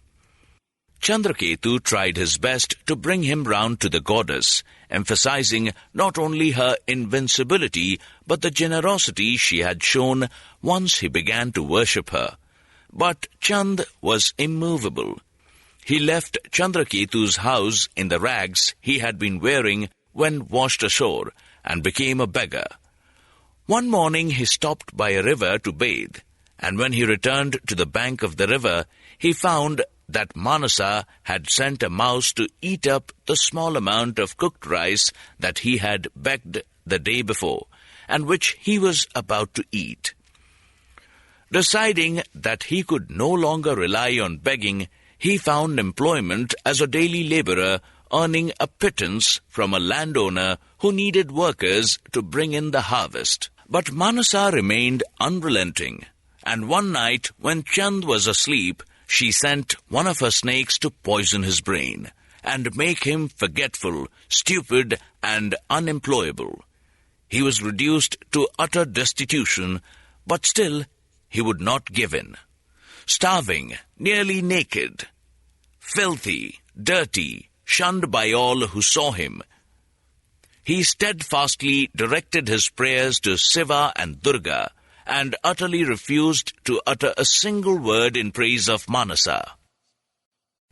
Manasa's triumph. Manasa understood that she would never win over Chand on her own, and she enlisted the assistance of 2 friends in heaven, 2 Apsaras. They agreed to be born on earth, one as Chand's son, and one as the daughter of a business acquaintance of Chand's called Saha. By this time, Chand had returned to Champaknagar and had managed to rebuild his life. It seemed that the recovery of his fortunes was complete when his wife gave birth to a baby son, and her pleasure in the child went some way towards distracting her from her grief at the loss of her previous 6 sons. They named the boy Lakshmindara. Saha's wife gave birth at about the same time to a daughter, whom they named Behula. The two children grew up as close friends and were both extremely good-looking. Behula had many remarkable talents as well as great beauty and grace. She could dance and sing better than any other girl in Champaknagar. The mothers of the children assumed that they would eventually marry, but when astrologers studied the match, they found that it was inauspicious. Indeed, they predicted that Lakshmindra would die of snakebite on his wedding night. The pair seemed, however, to be so perfectly matched in other ways that their mothers insisted that they should be married, whatever the astrologer might say. Moreover, they had both, to Chand's disgust and annoyance, become firm devotees of Manasa. "You may not like Manasa," said Chand's wife, "and blame her for all your misfortunes, but why should she wish to harm her devotees? Who can say what fate may befall any of us? But death by snakebite is one thing, at least that our son need never fear." Very reluctantly, Chand agreed to the match, but he decided to take stringent precautions against any snake getting into the bridal chamber on the wedding night. He ordered the construction of a house made of pure steel with no cracks in it anywhere. He made the builder check every inch of it to ensure that not even a pin could penetrate it at any point. Manasa, however, appeared secretly before the builder and threatened to kill him and his family if he did not leave a tiny hole in the wall of the house. The builder was frightened into submission, but in order to hide what he had done from Chand, he made the hole no wider than a single hair and covered up the entrance to the hole with some powdered charcoal. The wedding was celebrated, and Behula and Lakshmindra were left alone in the wedding chamber. They were both too tired to talk, let alone embrace each other, and they had their natural inhibitions to overcome too, despite having known each other all their lives. Lakshmindra fell asleep, and Behula sat beside him, watching him with shy adoration. She was finding it difficult to keep awake herself, but suddenly she saw a large snake emerging from one of the steel walls of the room.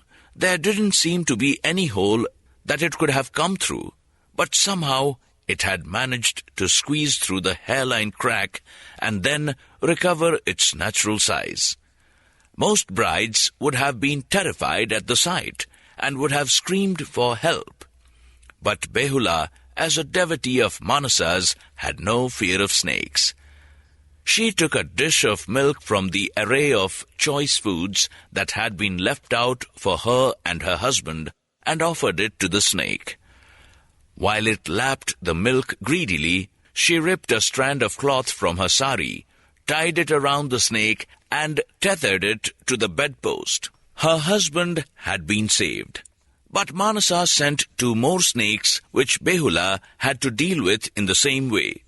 The stress of all this was so great that in the end she could stay awake no more, and when a 4th snake glided into the chamber, one of the same snakes that Manasa had used to destroy Chand's garden again and again, it reached Lakshmindra unimpeded and bit him while he was asleep.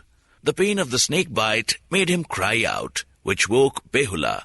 But alas, it was too late. The snake was already on its way out through the tiny hole in the wall. When Lakshmindra's mother came the next morning to greet the newly married pair, she found her son lying dead, and Behula weeping inconsolably over his body. Although Behula was initially too distraught to talk, gradually it became clear what had happened, and the 3 snakes tied to the bedposts showed what efforts Behula had made to protect her husband from his fate. "And to think," sobbed Behula to herself, "that we never even touched or embraced each other. He was too tired and I was too shy, and now I am condemned not only to widowhood but to perpetual maidenhood too. I shall stay by his body, better than I should die too." It was the custom that everyone who had died from snake bite should not be cremated in the usual way, but should be allowed to float down the river on a raft in the hope that the body might be washed ashore and found by a magician or a snake charmer who could restore it to life. Behula insisted that she would sit on the raft with the dead body of her husband, and no one, not her parents or grandparents or family priests or anyone, could dissuade her from this strange resolve.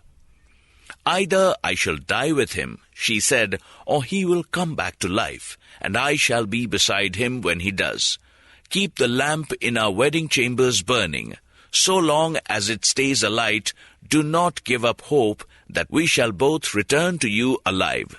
Lakshmindra's body was carried to the raft, and Behula sat beside him with his head in her lap. The raft floated downstream past village after village, but she remained unmoving and unperturbed when the corpse began to swell and stink and putrefy. Villagers saw her passing and assumed she was mad. She kept on praying to Manasa, imploring her to bring her husband back to life, and the goddess responded to the extent of ensuring that the raft survived storms, whirlpools, and crocodiles. For 6 months, Behula and her dead husband floated on the raft till it reached a place on the shore where Neta, Manasa's foster mother on earth, lived. Though born on earth as a woman, Neta had retained some characteristics from her father Siva. She had a halo round her head, which marked her as immortal, and had a mysterious way of dealing with a young son who had been born to her by a human father. If the child was naughty, she would strangle him to death, so that she could get on with her housework undisturbed. But when the sun went down, she would sprinkle a few drops of water on him, and he would revive, and smile at her as if he had merely been asleep. Neta worked as a washerwoman, and she was on the river bank when the raft touched land. Hearing Behula's perpetual prayers and appeals to Manasa, Neta decided to help her by taking her to Manasa's presence. Using her divine powers, she whisked Behula and their dead Lakshmindra up to heaven. As soon as she was there, Behula remembered her former Apsara existence, and when Manasa invited her to dance, she danced with the skill and grace that had so impressed her human family and friends. "You have prayed long and hard for your husband to be brought back to life," said Manasa, "and you also did your utmost to protect him from serpents. I agree that you deserve to have him back, but this can only be done if you promise to convert your father-in-law to my worship. That is still my primary aim. You and Lakshmindra were born on earth to help me to achieve it. He has held out for so long and endured such distress and hardship, but the time has come for him to succumb and for devotion to me to be triumphantly established. Will you promise?" "I will," said Behula, and immediately life started to stir the corpse of her dead husband. His decayed flesh healed, his lungs filled, and his eyes opened. He saw Behula before his eyes, and he smiled. This time there was no inhibition between them. In a private corner of heaven, they consummated their love with the heavenly perfection that was in their nature, but also with the human warmth they had acquired through their upbringing on earth. With Neta as their guide, they returned to earth and set off, back to Champaknagar. But Behula had her promise to keep. They could not return to her parents-in-law until Chand had been converted. They reached the outskirts of the town, and Behula left her husband resting under a tree while she went to the river bank for some water. There she met her sisters-in-law, who had also come to fetch water. Disguising herself as a sweeper girl, Behula showed them a miraculous fan that she had, with clever foresight, ordered from the craftsmen of heaven. It had pictures on it of Lakshmindra and his parents, and all the members of Chand's family, and her sisters-in-law were naturally astonished and enchanted by it. "I can sell it for 1,00,000 rupees, said Behula. "Go and tell your mother about it. I'll wait for her if she would like to come and buy the fan from me." Her sisters-in-law hurried back, and Behula fetched her husband to wait on the river bank with her. Sure enough, his mother was mightily intrigued by their description of the fan, and came straight to the river bank to see it. When she arrived, Behula threw off her sweeper girl's disguise and said, "I am Behula, and this is your son Lakshmindra, restored to life by Manasa, who may seem cruel and who may have tested me by taking away his life, but who now has rewarded our devotion to her by bringing him back to life. Let us return to live with you and my father-in-law. But we can only do that if he converts to worship of Manasa. The goddess has waited for a long time, and if he wants to find happiness, he must resist no longer." Her mother-in-law was overwhelmed with joy when she looked at her son and realized that it was indeed him restored to full life and handsomeness. She embraced him tenderly, speechless with love and gratitude. Then she returned to Chand and told him the happy news, but also told him what Behula was insisting on if their son and his wife were to return to the house. Chand could resist no longer. How could he deny his wife and himself this chance to be reunited with their son and daughter-in-law? He agreed to worship the goddess, and the happy couple returned. From then on, Chand and his family lived in peace and happiness and prosperity. He worshipped Manasa 11th day of the waning moon in every month. He could not quite forgive the goddess for all the suffering she had caused him, so he offered her flowers with his left hand, and always kept his face turned away from her image. But she did not hold that against him, and was willing to give him both wealth and good health. She even brought his friend Sankara back to life again, the magician who had revived Chand's devastated garden after Chand's mantras had been stolen by Manasa. Chand's status and prestige ensured that the worship of Manasa became generally accepted and respectable, overcoming people's usual aversion to snakes. Why animals are as they are. The tribal peoples of India, especially hill tribes who inhabit the remote northeast frontier regions, tell many stories about animals, about why they are as they are. Here are some. At the beginning of time, Mata, a creation god, rubbed some dirt off his hands, packed it into his golden pipe, and blew into it. The dirt came out of the pipe as a firefly. But it was not yet the firefly that we know, for it did not glow. Mata said, "Fly round the earth and report back to me on all that I have made, how its many animals and people are getting on together." "It's dark," said the firefly. "How shall I see my way?" "You timid, cowardly creature," said Mata in annoyance. He spat on the fly, and immediately the tail of the fly burst into flame. "Now you have a light to guide you," said the god, "if you are really so blind and helpless in the dark." The firefly flitted off and flew all round the earth, observing everything that was going on and preparing a mental report for Mata. As it turned to fly back to the god, however, it was attacked by a kite. It escaped, but the wounds it suffered robbed it of the strength it needed to fly up high enough, which is why, ever since then, it stays quite close to the earth. But the fiery light that the god had given the firefly was not impaired, and so used had it now become to flying in the dark that it went on doing so, choosing to sleep by day and fly by night. In the distant past, there were no leeches. Female sexual organs were long and droopy, and husbands found them inconvenient when they made love. So they cut off the excess length and threw it away, and the discarded bit of vulva became leeches. There was an island in the middle of the ocean with beautiful rice growing on it. Men could see the rice, but they had not yet learnt how to make boats, so they could not reach it.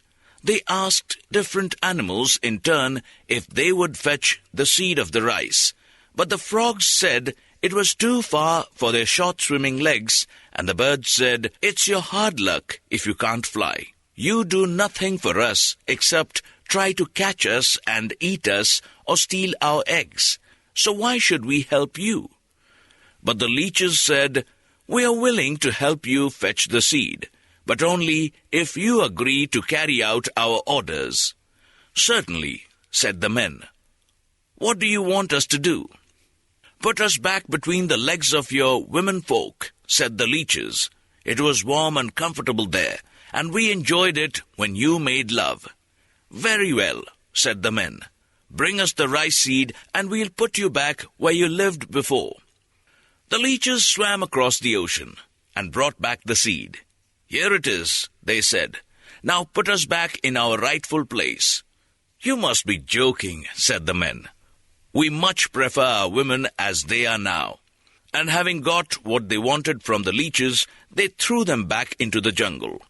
They have paid a price for their deceitfulness, for ever since then, leeches have hated mankind, and they bite us and steal our blood whenever they can. The snake god Baika took to living in a mountain stream, high up near the source of the Siang and Lohit rivers. He was wonderfully handsome, and his mixture of colors, white, red, and black, made beautiful patterns in the gurgling water.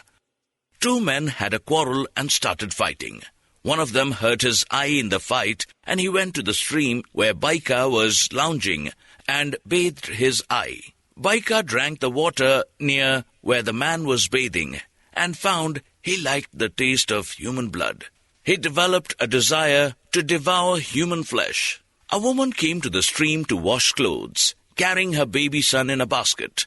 Baika emerged from the waters, and she was charmed by his grace and majesty, and by the sparkling colors of his scales. She had no reason to fear him, because till then snakes had posed no threat to human beings. "You get on with washing your clothes," said Baika, "and I'll keep an eye on your baby son." The woman trustingly left her son in the snake god's care.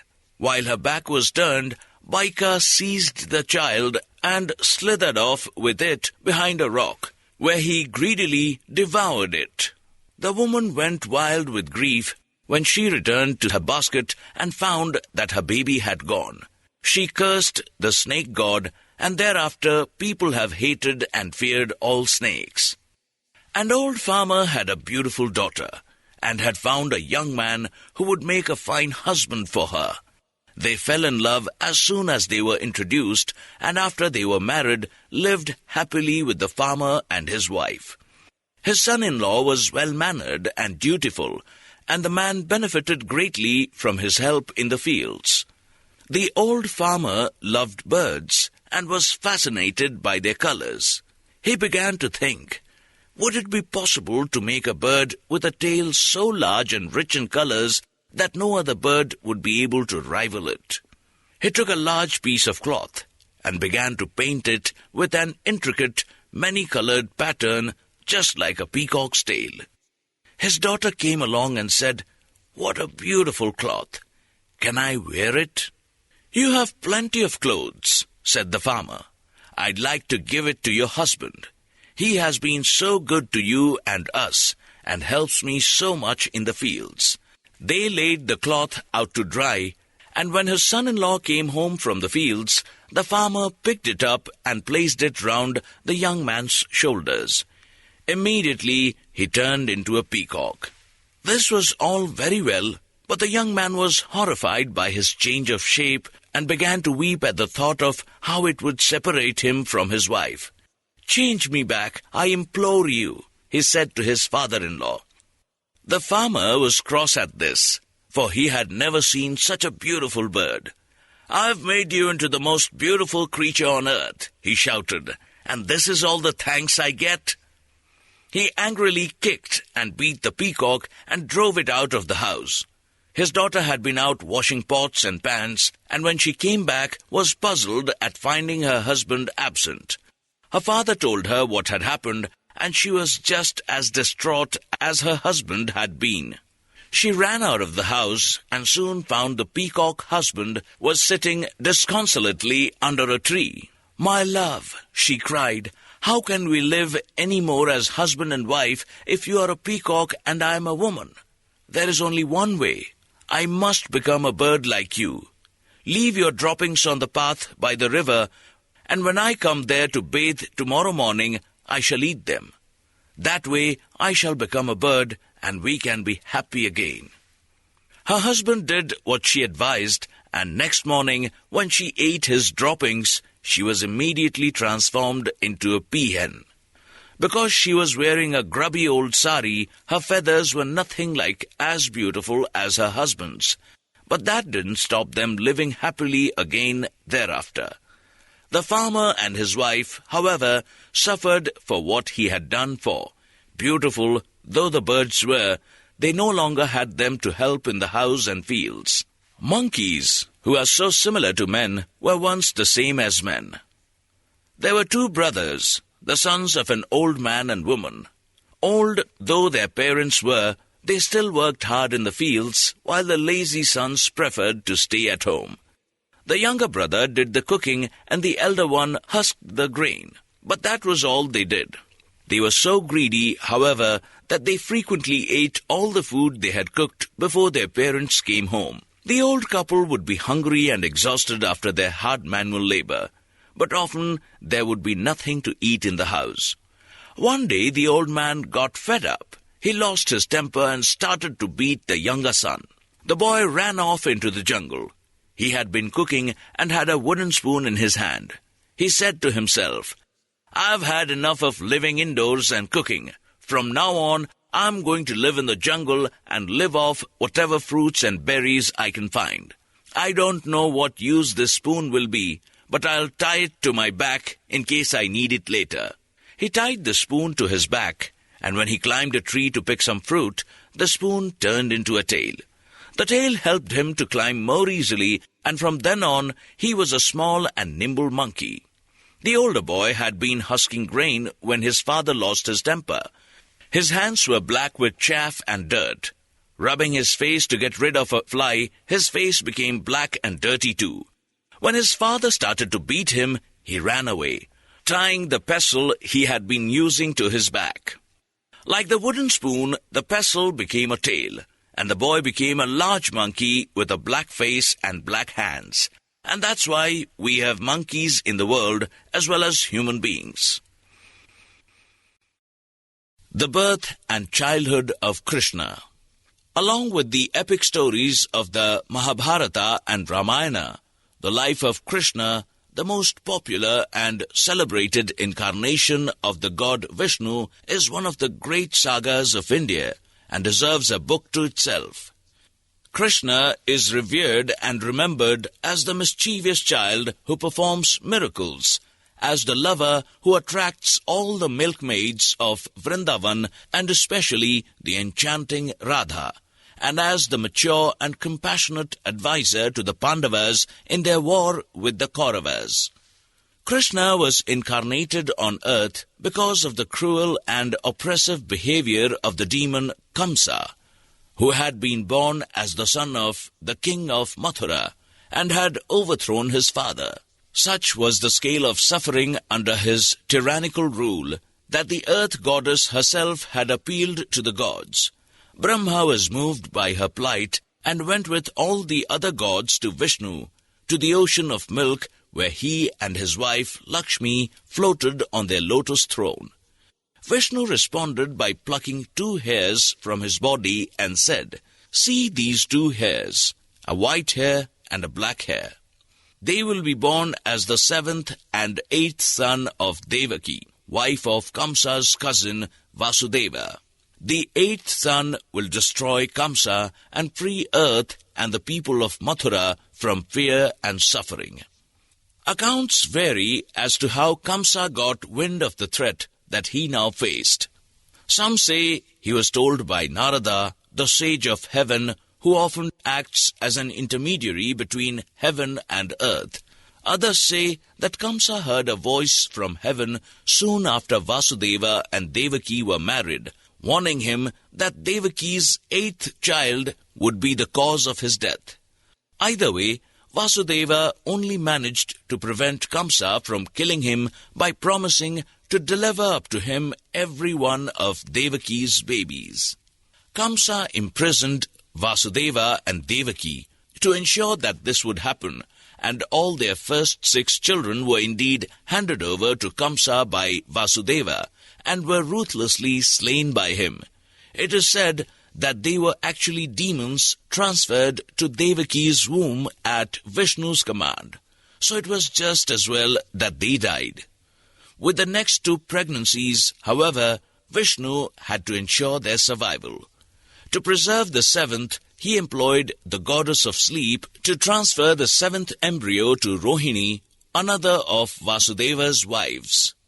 Vasudeva and Devaki then told Kamsa that Devaki had miscarried, and the demon king believed them. The baby was, however, safely born to Rohini as Balram, Krishna's elder brother. The 8th child was born normally to Devaki, but Vishnu made it possible for Vasudeva to evade the gods and carry the infant on the night it was born to a cowherd's wife called Yashoda, to exchange it with her newly born baby girl. The guards in the gallows, who had been kept fast asleep by the goddess of sleep, woke up to hear the baby girl crying. Assuming it was Devaki's own 8th baby, they rushed to Kamsa, who immediately came and dashed the child's head on a stone. But no sooner had he done so than there was a voice from heaven saying, "The child you have killed is not the 8th child of Devaki, whom you dread, but the child of another. The 8th child lives, an incarnation of the greatness of the gods, and he will destroy you." Kamsa now unleashed a reign of terror, not only sending his demons all over the kingdom to try to find the child, but also slaying Brahmins and yogis and all devotees of God Vishnu. Vasudeva and Devaki, however, he allowed to go free, though why he should have been so merciful to them is not explained. And they rushed to Yashoda to urge her and her husband Nanda to flee to pastures a long way from the city, taking the baby Krishna with them. They also gave them the infant Balrama to look after, and thus it was that Krishna and his brother were brought up among cowherds. Many charming stories are told of the young Krishna and Balrama, and of the miraculous feats that Krishna performed while only a child. While he was still being suckled by Yashoda, a Rakshasi called Putana came in the shape of a beautiful woman, made herself friendly to Yashoda, took Krishna on her lap, and offered him her own breast, which was full of poison. He sucked on it so hard that he drew all the life out of her, and she collapsed on the ground, in her true, hideous form. When Krishna was 5 months old, a demon came in the form of a whirlwind to sweep him out of Yashoda's lap. But Krishna made himself so heavy that the whirlwind could not move him, even when it became a cyclone. Eventually, he did allow himself to be lifted into the sky, but only so that he could plummet down and smash the demon to death. As they grew up, Krishna and Balrama played together and got up to all sorts of mischief. They used to steal pots of butter and curds from the other cowherds. But when accused by them of thieving, they always managed to wiggle out of the charge by telling plausible stories. One day, Krishna ate some clay while he was playing with Balrama in the yard of Nanda and Yashoda's house. Yashoda came to rebuke and beat him for doing something so dirty. but he wiped his mouth and denied that he had eaten the clay. When she insisted on looking into his mouth to check, she saw the whole universe revealed there, the three worlds of heaven, earth, and the underworld. Once Yashoda lost patience with Krishna and tied him by a rope to a large, heavy mortar to stop him getting into mischief. Not only did Krishna prove strong enough to drag the mortar along by the rope, when it got stuck between two trees, he was able to uproot them too. The cowherds were alarmed by his feat of superhuman strength and took it to be a bad omen. They decided that the whole community should move with their herds to Vrindavan, the beautiful region on the banks of the Yamuna river that became forever associated with Krishna and his later amours. Here, Krishna performed several famous feats and miracles. On one occasion, a dragon named Aghasur was sent by Kamsa, and when it lay with its mouth open, the herd boys thought the mouth was a mountain cave. They peered into it, and the dragon sucked them in by taking a deep breath. Krishna jumped in after them, and the dragon shut its jaws and swallowed them all. But by making himself bigger and bigger, Krishna made Aghasur's stomach burst, and the herd boys escaped. He achieved a similar victory over an enormous 10-headed water snake called Kalya, who lived in the Yamuna and poisoned its waters for miles around. When Krishna jumped into the river to fetch a ball, the snake seized him and encircled him in its coil. But Krishna made himself big, so that the snake could not hold him, and he emerged from the water, triumphantly dancing on its 10 heads. Kalya started to die, for Krishna's feet had the weight of the whole universe.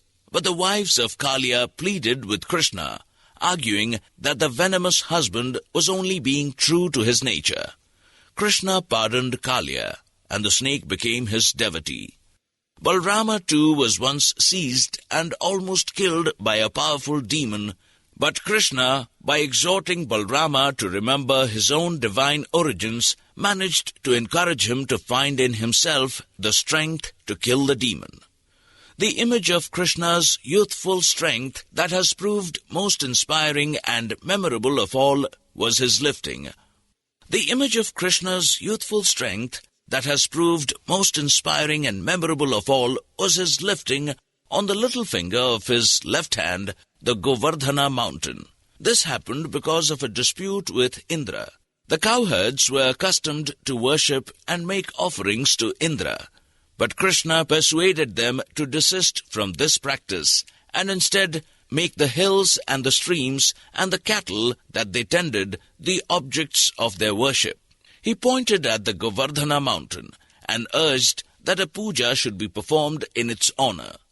The cowherds agreed, but Indra was angry and rained down deluge that the whole earth was flooded. After 7 days and nights of continuous rain, Krishna raised the whole mountain and held it up as an umbrella under which the cowherds with their families, wagons and cattle could shelter. This was when the cowherds finally recognized that Krishna was himself a god and began to worship him. Indra too was impressed and came down on his flying elephant Airavat to fall at the feet of Krishna and acknowledged him as Indra of the cows. He blessed him with holy water, and the cows gave forth such a flow of milk that it formed a river right round the world. Krishna eventually defeated and overthrew Kamsa at a wrestling contest that the evil ruler had announced in the city of Mathura. Hearing that Balrama and Krishna were on their way to the city, Kamsa sent a wild elephant to try to intercept them. But Krishna caught the animal by its tail, and Balrama held it by its trunk, and they swung it around and round till its brains were dashed out.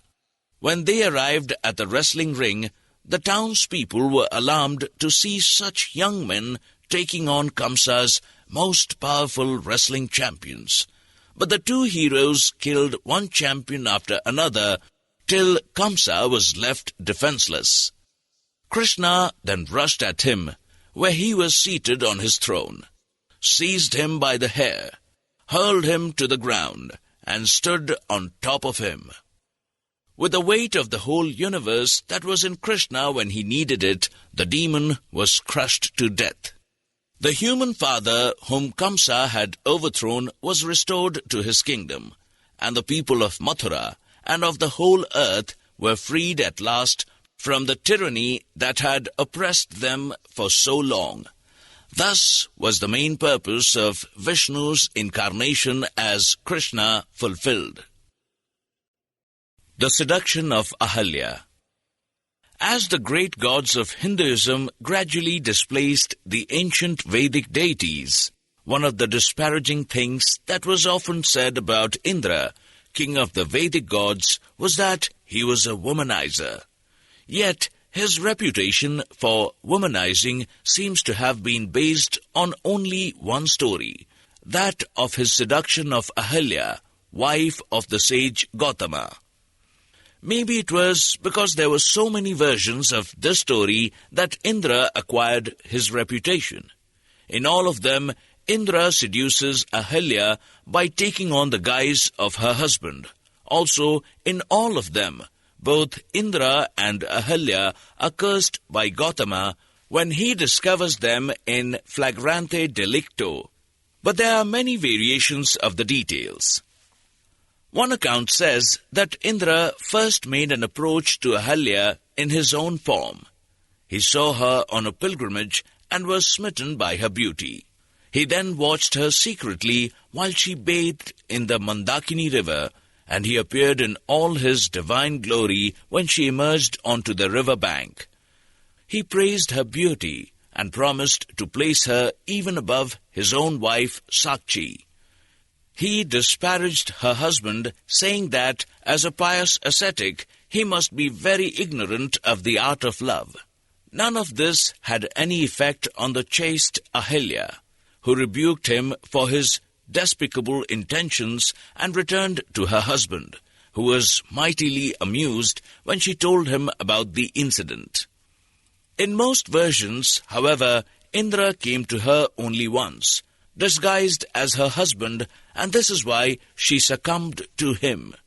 Her husband was absent, and some say that Indra had previously recruited Moon as an accomplice, telling it to crow like a cock in the middle of the night, so that Gautama went down to the river to wash and pray, thinking that it was dawn. When Gautama returned, he found Ahalya in the arms of Indra, and here the storytellers differ as to what happened next. Some say that Indra revealed his identity, admitted his wrong, and begged for mercy. Others say that he immediately turned himself into a cat. How then did Gautama know that it was Indra? Most say that Gautama's own insight and power as a sage were enough for him to know who his wife's seducer was.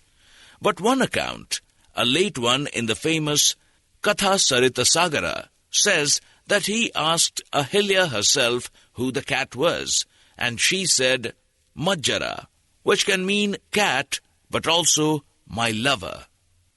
He was pleased that she had spoken the truth, and this was why he modified the curse that he gave her for her adultery. What were Gautama's curses? The initial curses and their subsequent modifications vary in different versions. The oldest version, Gautama cursed Indra with castration, the removal of his penis and testicles. This was done not with a knife, but by the power of Gautama's curse. Such was the power that he expended to carry out so drastic a punishment that he drained himself of his ascetic power.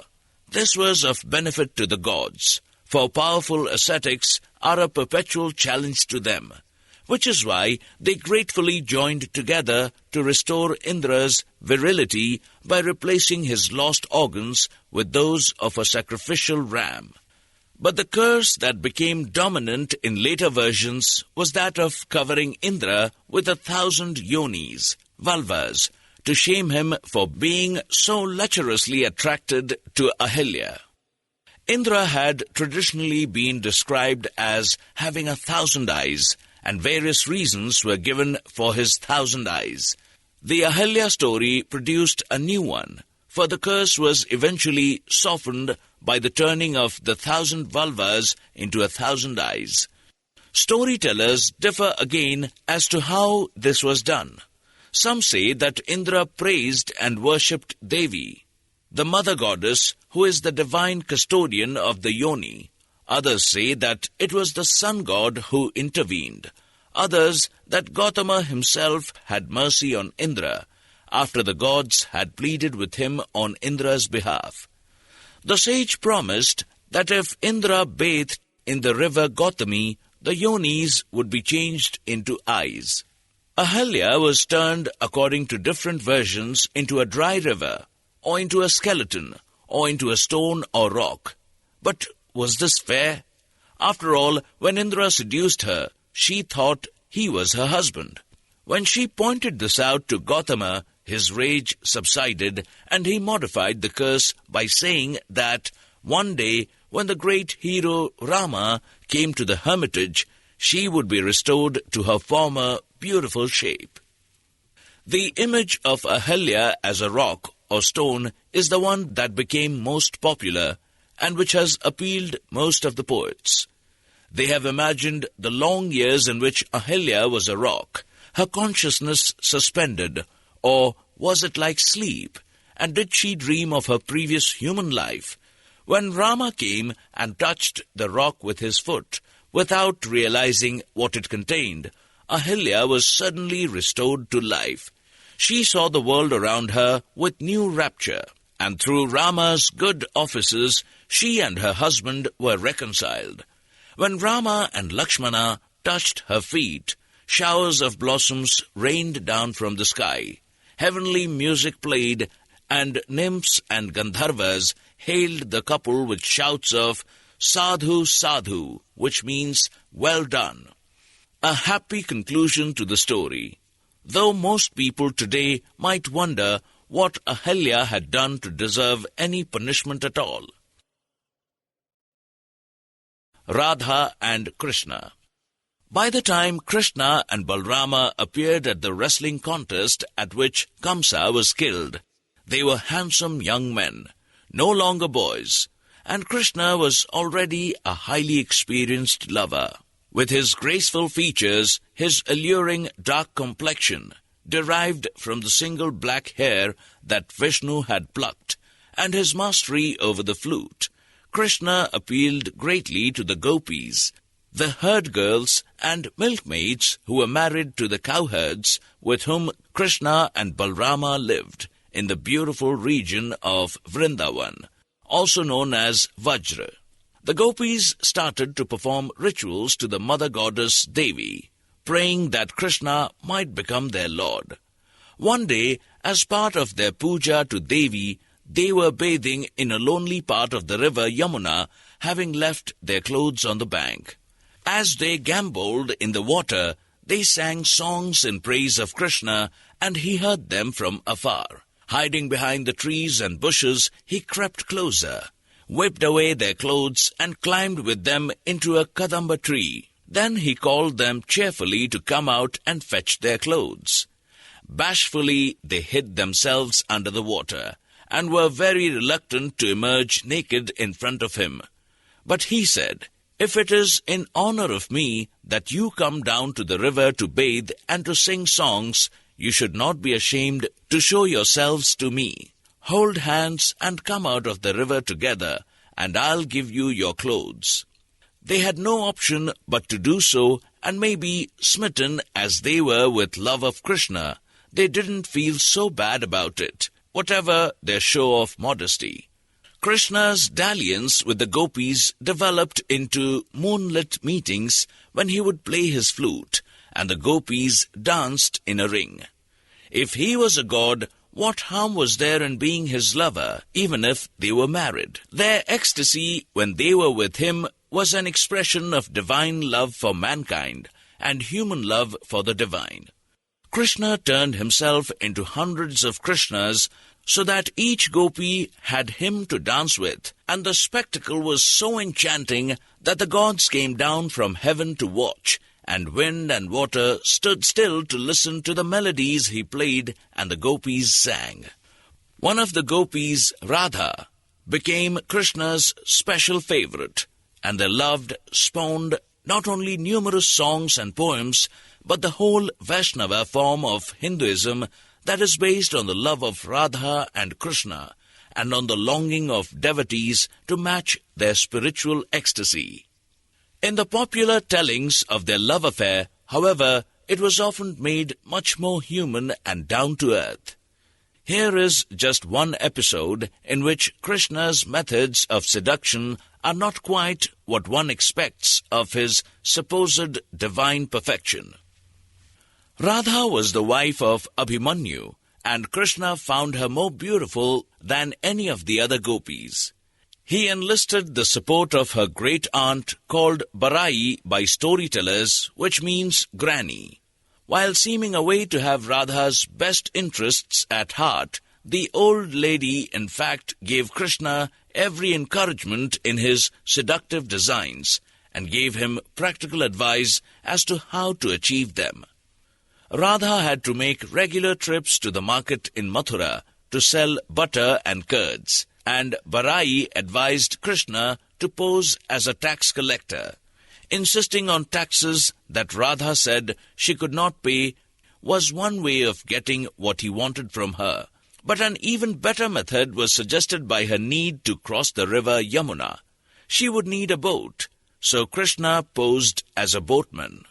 One morning, Radha set off for Mathura with the other gopis, and when they reached the bank of the Yamuna, they were surprised to find only one ferry boat there that was also exceedingly small.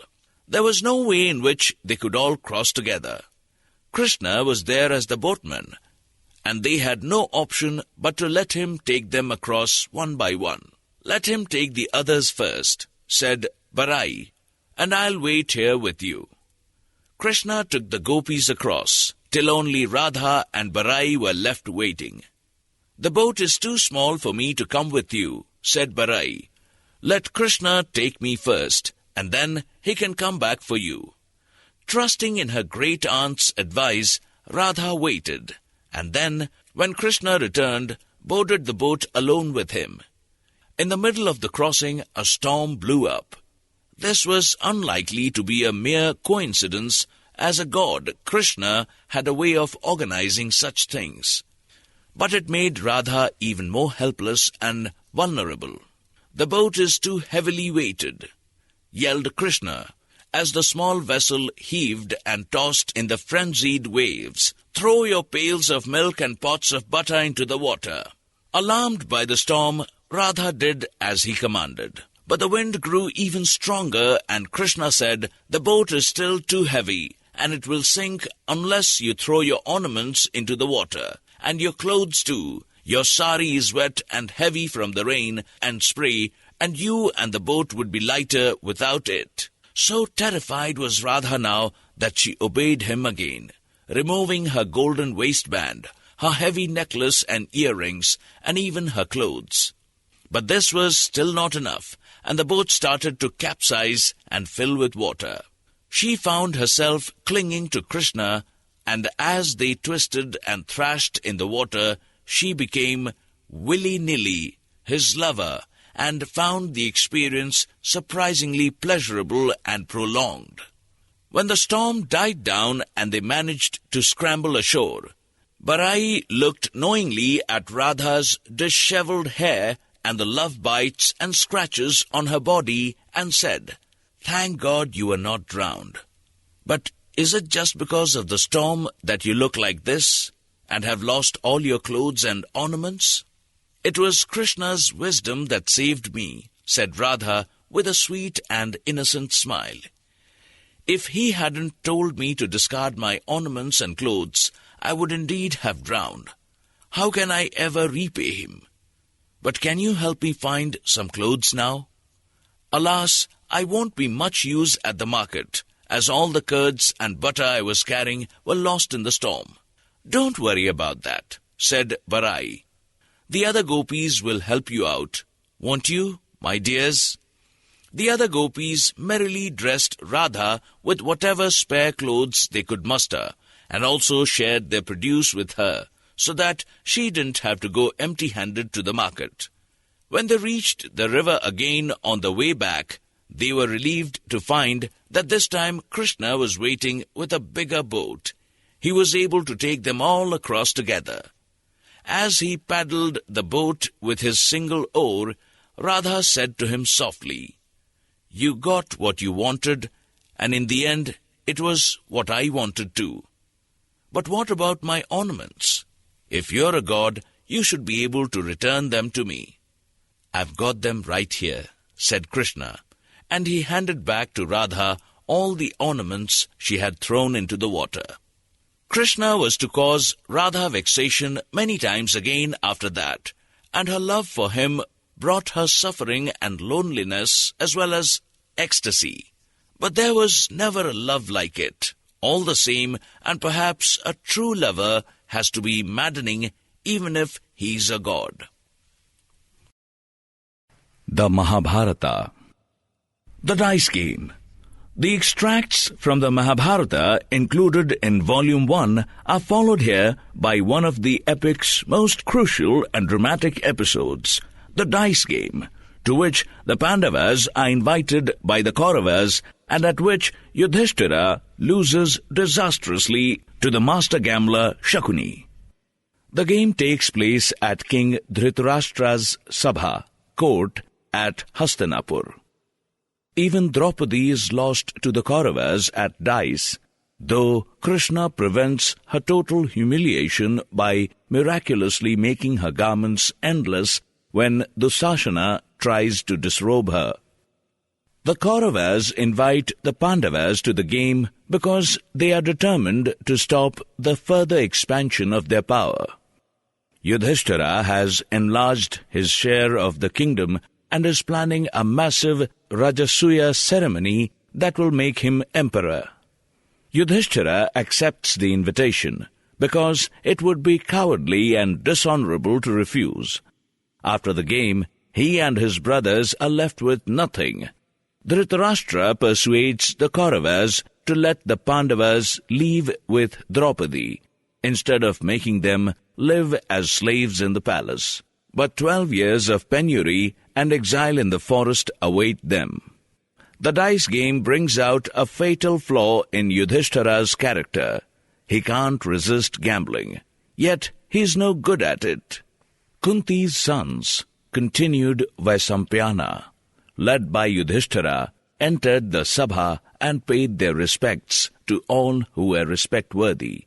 They greeted the kings in the correct precedence, each according to his age, and sat down on luxuriously cushioned seats. After they were seated, and after the kings too were seated, the son of Subala, Shakuni, said to Yudhishthira, "Your Majesty, we are waiting for you." Yudhishthira, begin the dice game. Let the rules be decided. Yudhishthira replied, "Gambling is wicked. Nothing kshatriya in it. Quite the contrary. It's a game of chance." "Why do you praise it?" Shakuni, those who know say crooked gambling becomes an obsession. Why are you bent on tricking us into defeat? Shakuni replied, "The shrewd player who can guess the fall of the dice, who can block the wily moves of his opponents, who's past master of the game, he's the one to play with. The rest is luck. Blame luck then. Come, Your Majesty, let us play. What stakes? Let's not waste time." Asita's son Devala, replied Yudhishthira, "Finest of rishis who instructed us on the deeds that lead to heaven did not include crooked gambling, which he said was wicked. A righteous war, he said, was the Kshatriyan way, never gambling. Decent men don't use rude words. Decent men avoid trickery. Decent men fight clean, without guile and cunning."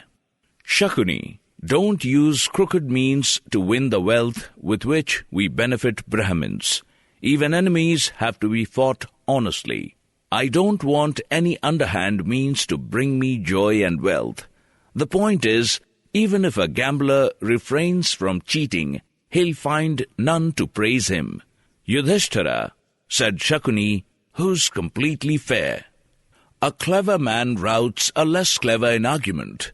Is that fair? One skilled person defeats another less skilled. Is that fair? An expert gambler wants to defeat a beginner. Well, is it fair for a learned man to defeat a less intelligent one? Strong man routs weak. Expert warrior humbles callow soldier. Winning's the motive. All life's like this.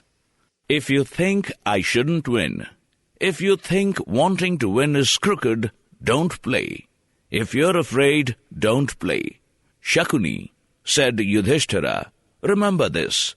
Challenged, I play. I never refuse. I have vowed this. Fate rules all of us. Fate is all-powerful. Who will play with me? Is there anyone here who can stake as much as I? Let's begin. I will stake gems and gold, Duryodhana said, and my uncle Shakuni will play on my behalf. Yudhishthira said, gambling by proxy is against the rules. You are intelligent enough to know this. If you still insist, let's begin. When the dice game started, Vaisampayana continued. The kings, led by Dhritarashtra, sat down in the Sabha. Great Bharata descendant, Bhishma, Drona, Kripa and Mahatma Vidura disconsolately took their seats. Those leonine-necked, radiant kings sat down singly or in pairs in the richly decorated, glittering Sabha. Like heaven refulgent with the glory of assembled gods, the Sabha shone with the collective grandeur of the kings. All of them were learned in the Vedas, all were mighty heroes, all handsome. The dice game began. Yudhishthira said, this precious glittering gold and pearl necklace produced at the churning of the ocean. I stake first. Maharaja, what do you stake? What wealth can you place here? Much wealth, many jewels, said Duryodhana, which I can afford to lose. Go ahead, play. Expert in dice, Shakuni picked up the dice and said to Yudhishthira, I win. Yudhishthira said, Shakuni, you win with a dishonest throw, and you are proud of it? Come, let us play with higher stakes. I have many splendid pots filled with gold pieces, 1,000 in each. All of them, all my treasuries, silver, gold, and other wealth, I now stake here. Shakuni listened and said to the Kuru chief, the shining eldest Pandava, I win. Yudhishthira said, my sacred, always victorious royal chariot, the equal of 1,000 chariots, symmetrically shaped, covered with tiger skin, lovely wheeled with a glorious flagstaff and its small bells and its noise, like clouds of the ocean, pulled by 8 moon-white, all-stamping horses. This, O king, I now stake here. Shakuni listened. Using crooked means, quick-fingered Shakuni said, I win. My 100,000 serving maids, all young with golden bangles and armlets and gold coin waistbands, with expensive neck ornaments, dressed in the richest robes, anointed with sandal paste, skilled in the 64 arts, especially in singing and dancing, always eager to serve the gods, the Sanatakas and kings, I now stake them here. Shakuni listened. Using crooked means, quick-fingered Shakuni said, I win. Yudhishthira said, my thousands of servants, skilled in graceful service, always dressed in silk, young, disciplined, intelligent, wearing gold earrings, waiting courteously on dinner guests, I now stake them here. Shakuni listened. Using crooked means, quick-fingered Shakuni said, I win. Son of Subala, Yudhishthira said, 1,000 must elephants, golden-girdled, loaded with ornaments and garlands, with lotus marks on their temples, necks, and other parts, with white, plough-shaped tusks, fit for kings to ride, undisturbed by war noises, with bodies like massive battering rams, with skin the color of new clouds, each with a following of 8 she-elephants. I now stake them here. Shakuni listened. Using crooked means, quick-fingered Shakuni said, I win. Yudhishthira said, I have as many chariots as elephants, with golden flagstaffs and horses and chariot warriors, each receiving 1,000 gold coins a month in war or peacetime. All these I now stake here. Shakuni listened. Using crooked means, quick-fingered Shakuni said, I win. Titiri, Kalmasha, and Gandharva horses, all with golden garlands, gifted to the wielder of the Gandiva bow, Arjuna, by Chitrartha, great foe-crusher, when Arjuna defeated him in battle. All these I now stake here. Shakuni listened. Using crooked means, quick-fingered Shakuni said, I win. Yudhishthira said, 10,000 of the best carriages, pulled by animals of the finest breed, soldiers of each war style selected in thousands, all of them brave, all unquestioned war heroes, fine rice eaters and milk drinkers, 60,000 in all, broad-chested warriors. All these I now stake here. Shakuni listened. Using crooked means, quick-fingered Shakuni said, I win. 400 nidhi gems, set in copper and iron, each worth 5 golden dronas of the most expensive, gold leaf of the Chatarupa variety. All this, said Yudhishthira, I now stake here. Shakuni listened. Using crooked means, quick-fingered Shakuni said, I win. Even as they gambled, going the way to ruin, Vidura, dispeller of doubts, said to Dhritarashtra, Your Majesty, noble Bharata, listen to my words. Though they may seem as unpleasant as medicine to a man on his deathbed, continued Vaisampayana. When this wretch Duryodhana was born, he wailed like a jackal. We knew then he could ruin our race. A jackal's been born to you. You call him Duryodhana. Your folly won't let you see this. Listen to what Shukra said. The honey snatcher up in the tree does not realize he's about to fall. Engrossed in greed, he slips and dies. Duryodhana is engrossed in the honey of the dice game. He can't see ahead.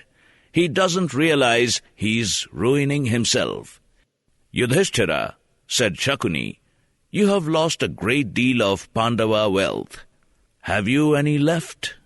Yudhishthira replied, Shakuni, my wealth cannot be counted.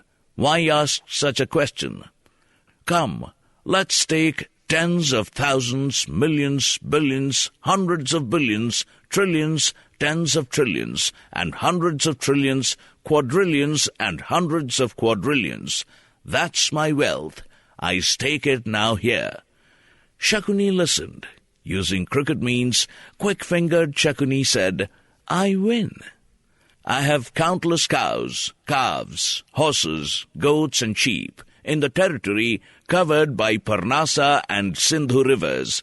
I stake them. Shakuni listened. Using crooked means, quick-fingered Shakuni said, I win.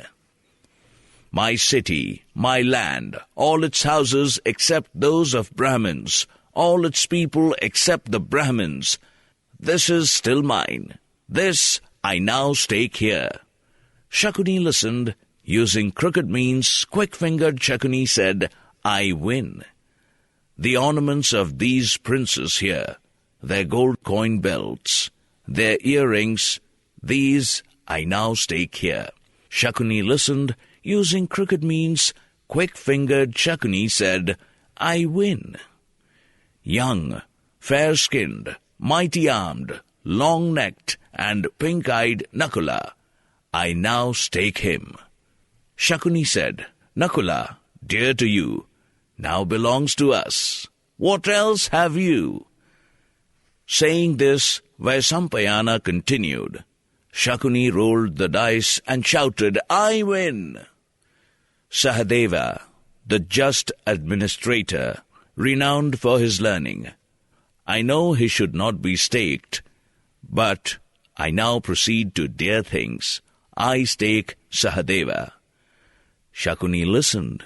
Using crooked means, quick-fingered Shakuni said, I win. Shakuni said, Madari's sons, dear to you, now belong to us. It seems, Yudhishthira, you love Arjuna and Bhima more than you love them. You're a fool, said Yudhishthira. We are all one, and you're trying to create bad blood between us? Shakuni said, A drunk falls in a ditch and can't get out. I am sorry. You are senior in age and learning. I bow to you. Yudhishthira, gamblers get all excited and say things they would never otherwise, not even in their dreams. The always victorious, our boat across the sea of battle, the energetic, incomparable hero Arjuna.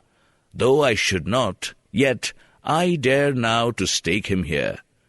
Shakuni listened. Using crooked means, quick-fingered Shakuni said, I win. Ambidextrous Arjuna is now ours, said Shakuni. The only wealth now left with you is Bhima, our leader, brave like Indra in battle, the enemy of the anti-gods with leonine neck, curvy eyebrows, large eyes, matchless in strength, mace-wielding foe-crusher, unable to tolerate the least insult. Though I should not, yet I dare now to stake Bhima. Shakuni listened. Using crooked means, quick-fingered Shakuni said, I win. Son of Kunti, Shakuni said, your wealth, horses, cattle, your brothers are all lost. What else have you?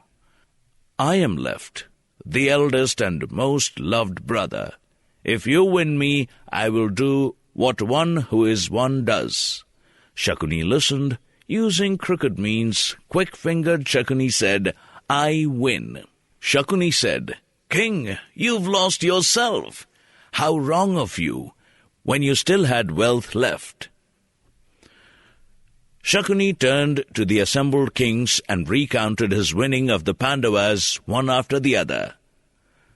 But there is still one wealth left, Yudhishthira, he said. Draupadi, your queen. Stake her and win yourself back. I now stake her, said Yudhishthira. Neither short nor tall, neither dark nor pale, with wavy dark blue hair, eyes like autumn lotus leaves, fragrant like the lotus, perfect as Lakshmi herself in grace and beauty, extraordinarily accomplished, soft-spoken and gentle, the ideal wife for the pursuit of dharma, artha, and kama. She is the last to sleep, the first to wake, even earlier than the early rising cowherds and shepherds. Her sweat-bathed face is lovely like the lotus, like the jasmine, slim-waisted like the middle of the sacred Vedi, long-haired, pink-lipped, and smooth-skinned. Draupadi, princess of Panchal, I now make her my stake, O son of Subala. Come, let's play. Hardly had wise Yudhishthira said this than all the elders present in the Sabha murmured, Shame, shame. The Sabha was agitated. Many kings showed sorrow and displeasure. Sweat showed on Bhishma, Drona, and Kripa. Vidura clasped his head between his hands like a man gone mad. He stared at the floor, thinking, sighing like a snake. Bhalika, Pratipa's grandson, Somadatta, Sanjaya, Ashwathama, Bhurishrava, and Dhritarashtra's son Yuyutsu wrung their hands and kept sighing deep snake sighs. Dhritarashtra, secretly happy, could not hide his feelings and kept asking, "Have they won? Have they won?" Dushasana and Karna laughed out uproariously, but there were tears in the eyes of the other kings. Shakuni, flushed with success, repeated, "I win, I win." He reached forward and picked up the dice. Duryodhana said, "Vidura, come here. Bring Draupadi here, lovely and beloved wife of the Pandavas. Put her in the maid's quarters and make her sweep the rooms." "You fool," said Vidura, "don't you know you are using words that will hang you? Don't you see you're standing on the edge of doom? A deer inviting the wrath of tigers. You swine, can't you see the venomous snake curling round your head? Stop now. Don't tempt Yama any more. If you ask me, Draupadi is not lost. She was staked after Yudhishthira lost himself. He wasn't his own master. The bamboo tree flowers when about to die. So this son of Dhritarashtra wins this last treasure. Drunk with gambling, he can't see the terrors that lie ahead. No man should speak harshly or hurt others. No man should overcome enemies by gambling and other wicked means. No man should speak words that lead others to hell. One man speaks words, and another smarts day and night. They have stung him to his very heart. Therefore, the wise declared that bitter words should remain unspoken. Remember the goat who swallowed a hook? The hunter pushed its head on the ground and ripped it apart by pulling out the hook. Don't be the goat to the Pandavas' hook. The Pandavas never use harsh words. Only low-class pariahs speak the way you do about the forest dwellers, the domestic people, the ascetics, and the learned. Dhritarashtra's son has no idea that he is entering one of the terrifying gates of hell, accompanying him with Dushasana and other Kurus addicted to gambling. Watermelons will sink, stones float, boats go under, but Dhritarashtra's foolish son will not listen to me. He will destroy the Kurus. When the wisdom of friends is not heeded, when obsession is the norm, a terrible and total doom is sure for the Kurus. Drunk with pride, Dhritarashtra's son said, "Shame on Vidura." He looked at the doorkeeper and said in front of the assembled kings in the Sabha, "Doorkeeper, go, bring Draupadi here. Don't be afraid of the Pandavas. Vidura's a blabbering coward. He hates us." The doorkeeper, a man of Suta caste, hurried away. He entered like a dog slinking into a lion's den, and said, "O Draupadi, you have been lost by Yudhishthira in a dice game. Come with me to Dhritarashtra's palace, and I will find work for you in the servants' quarters." "Who are you, doorkeeper," said Draupadi, "to speak to me like this? Which king is there who stakes his own wife? Was he out of his senses? Was there nothing else?" "Nothing," replied the doorkeeper. "So Yudhishthira staked you. First his brothers, then himself, then princess, you." "Go back to the Sabha," said Draupadi, "and ask that gambler whom he lost first, himself or me. Then, son of a Suta, come here and take me with you. I must know what he says before I go with you." The doorkeeper hurried back to the Sabha and repeated Draupadi's word to Yudhishthira sitting in the center. "Draupadi asks you, were you your master before you lost me? Did you lose yourself first or me first?" Yudhishthira did not say a word, neither agreeing nor denying. He sat like a man deprived of his senses. Duryodhana said, "Tell the Panchal girl to come here herself and ask him, so that all here can enjoy the exchange." Obedient to his master, The distressed doorkeeper hurried to Draupadi and said, "Princess, they summon you in the Sabha. Oh, the Kurus are doomed. He is fallen so low that he wants you there in person. He is finished. He cannot prosper." Draupadi said, "It's ordained. Young and old pass through joy and sorrow. Dharma is the highest goal. Dharma, if practiced, brings the highest blessings. O Dharma, stay with the Kurus. Go to the Sabha. Tell the noble assembly there these words of Dharma. O Dharma, stay with the Kurus. Go to the Sabha.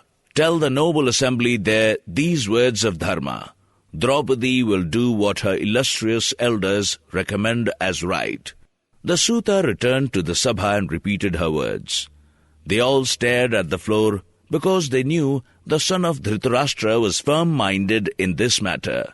Yudhishthira, when he discovered Duryodhana's intentions, sent a messenger to his wife Draupadi. With this message, "Though you are in your period, and therefore dressed in a single cloth draped below the navel, come to the Sabha as you are, and stand weeping before your father-in-law." The intelligent messenger rushed to Draupadi's house and gave her the message exactly as desired by Yudhishthira. The shining Pandavas, puzzled and distressed, but bound by their word, could not decide on a firm course of action. Duryodhana looked at them and smiled. He said to the Suta, "Doorkeeper, bring her here. Let the Kurus answer her publicly." Obedient to his master, but also afraid of Draupadi, he swallowed his pride and said, "What shall I tell her?" Duryodhana said, "Dussasana, this idiot Suta is afraid of Bhima. Go and drag her here yourself. Our enemies are now our slaves. What can they do?" Dussasana heard his brother's command and rose with bloodshot eyes. He went to Draupadi and said, "Panchali, dark-skinned beauty, come, you are ours. Forget your modesty and look at Duryodhana. Lotus-eyed lady, we are your lords. Come to our Sabha." She stood up fearfully, hid her face in her hands. She ran to the palace of the Kaurava ladies. Dussasana, roaring, ran after her. He caught her by her long, flowing, blue, wavy hair.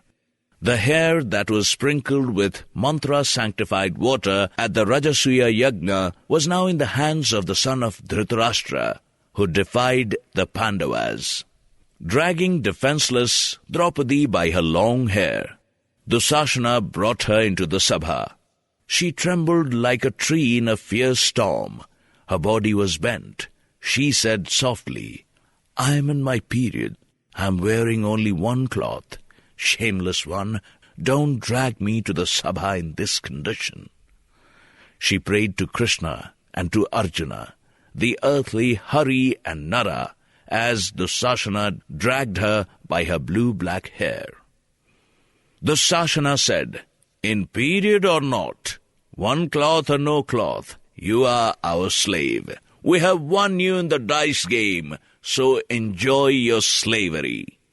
Her hair awry, her cloth slipping as he dragged her, shy Draupadi, in suppressed anger, said softly, "All the men here know the Shastras. They know the Yajnas and other rituals. They are all like Indra. They are my gurus. How can I face them like this? Oh, cruel one, don't undress me. The Pandavas will never forgive you, not even if the gods and Indra himself come forward to help you. Dharma's noble son is bound by Dharma, and Dharma is subtle. Only the clear-visioned see its real nature. I will never admit any fault in my husband. It is most wrong to drag me in my period before the Kuru heroes, but none here finds it wrong. Oh, the shame of it! If all these great Kuru heroes find nothing wrong here, then the Dharma of the Bharatas is dead. The Dharma of the Kshatriyas is dead. Drona, Bhishma, Vidura, and the great monarch have lost their greatness. Else, why are they silent? Tell me, kings, answer me. What do you think? Have I been won by the rules of dharma?" Slim-waisted Draupadi cried in her sorrow and glanced at her husbands. Her glance inflamed their rising anger. What hurt them more than the loss of their kingdom, wealth, and ornaments was that glance of modest Draupadi. Seeing Draupadi looking at her husbands, Dussasana pulled her hair harder and laughed, shouting, "Slave! Slave!" Karna was delighted and laughed out loud. Shakuni, Subala's son, approved by applauding loudly. With the exception of these three and Duryodhana, all present were filled with shame seeing Draupadi dragged. Bhishma said, "Noble lady, I know a man with no wealth cannot stake another's wealth. I also know wives are at their husband's command. What can I say? It's all very puzzling. Dharma is very subtle. Yudhishthira will give up the entire world rather than deviate from dharma." Yudhishthira clearly said, "I have been won. Very confusing. I don't know what to say."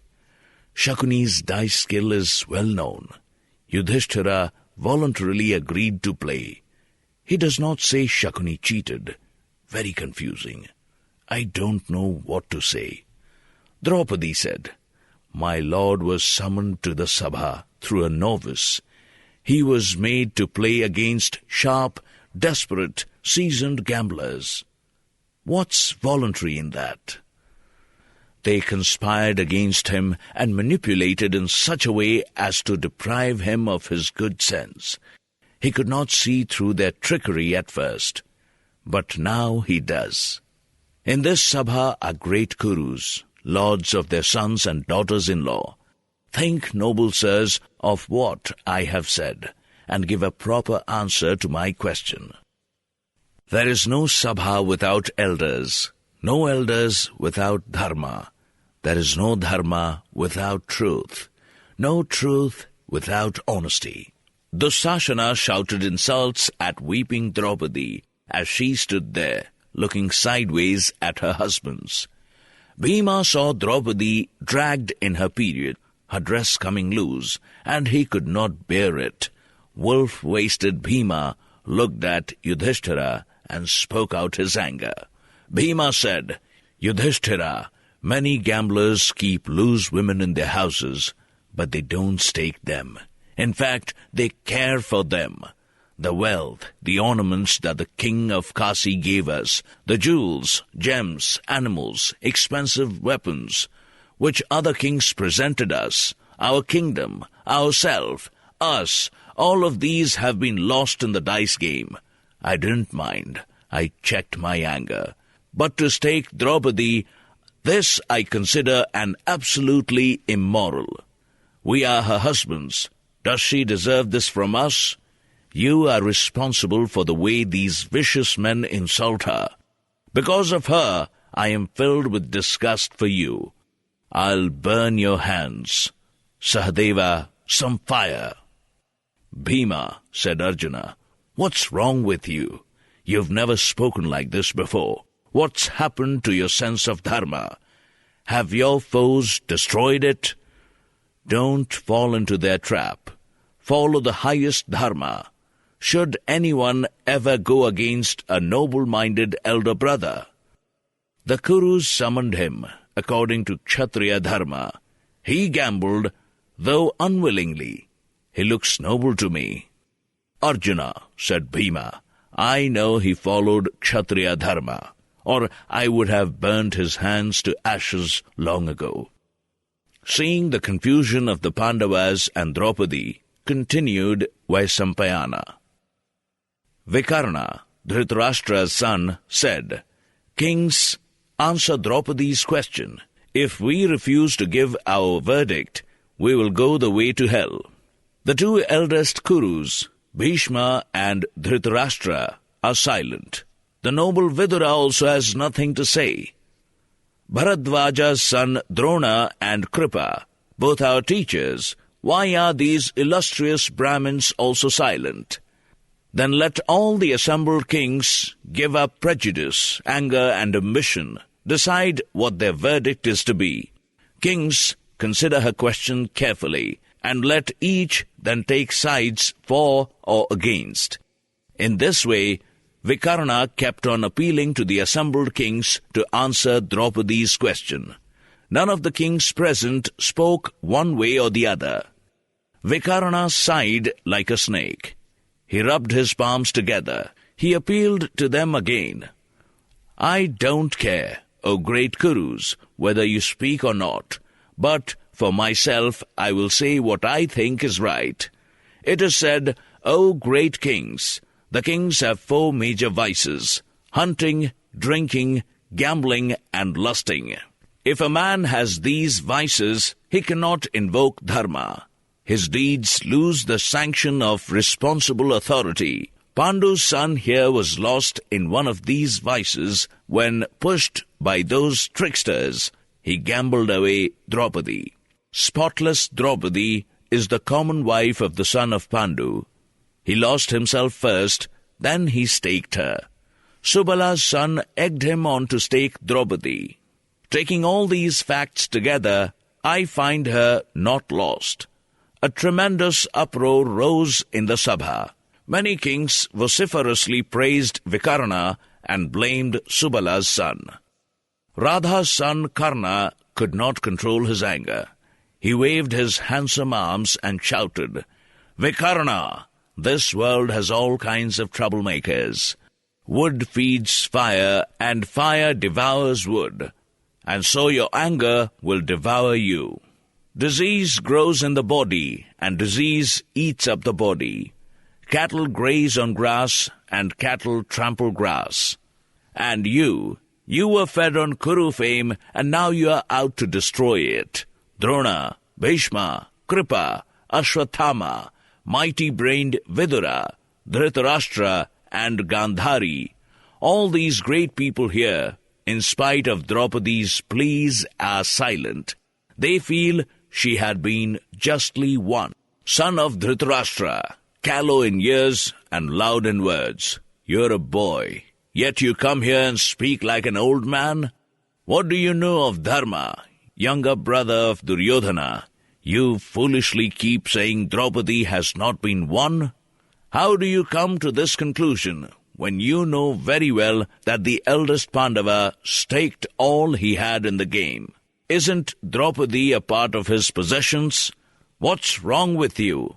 She's rightly won. How is she not won? Wasn't her name brought up in the game, and didn't Yudhishthira willingly stake her? And you say she isn't won.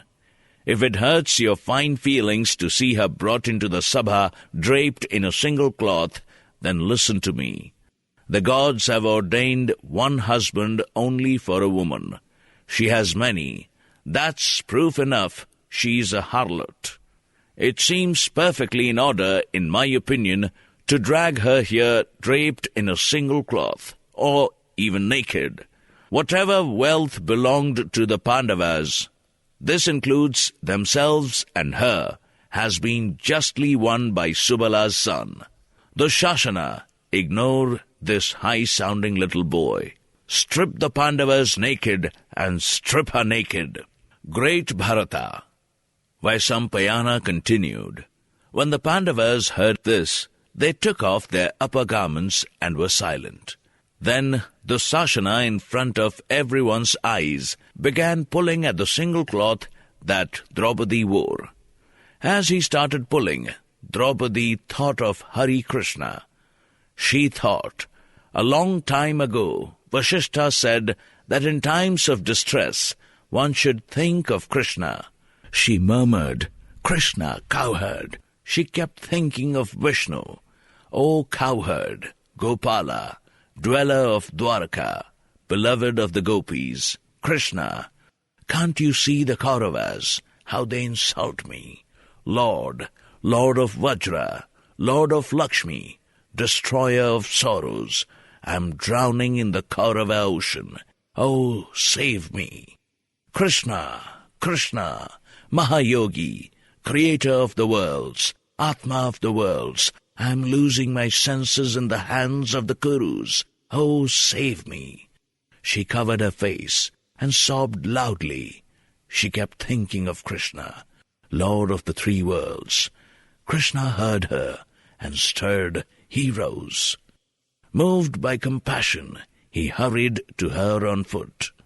She prayed for help to Krishna, Vishnu, Hari, Nara, and Krishna came as Dharma, unseen, and covered her.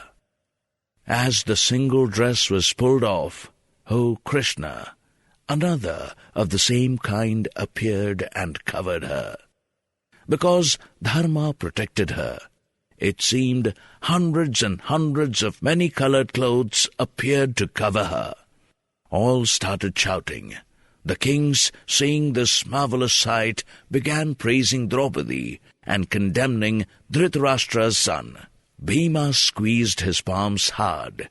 His lips trembled in anger. He stood up and loudly made this fierce vow. "Kshatriyas of the world, listen to my words. Words never before uttered. Word never again to be uttered. May I never face my revered ancestors, O lords of the earth. If I fail to do what I now vow, I will rip open the breast of this sinful beast of the Bharatas and drink his blood on the battlefield." Hearing these fierce, horripilating words, all present applauded Bhima and found fault with Dhritarashtra's son. A heap of cloth lay in the center of the sabha. The Shasana, tired and ashamed, sat down. The kings looked at Kunti's sons and burst into stirring cries of disapproval. "Shame! Shame!" The men there, wondering why the Kauravas refused to answer Draupadi's question, murmured against Dhritarashtra. All Dharma-knowing Vidura lifted his hands and appealed for silence. He said, "All present in this sabha, weeping Draupadi asks a question that none cares to answer. You insult Dharma. A suffering person comes, aflame with doubt. Good men should put out the fire with soothing words of truth and Dharma. A suffering person asks this sabha about the rules of Dharma. Answer the question coolly and impartially." Vikarna has answered the question as best as he could. You should also, O kings, answer as best as you can. The man who knows Dharma and sits silent in a sabha when questioned brings on himself the taint of a half-lie. The man who knows Dharma and answers falsely in a sabha when questioned brings on himself the taint of a lie. The kings heard Vidura, continued Vaisampayana, but were silent. Karna said to Dusashana, "Take her to the servants' quarters." Dusashana began pulling away trembling, shame-filled Draupadi. Sobbing Draupadi kept calling out to the Pandavas. Urvashi. Urvashi is celebrated in Hindu mythology of being the most beautiful Apsara, nymph in heaven. Almost no one, divine or human, could resist her charms. She was created when the gods grew alarmed at the power that the sage Narayana was achieving through extreme asceticism. They sent a nymph from heaven, but this was not Urvashi. When the sage saw the nymph, he placed a flower on his thigh, and from this emerged Urvashi. The name means born from Uru, the thigh. He sent her back to heaven with the other nymph, where she wreaked havoc, because all the gods wanted to marry her. In this extract, Indra tests Arjuna by arranging for Urvashi to be sent to him. The hero shows his superhuman powers by resisting her. She curses him to impotence. But Indra is so impressed by Arjuna's self-restraint that he modifies the effect of the curse. One day Indra, noticing that Arjuna's eyes wandered in Urvashi's direction, said to Chitrasena in private, chief of the Gandharvas, go to Urvashi, foremost of Apsaras, and see that she attends to Arjuna. You have made him proficient in the weapons of war. Now make him skilled in the art of pleasing women." Chitrasena replied, "It will be done." Commanded by Indra, the Gandharva chief approached exquisite Urvashi. She received him diligently and honored him. He sat down, relaxed and smiling, said to relaxed Urvashi, "Lovely hipped lady, I come here on instructions from the sole Lord of Heaven, who wants a favor. Known for grace, good manners, handsomeness, self-discipline, famous for his feats, respected by the pious, full of poise, a genius of a man, energetic, forgiving, unmalicious, a student of the Vedas, Upanishads, their branches, the Puranas, respectful to his gurus, learned in the 8 attributes of the mind, who, by brahmacharya, ability, birth and age, can protect heaven itself, as Indra does, an unboastful man, one who gives due honor, who can see the smallest detail in its full importance, a soft-spoken man, who pleases his friends and dependents with food and drink, a truth speaker, eloquent, good-looking, modest, kind to his well-wishers, pleasing, loved by all, strict in promise, like Indra and Varuna in qualities. Such a man is heroic Arjuna. Now you know him. Lovely lady, he is fit to taste the fruits of heaven. Let him today sit at your feet. Do this, for you please him." Urvashi of perfect features listened to Chitrasena attentively. She smiled and replied gaily, "So many virtues all rolled up in one man? With those virtues any man would do. Why not Arjuna? Because Indra commands me, because I am your friend, because Arjuna has so many virtues. I am already in love with him. Go then, I will go to him." Promising the Gandharvas his request, smiling Urvashi, eager to meet Arjuna, bathed. She put on glittering ornaments and scented garlands. The god of love had charmed her with Arjuna's grace and beauty. So intense was her feeling for the man she loved that she withdrew her mind from all other objects. Her passionate imagination made her dream of Arjuna making love to her on a large, luxurious bed. When the moon rose and twilight arrived, large-hipped Urvashi made her way to the house of Arjuna. She was radiantly lovely. Her shining, soft, long braid of hair was fragrant with bunches of flowers. Her grace, her loveliness, the curving of her eyebrows, her soft syllables, her moon-like face, they rivaled the moon. Her large, curved breasts, adorned with a gold chain, divine perfume, delicate sandal paste, shook as she walked. The weight of her heavy breasts made her stop slightly at every step, revealing the beauty of her waist's triple fold. Her graceful, round haunches, like 2 shapely hills, looked like love's own temple. Golden chains glittered. On them they could seduce the saintliest divine rishi. They were mind-ravishing, draped in transparent dress. Her lovely ankled, flat-soled feet had copper-colored toes. They curved like the back of a tortoise. They were decorated with rows of tiny bells that tinkled as she walked. The little wine she had drunk made her light-hearted. Inflamed by desire, she swayed as she walked, a ravishing sight. Heaven has many enchantments, but the Siddhas, the Charanas, and Gandharvas knew no enchantment greater than Urvashi walking. Her breasts were covered with a cloud-soft cloth. She looked like a moon moving behind soft white clouds.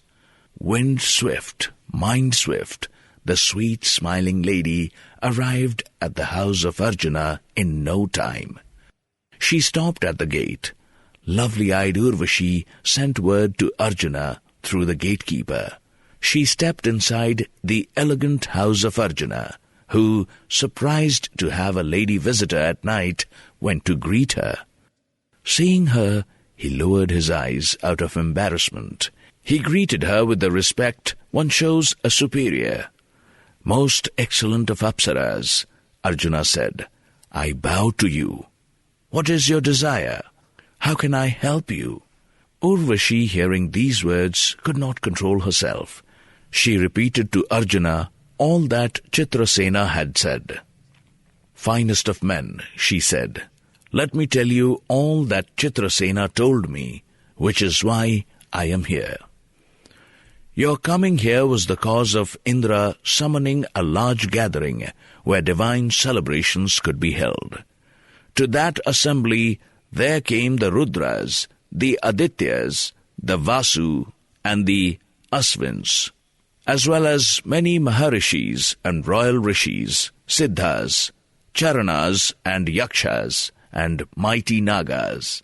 When these godlike people, shining like the sun or moon or fire, sat down according to rank, prestige, and prowess, the Gandharvas, O large-eyed hero, began playing the veena, and sang exquisite, haunting songs of bewitching melody.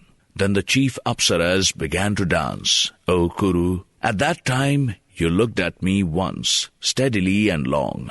When the gathering dispersed, the gods, commanded by your father, returned to their different abodes.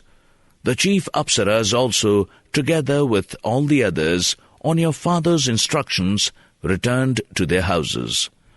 Lotus-eyed one, commanded by Indra, Chitrasena, came to see me in my house, and said, "Lovely lady, the chief of the gods has sent me.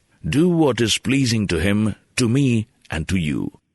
Lovely-hipped lady, make love to him who is brave like Indra in battle, and has a generous heart. Commanded by him and by Indra, I am here. Great foe subduer, I come here in order to serve you. I have fallen in love with your virtues, O hero. This is all I want. It seems I have always loved you." When he heard her speak in heaven in that way, Arjuna was so embarrassed that he shut his ears and said, "Beautiful lady, fortunate one, it is not proper that I should hear all this. I look on you as a guru's wife. You are to me like shining Kunti, like Indra's wife Sakshi. I do not have the least doubt about this. Lovely, smiling, auspicious lady, it is true that I looked steadily at you, but there was a special reason. It was this. I looked at you with staring eyes, happily, because I said to myself, 'Here is the mother of the Purus.' Apsara, do not have any other feelings for me, for you are the mother of my race, a guru above all gurus." "Son of Indra," replied Urvashi, "we Apsaras have no restrictions. We are free to choose. Don't make me a guru. All the sons and grandsons of the Purus who received the rewards of their tapas here have been entertained by me here. You should not consider this a wrong. Be kind to me. Do not reject me. I burn with love. You know how to give proper respect. I love you. Take me." "Faultless-featured lady," Arjuna replied, "listen to me. Let the 4 directions and 4 sub-directions and the gods hear. Perfect one, you are to me like Kunti, Madri, and Sakshi, the mother of our race, someone to respect. Lovely complexioned one, go, I beg of you. I place my head at your feet. You are my mother. Treat me as a son." When Urvashi heard this, she lost her head in anger. Trembling with furrowed brow, she said to him, "Because you insult a woman who comes to you because she loves you, and your father ordered her to do so, you will have to live among women without respect as a dancer. you will be deprived then of your virility." She breathed deeply. Her lips kept quivering, and she hurried to her house after cursing Arjuna.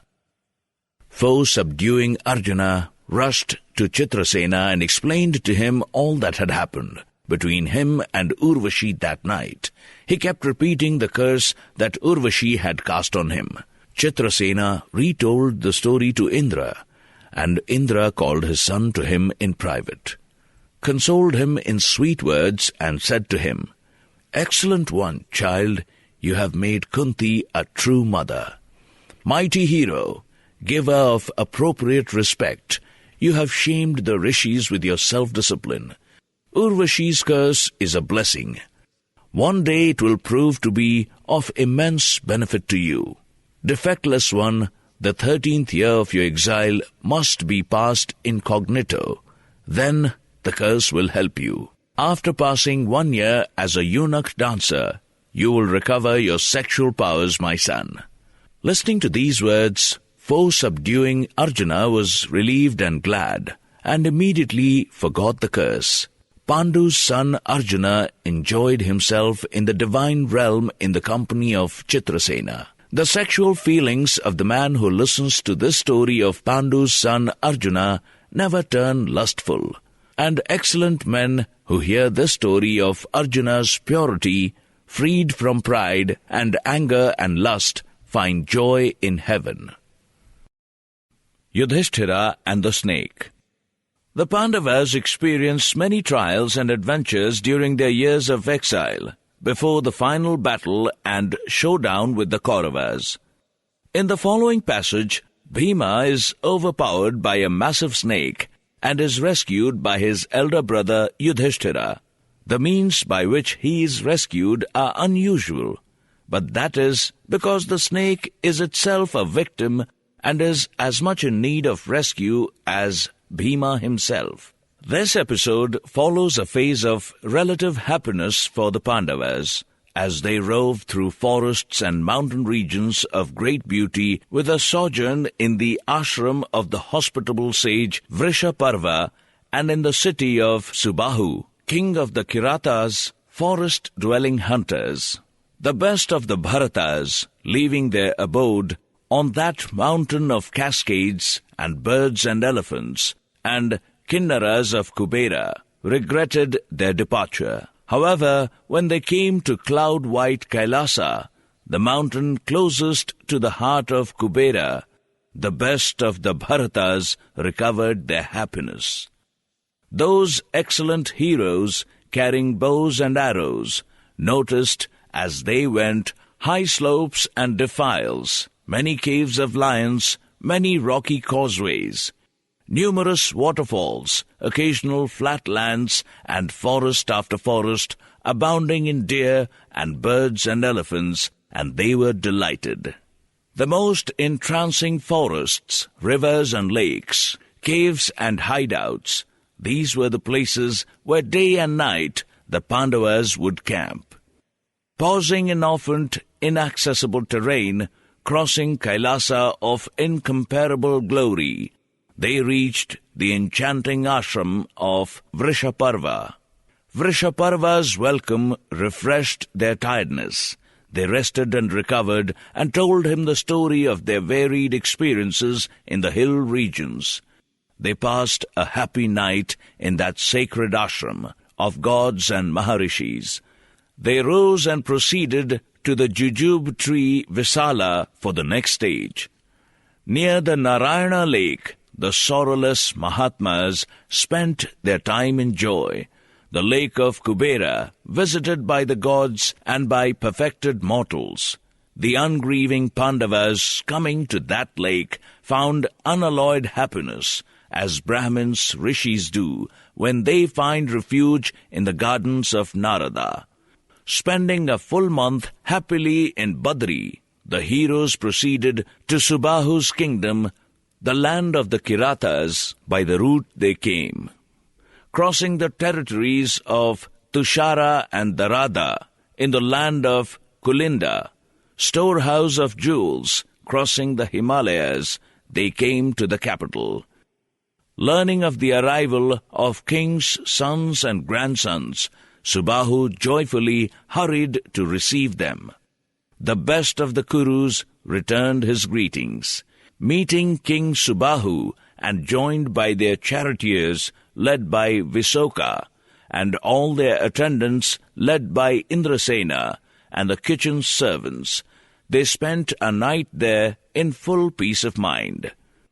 Dismissing Ghatotkacha, they went on their chariots to the prince of mountains in Yamuna's vicinity. On that mountain of waterfalls, where white snow turbaned, saffron and grey in the Vishakhayupa forest, these greatest of heroes dwelt for a while. The forest abounded in boars and birds like the Chaitraratha forest. The excellent hunters lived peacefully there for 1 full year. There, in a cave, wolf-waisted Bhima came across a snake afflicted with hunger, horrible as death, and Bhima was afraid. But valiant Yudhishthira succeeded in freeing Bhima from the coils of that terrible snake, which had managed to wind itself all around Bhima.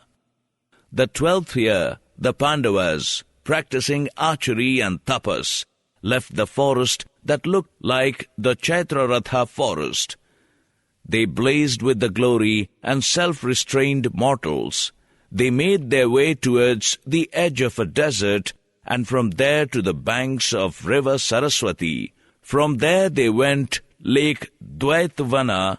As they approached Dvaitvana, the people who lived there engaged in tapas and severe self-discipline, practicing purity, subsisting on food hand-crushed by stones, hurried to meet them with grass mats and water. On Saraswati's banks were fig tree and red berry, sugarcane and jujube. Happily they roamed on the banks of the river, beloved of the Yakshas, Gandharvas and Maharishis, looking like a heaven. It was bliss to be there. Holy One, asked Janmejaya, why was 10,000 elephant-strong Bhima so terrified of that snake? He once challenged even the son of Pulastya to a duel and slaughtered Yaksha and Rakshasas. In the lotus lake, yet you say he was afraid. You have roused my curiosity. Now satisfy it. Traveling from the ashram of Vrishaparva, the expert archer Bhima entered Dvaitavana forest. Wolf-waisted Bhima, Vaisampayana said, armed with bow and sword, came to that god and Gandharva-visited forest.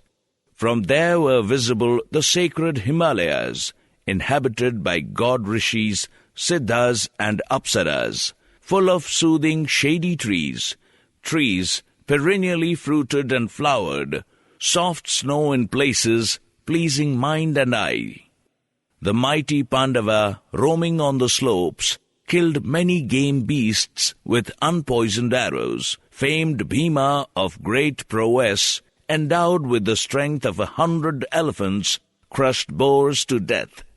He also killed many deers, boars and buffaloes with arrows. Bhima's hunting skill was prodigious. Mighty Bhima had the strength of 100 elephants and an equal number of strong men. He uprooted and smashed trees with a great show of violence, shaking earth, forest, and all things near. He battered hilly crags, he felled trees, and with his lion roars he terrified all. He jumped and shouted, he clapped his hands, he stuck his arms, he rode vociferously. His arrogance and fearlessness seemed limitless. Even the mightiest elephants and powerful lions, terrified by Bhima's raucous shouts, abandoned their lairs, sometimes running or sitting or resting. Bhima wandered in that fearsome forest with absolute impunity. Strong and reckless, like a tiger he roamed. As forest dwellers do, as soon as he set foot in the great forest, mighty Bhima yelled fiercely, stupefying all creatures who lived there the snakes, alarmed by the shouting of Bhima, scuttled away. But he pursued and overtook them.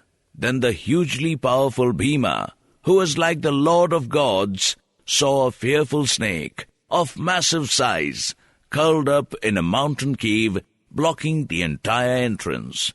Its body seemed to be mountainous. It looked incredibly powerful. Its skin, turmeric-colored, speckled with black. Its mouth gaped like a cavern. It had 4 fangs. Its coppery eyes glared. It licked the corners of its mouth. A terror to all creatures, it looked like death itself. Its hisses were warnings to intruders to stay away. Bhima approached near enough for the goat-gulping snake to coil itself viciously round him. Because the snake had received a special boon, Bhima was helpless as soon as the coils tightened. Surpassing the strength of all, Bhima's arms had the strength of 10,000 large elephants, but caught in the coils of that great snake, Bhima could not move at all. He was helpless. So constricting was the grip. Because of the boon, the lion shouldered Bhima's energies drained away. He did his best to extricate himself, but no matter how hard he tried, he failed. Overpowered by the snake, said Vaisampayana, Bhima began to wonder about the reptile's incredible strength. He said to the gigantic snake, "Best of reptiles, tell me who you are and what you intend doing with me." "I am Pandava Bhimasena, younger brother of Dharmaraja Yudhishthira. How is it that I, who have the strength of 10,000 elephants, have succumbed to your power?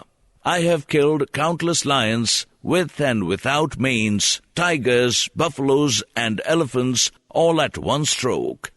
Even the hugely powerful Rakshasas, O excellent reptile, Pishachas and Pannagas are unable to withstand me.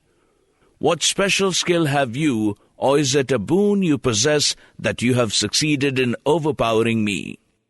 It seems to me that human strength is useless, since you have me completely in your power." Even as the brave Bhima said these words, the snake tightened the grip he had on the Pandava. The snake had Bhima trapped in his coils, but allowed him freedom of his muscular arms, saying, "Strong-armed creature, I am hungry. My God has brought you to me to be my food. What is life without food? For chastiser, let me tell you today how I happen to be in this snake form. Listen, good man. The wrath of some holy men has reduced me to this plight. Wishing to expiate, I tell you this. Everyone has heard of the royal rishi Nahusha. You must have too. He was one of your ancestors, Ayu's son. I am he. Because I slighted the Brahmins, Agastya cursed me, and you can see the plight I am in. Though you are my descendant, a good-looking one, though I should not be eating you, I have no choice. Excellent mortal, cow or buffalo, or whatever crosses my path during the day's 6th part becomes my food. Excellent Kuru, no inferior animal of untold strength has overpowered you. It is my boon that holds you. When I was falling from Indra's throne in front of this place, I begged Agastya to free me of the curse. Filled with pity, the illustrious rishi said to me, "The curse will end after some time has elapsed." I plummeted down to earth. My memory remained intact, so I am able to recall all that happened. The rishi added that whoever would be able to answer correctly the questions I put would be my savior. And even if I seize a being stronger than myself, he would not be able to free himself, he said. I heard these gentle words of the good rishi meant for my good. Suddenly, the twice-born one vanished, and I found myself, on account of my bad karma, turned to a snake. Shining One, I have lived in a horrible hell all this time, awaiting liberation." Strong-armed Bhima said to the snake, "Mightiest of reptiles, I am not angry. I do not blame myself, because sometimes man has power and sometimes is powerless. To bring or avert sorrow or joy, that should not worry him. After all, who can alter destiny by trying hard? I think that destiny is supreme, exertion futile. Look, what else is it but destiny that has today paralyzed the strength of my arms and made me weak? Today I am not sorry so much for myself as for my brothers, exiled from their kingdom to this forest. This high mountain is inaccessible.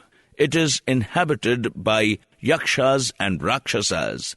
They will search dejectedly for me.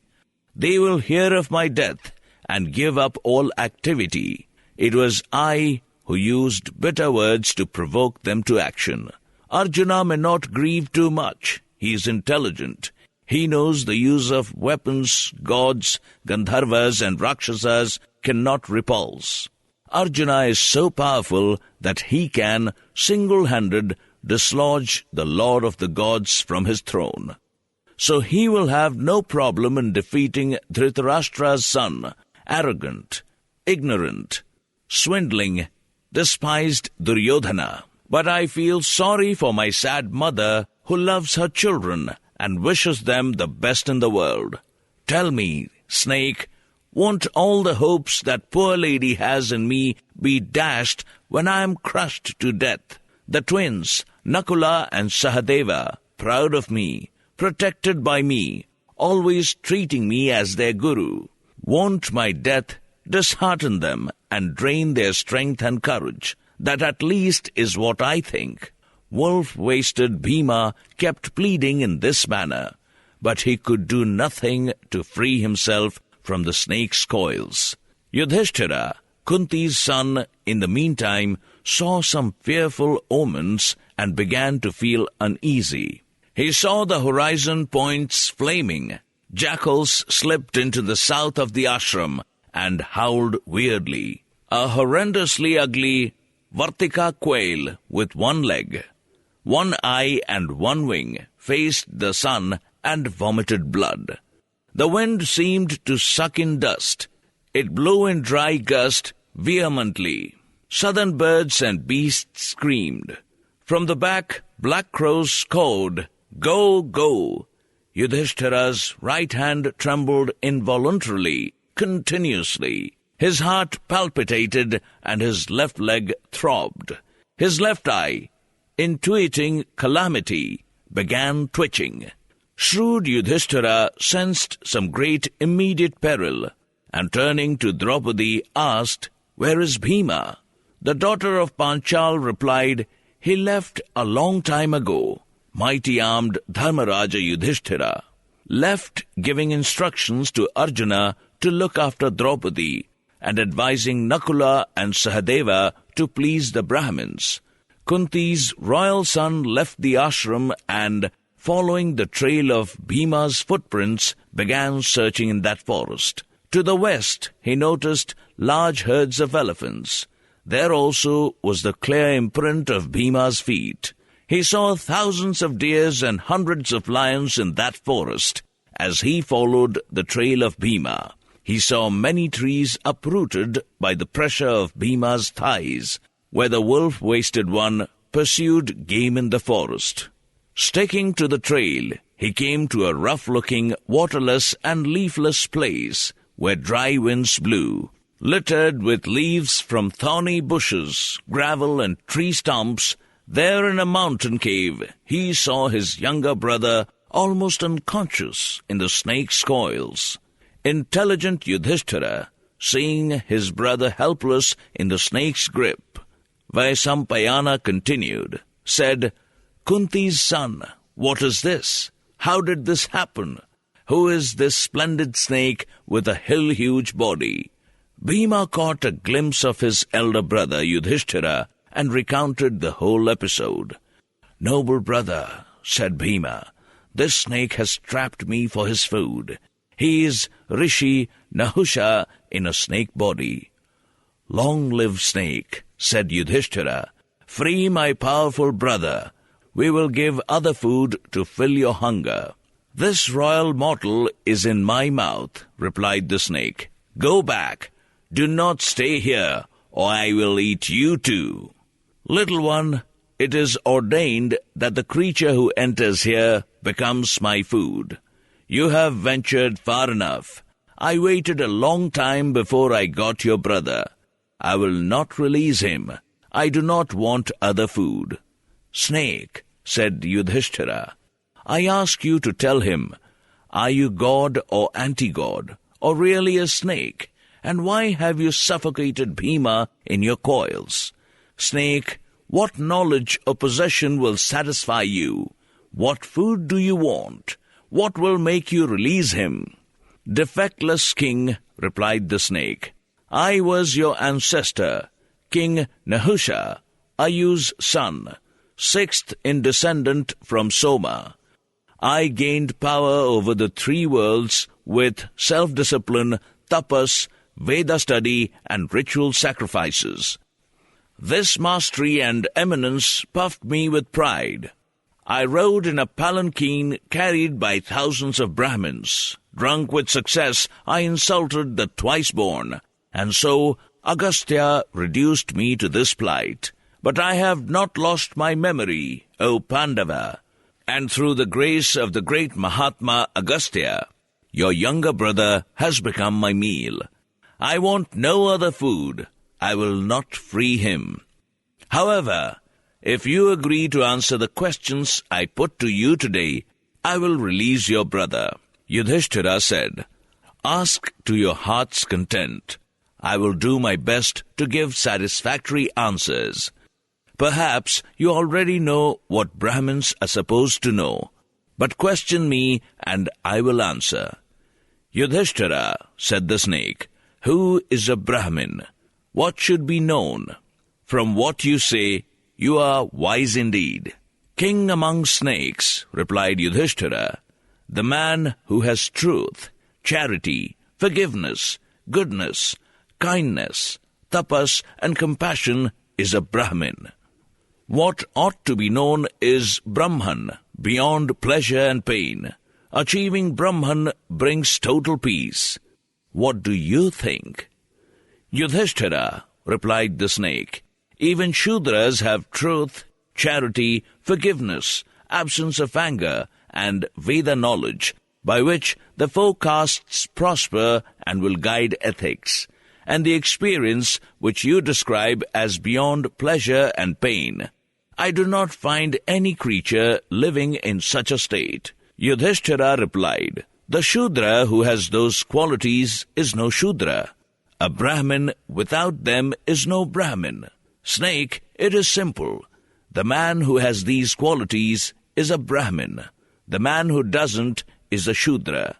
And regarding your objection that the ideal knowable does not exist because nothing exists without pleasure and pain, it does appear that nothing can exist without pleasure and pain. But consider, cold is absence of heat, and heat of cold. So, could not there be a state that is the absence of both? That at least is my opinion. What do you think?" "You assert," continued the snake, "that a Brahmin is recognized by certain qualities. So, if a man has these qualities, how can caste apply to him?" "Wise and powerful snake," Yudhishthira said, "in this world promiscuous miscegenation makes caste distinctions virtually impossible. Men of all four castes are intermarrying and fathering children. In speech, intercourse, birth and death, they are similar. The best proof of this intermixture of castes can be seen in a rishi expression, like, all that matters is yajna. The wise have always put character above all else. A boy's natural ritual is performed even before his umbilical cord is cut.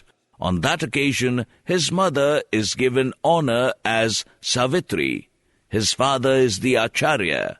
Every person is a Shudra until he studies the Vedas. Because there was controversy over this, self-born Manu decreed that if, after the purifactory rites are over, the first 3 castes do not abide by ethical rules, the mixed castes should be considered superior to them. Great and excellent snake, all I have said is that the man of moral behavior is the Brahmin. Yudhishthira, said the snake, I have listened carefully. You know what should be known. How can I now devour your brother? Yudhishthira said, You know the Vedas and Vedangas so well that I want you to tell me what acts lead to heaven. The snake replied, My view is that charity to the deserving, loving speech, truthfulness, and non-violence lead to heaven. Which is better? Asked Yudhishthira. Truth-speaking or charity? Is non-violence superior to loving speech? Truth-speaking, charity, non-violence, and loving speech are graded according to the benefit that each brings. There are times when truth-speaking is superior to charity. There are times when charity is preferred to truth-speaking. Lord of the earth, finest of men, non-violence is sometimes better than loving speech. Sometimes loving speech is preferable. It all depends on the situation and the greater benefit. If you have any other questions, ask. I will answer. Tell me, snake, said Yudhishthira, how does the disembodied go to heaven? Enjoy or suffer karma? That I want to know. King, replied the snake, men's deeds produce karma, making them born mortals or in heaven or among the lower animals. Charity, non-violence, absence of sloth, and persistent activity take one from the earth to the realm of heaven. The opposite gets one reborn as human or as animal. It is specially mentioned in connection with this subject that the man who gives in to lust, anger, malice, and greed falls from the human level to the animal, and the Vedas say slowly moves up from animal to human. Cows, horses, and other animals can get to the heavenly state. Child, this is how a man's karma determines his transmigration. The wise person, however, reposes in the Atma. The karma-fettered body-trapped Atma, subject to pleasure and pain, gets repeatedly born. The karma-free Atma witnesses the varying karmas of all creatures. Tell me, snake, said Yudhishthira, without hurrying, how the Atma experiences sound, touch, form, smell, taste. Noble thinking one, don't the senses simultaneously feel sense pleasures also? Explain to me how this happens. Long-lived one, replied the snake. The Atma shelters in the body, and through the senses experiences life. The senses, the mind, and the intellect help the Atma to experience sense objects, and are called the causes. Child, the Atma utilizes the sense organs, the actual receivers of sensations, to experience physical phenomena. The limited mind of creatures is the chief cause of experience, so total simultaneous experience is not possible. Tiger among men, the Atma, from between the eyebrows, propels high and low intellect to sense objects. Best among kings, the knowledge that wise men obtain from the activity of the mind reflects the power of the Atma. Yudhishthira said, Explain to me the nature of the mind and intellect. Knowing that helps to know the Atma. Lack of discrimination makes the Atman slave to the intellect, said the snake. Intellect inferior to the Atman then guides the Atma. Intellect depends on sense perception. Mind is self-existent. Mind, not intellect, experiences feelings of pleasure and pain. Child, this is the basic distinction between mind and intellect. You, of course, know all this. What do you think?" "Most excellent of the intelligent," said Yudhishthira, "you are amazingly percipient. Why do you ask my opinion, since you know all that one should know? What I cannot understand is how delusion could have affected a man of such good karma, a heaven-dweller like you." The snake replied, "Prosperity turns the head of even the best intellectual. Luxury lovers are the worst affected. I was drunk with my success, O Yudhishthira, and I fell. Now at last I am using my reason. Tormentor of foes, Maharaja, you have answered me well. Talking to you has freed me from the curse. In the past, ensconced in my divine chariot, I roamed the heavens, swallowed with pride. The Brahma rishis, gods, Gandharvas, Yakshas, Rakshasas, Pannagas, and all the three worlds paid me tribute tax. My eyes had such mystic power that whoever I looked upon was instantly drained of all his energy. Thousands of Brahma rishis carried my palanquin. This is what finally led to my downfall from heaven. One day, when Rishi Agastya was carrying my palanquin, my feet touched his body. He cursed me, 'Become a snake.' Instantly, I fell out of the palanquin. I found that I was drifting down, with my head pointing earthwards. I begged the Brahmin to free me from the curse. 'Celestial Rishi, pride blinded me. Forgive me.' He was moved to pity and said to me as I fell, 'Dharmaraja Yudhishthira will free you from this curse. King, when this detestable crime of pride exhausts its fruits, you will enjoy the fruits of your goodness.'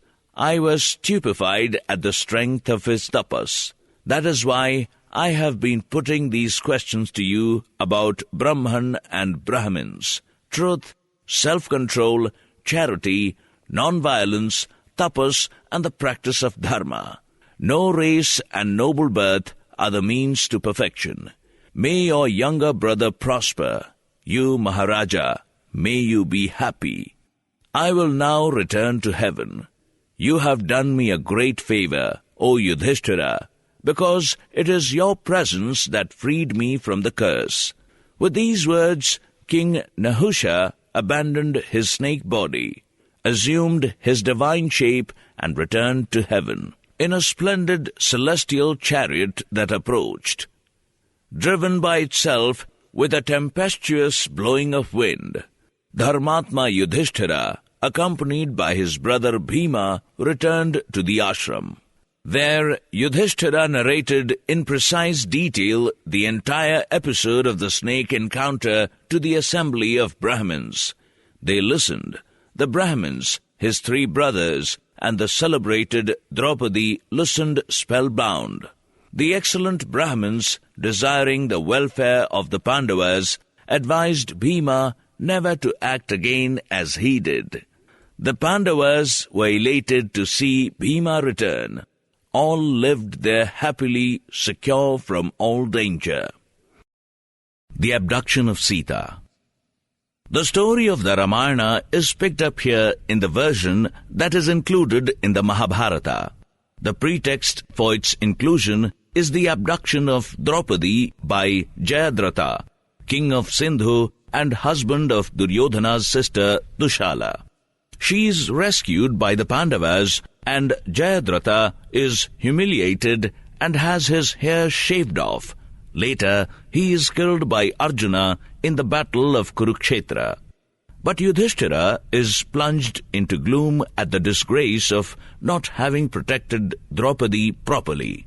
The sage Markandeya tells the story of the abduction and rescue of Rama's wife Sita in order to console Yudhishthira.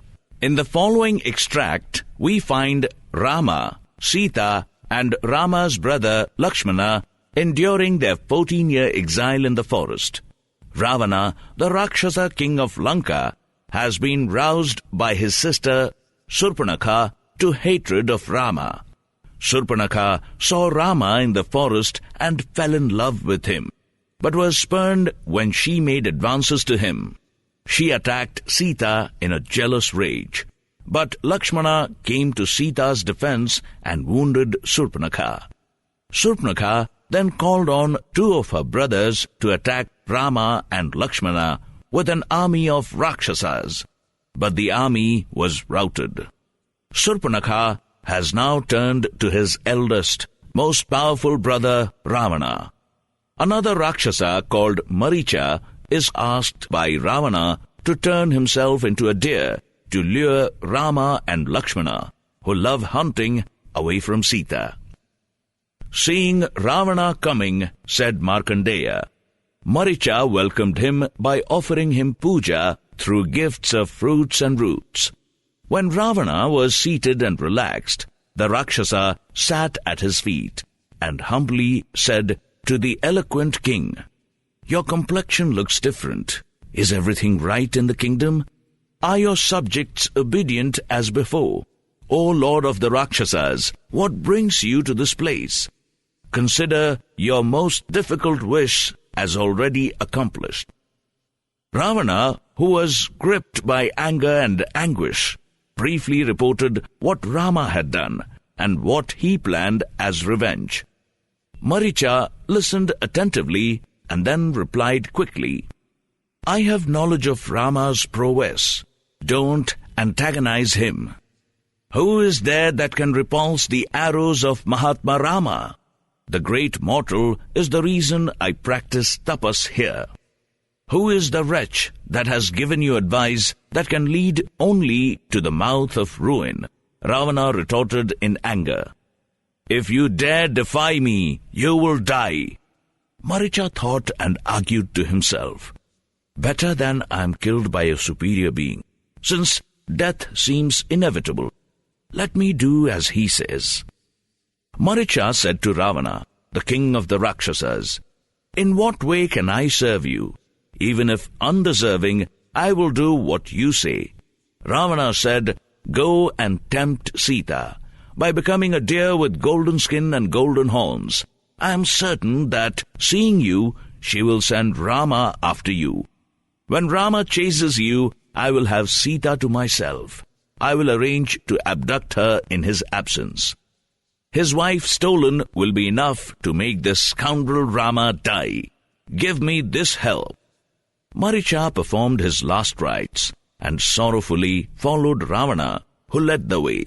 They reached the ashrama of the indefatigable Rama and put their plan into action. Ravana posed as a shaven-headed ascetic carrying a three-pronged staff, and Maricha changed himself into a deer. Disguised as a deer, Maricha appeared before the princess of Videha. Impelled by fate, Sita asked Rama to get her the deer. Rama, eager to please her, picked up his bow, and leaving Lakshmana to guard her, gave chase. Carrying a bow, quiver, and sword, wearing leather finger protectors, Rama chased the deer as Shiva chased the star deer. The Rakshasa deer alternately appeared and disappeared, luring Rama far from the ashram. Rama guessed the identity of the deer, correctly supposing him to be a Rakshasa. He fitted an arrow of sure aim and shot down the deer form. Wounded, the deer in Rama's voice began to wail piteously, screaming for Sita and Lakshmana.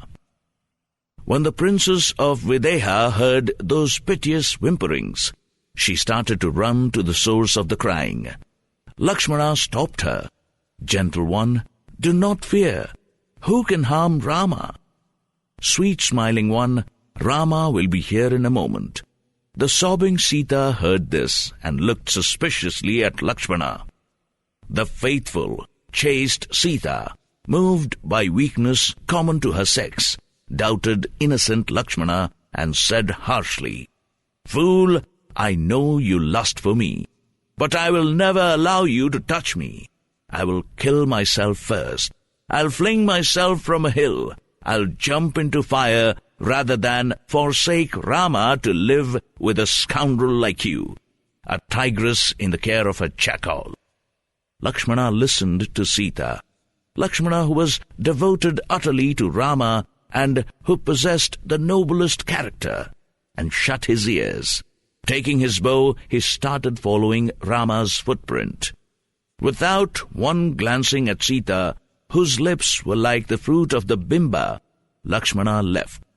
Ravana appeared, holy and gentle outside, but actually an ash-cloaked fire, disguised as an ascetic to abduct the spotless lady.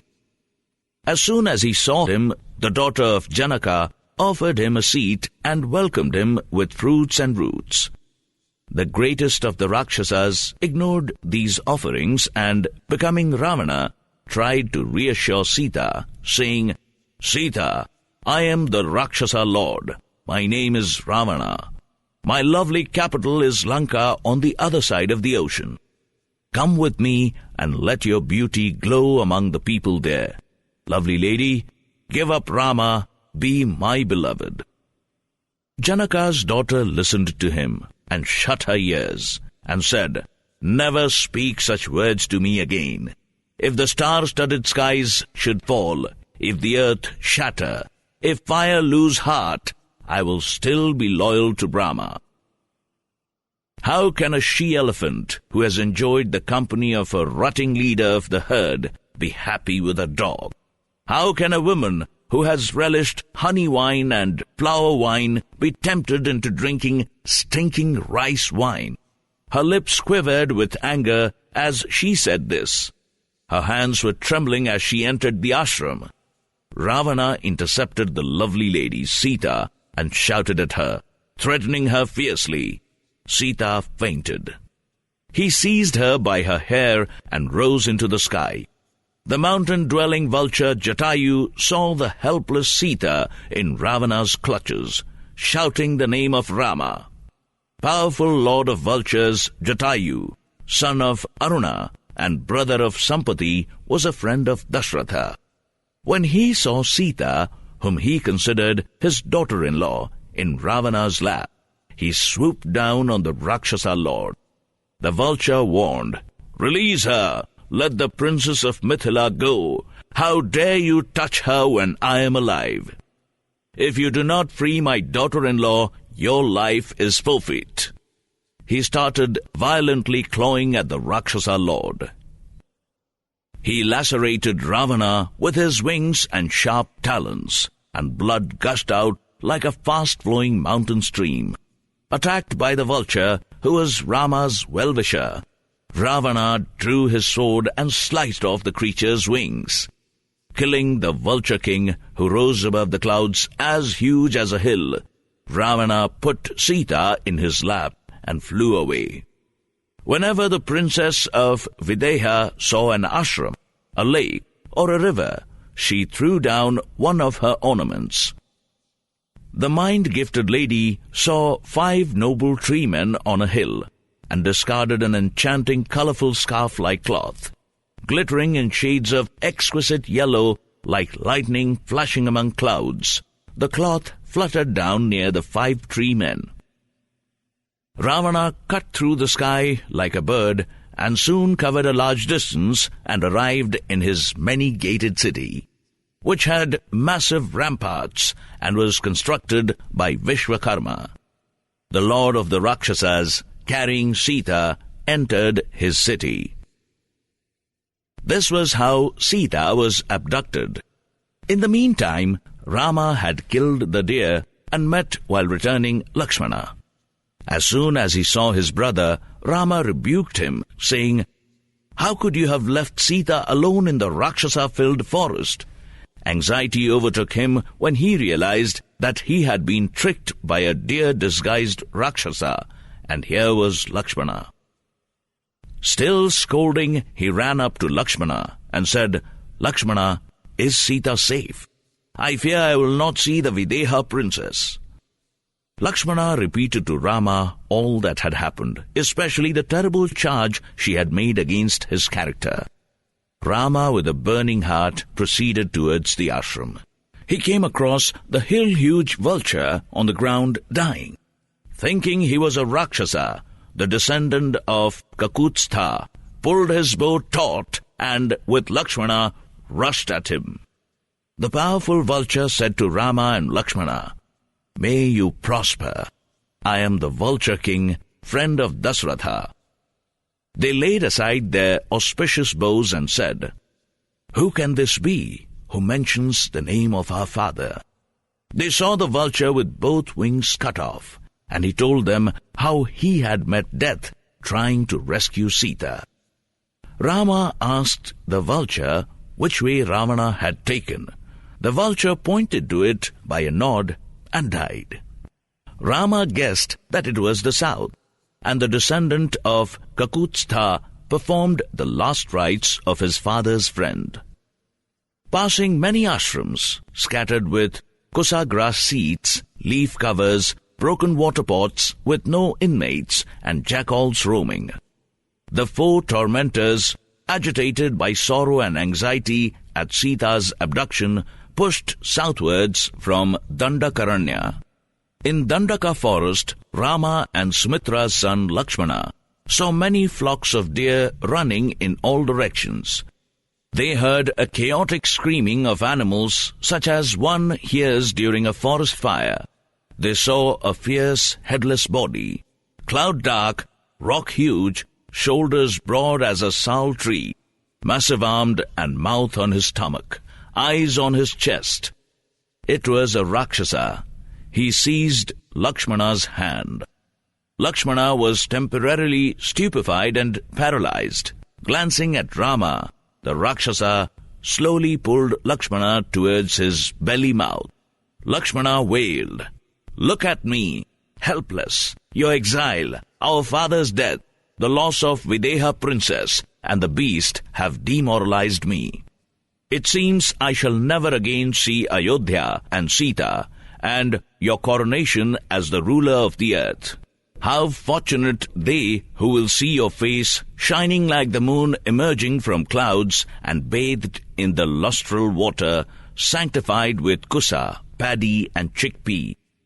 Lakshmana continued to lament in this manner till the danger-daring descendant of Kakutstha said to him, "Brave brother, don't surrender to grief. I am here. He can do nothing. Cut off his right hand. I'll cut the left." Even as he said this, Rama hacked off the Rakshasa's left hand with a sword as if it were a piece of tilla cotton. The brave son of Sumitra, assured by Rama's presence, immediately whipped out his sword and cut the right. Lakshmana kept chopping at the Rakshasa's body till the headless monster toppled dead on the ground. Suddenly, a celestial shape issued from the body and stood in mid-air like a sun in the sky. Eloquent Rama asked, "Tell me, who are you? How did this happen? What an incredible happening!" The being said to Rama, "King, I am the Gandharva Vishwavasu, forced to take Rakshasa form by a Brahmin curse. Sita has been abducted by King Ravana of Lanka. Go to Sugriva, who will give you every assistance. Near the mountain Rishyamukha is the sacred lake called Pampa, decorated with cranes and swans. There, wearing a golden garland, lives the king of the tree men, Sugriva, brother of Bali, with his 4 advisers. Go to him and tell him the cause of your sorrow. He is in the same trouble as you are, so he will help you. All I can say is that you will see Janaka's daughter again. The abode of Ravana is known to the king of the treemen." The radiant being said these words and vanished, leaving both Rama and Lakshmana in higher wonder. The Bridge to Lanka.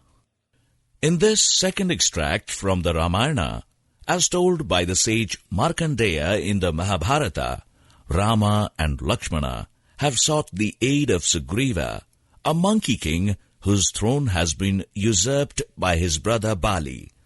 Rama has defeated Bali and restored Sugriva to his kingdom.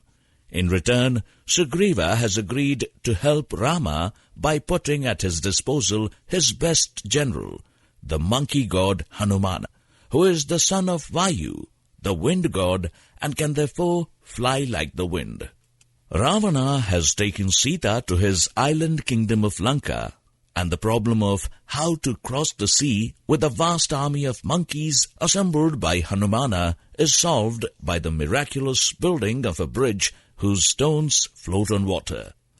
The monkeys are known as Vanaras, treemen, and the extract begins with the assembling of their army. It later introduces us to Vibhishana, brother of Ravana, who defects to Rama's side and is called Dharmatma, soul of Dharma, because he has sacrificed blood loyalty to a higher morality. In the second part of the extract, the Vanara envoy Angada is rejected by Ravana and is violently assaulted by his henchmen. This leads to the war in which Ravana is defeated and killed, and Sita rescued. Rama was sitting with them when Markandeya continued. The chiefs of the treemen, on Sugriva's order, began assembling. Surrounded by hundreds of thousands of crores of treemen, Vali's father-in-law, Shining Sushena, came to Rama. The two excellent forest lords, mighty Gaja and Gavaya, came with a following of 10 crores each.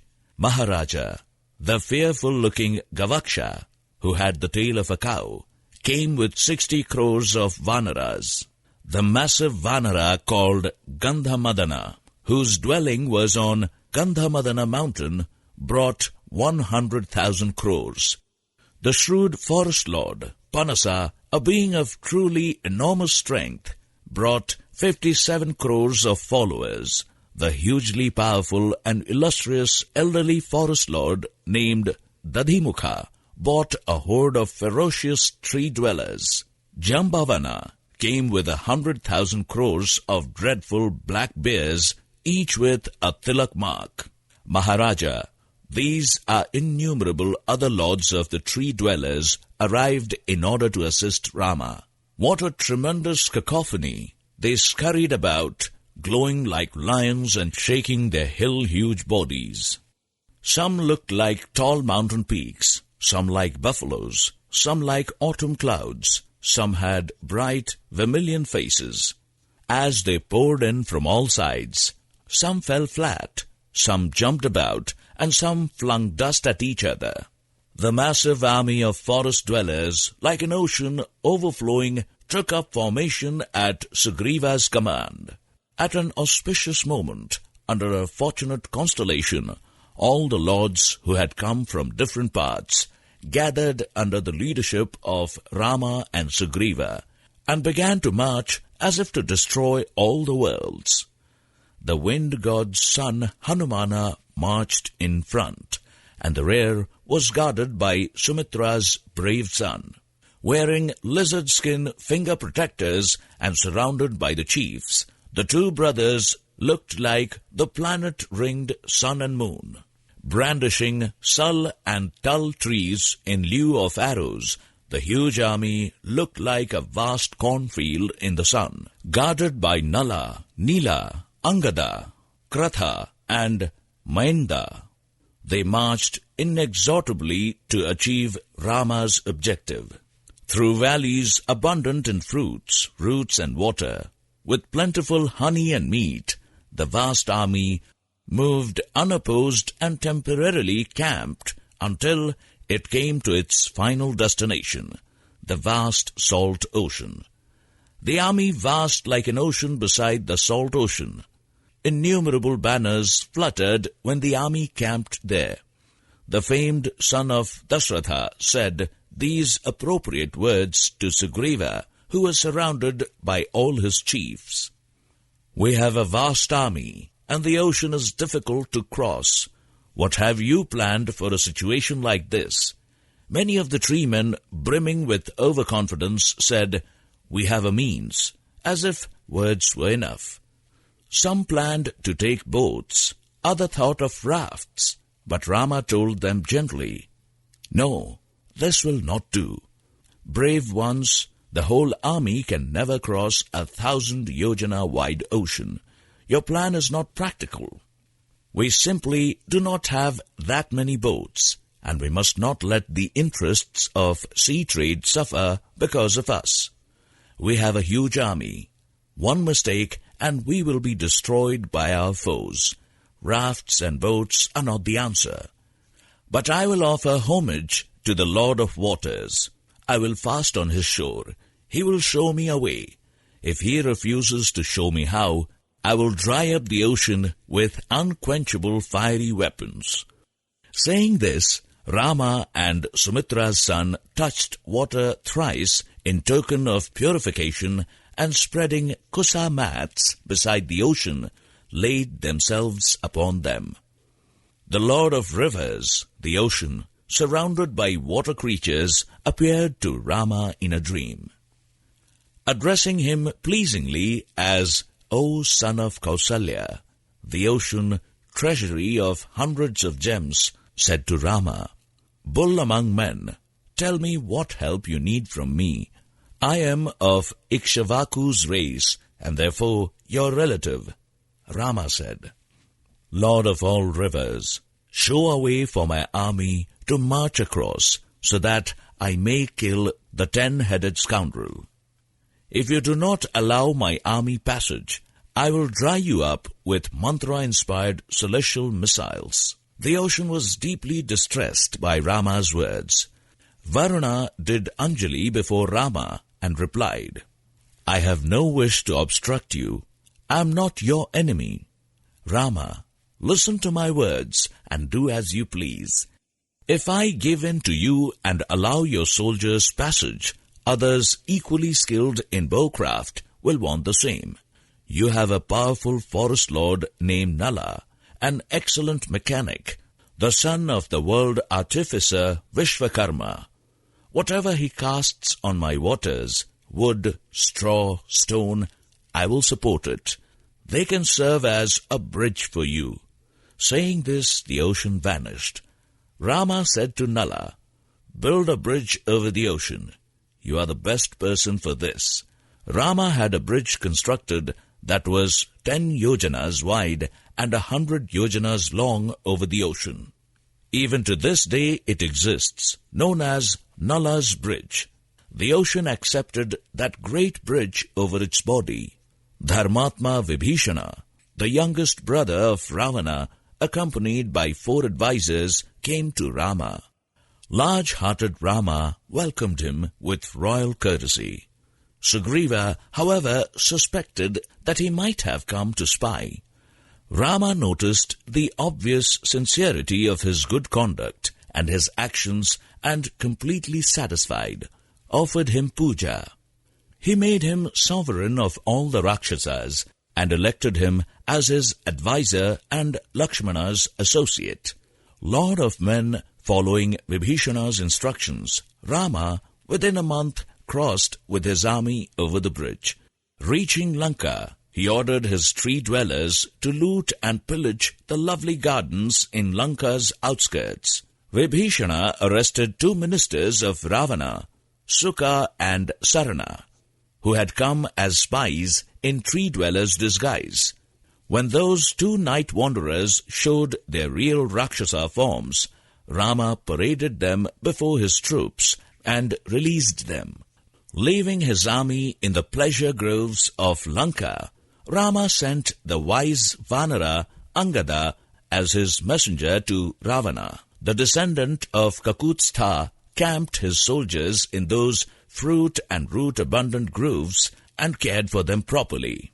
Perfectionist Ravana set about making unassailable Lanka absolutely impregnable by ordering chakras of war shastra specifications. The 7 moats that protected the city's 4 gates, swarming with fish and alligators in their deep waters, were strengthened by sharp acacia stakes driven in the ground. The ramparts were defended by catapults that hurled oval stones and iron rods. The sentries carried earth pots with snakes and lubricants. The soldiers guarding the ramparts had maces, firebrands, arrows, lances, swords, axes, fire missiles, wax clubs. The city gates were defended by fixed and mobile detachments of countless infantry, cavalry, and elephants. Angada arrived at one of the gates, was announced to the king of the Rakshasas, and he bravely entered. Among those crores of Lanka's Rakshasas, Angada shone like the sun dazzling through masses and masses of clouds. The eloquent forest lord approached and saluted Ravana, who was sitting with his ministers, and gave Rama's message. King, the famed ruler of Kosala, Raghu's descendant, requests me to convey his message to you. Heed it, O sire. Those countries whose rulers are licentious and unjust and indisciplined lay themselves open to fearful ruin. You are guilty of abduction. The fault is yours. As a result, thousands of innocent people will perish. Puffed with power and pride, you have killed many rishis living peacefully in the forests, desecrated temples, butchered royal rishis, ravished helpless weeping women. You must now reap the fruits of your misdeeds. I will kill you and your advisers. Be manly. Fight. Night wanderer, I may be a mortal, but beware my bowcraft. Free Sita, daughter of Janaka. If you stubbornly refuse to free her, my arrows will rid the earth of all Rakshasas. Ravana heard this harsh ultimatum of the messenger and could not control himself, so fierce was his rage. 4 night-wandering Rakshasas, taking a cue from their master, gripped Angada like birds a tiger. Angada leapt up on the roof of the palace, lifting with him those 4 limb-gripping wanderers of the night. They fell with a loud crash on the ground. Their ribs were smashed, and they lay there severely wounded. He made another mighty leap from the roof of the palace, cleared the walls of Lanka, and landed in his camp. The forest lord informed Rama of what had happened. Rama praised him highly, and the Vanara rested. Descendant of Raghurama ordered a concerted attack by the wind-swift treemen which breached Lanka's walls. Lakshmana, attacking with Vibhishana, and the bear lord Jambavan, demolished the impregnable southern gate.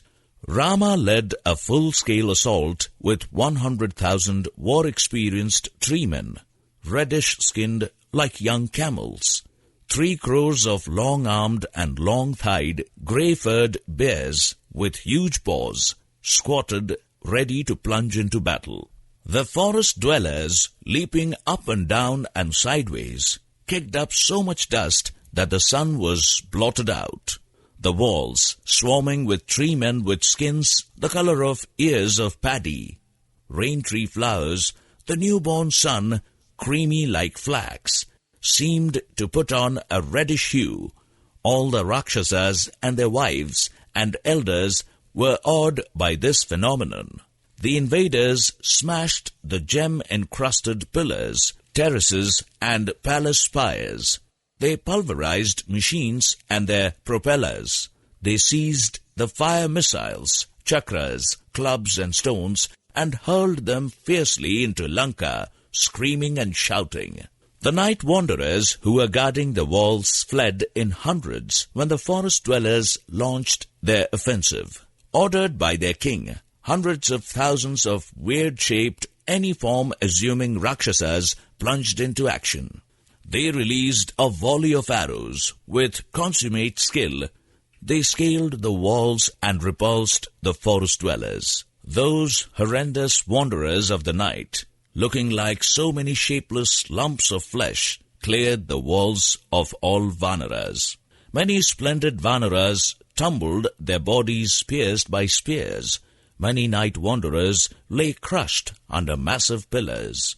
The battle continued between the man-eating Rakshasas and the forest dwellers, both parties dragging each other by the hair or biting and snatching with teeth and nails. the Rakshasas and the Vanaras yelled and roared and butchered and pummeled each other, but would not surrender. Rama released a torrent of arrows as thick as clouds. The arrows whistled into Lanka, killing many night wanderers. The untiring mighty bowman Sumitra's son shouted out the names of individual Rakshasas and killed them with arrows. On Rama's orders, the armies withdrew after successfully breaching the defences of Lanka and making it vulnerable. Karna's parentage. Karna, who is the Pandavas' half-brother but fights on the Kaurava side, is one of the most fascinating characters in the Mahabharata.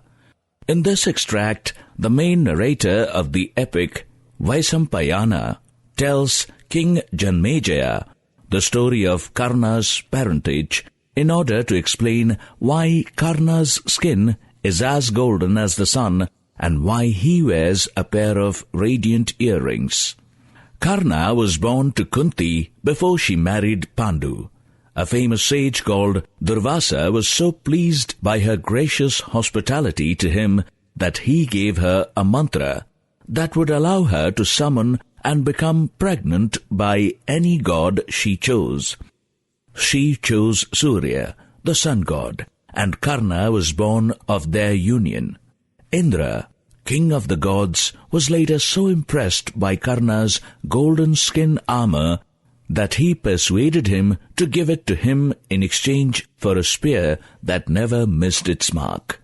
At Draupadi's Swamvara, Karna hit the required target with Indra's spear, but she rejected him because she thought he was the son of the low-caste charioteer Adhiratha, who was actually his adoptive father.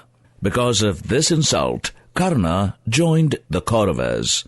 In the battle of Kurukshetra, Karna was killed by Arjuna. When the Pandavas learnt after his death that he was their half-brother, they mourned him deeply, gave him full funeral rites, and made provisions for his widow and dependents. Maharaja, the vow-observing girl, continued Vaisampayana, began with a pure heart to gratify the vow-strict Brahmin. O Indra among kings, the excellent Brahmin would sometimes say, "I will be here in the morning, and come at evening or night." But that girl, whatever the hour, entertained him with delicious food and drink, and prepared his bed. Her devoted service to him regarding food, seat, and bed, instead of diminishing, actually increased day by day. Even if the Brahmin scolded her, criticizing and speaking harshly, Kunti did not do anything disagreeable in return. Often the Brahmin would come late or never turn up. He would ask for food almost impossible to procure, but Kunti always said, "It's ready," and served his meal, like a disciple, like a daughter, like a sister, sincerely. The faultless gem-like girl kept attending to him and gave that excellent Brahmin exactly what he wanted. The finest of the twice-born ones was greatly gratified by her unceasingly devotion to his need and pleasure. Her father would ask her every morning, "Daughter, is the Brahmin pleased with your attentions?" And the marvelous girl would reply, "Yes, very pleased." The noble-minded king Kuntibhoja was overjoyed.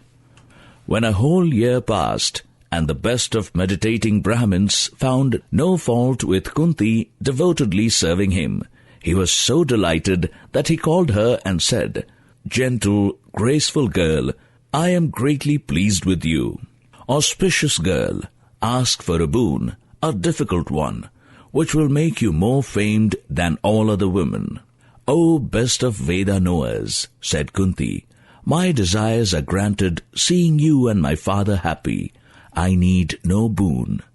"Sweet smiling one," said the Brahmin, "instead of a boon, take this God-invoking mantra from me. Whichever god you summon by using the mantra, gentle girl, he will completely be in your control. Whether he likes it or not, the god you invoke with this mantra will come and serve you like a humble slave."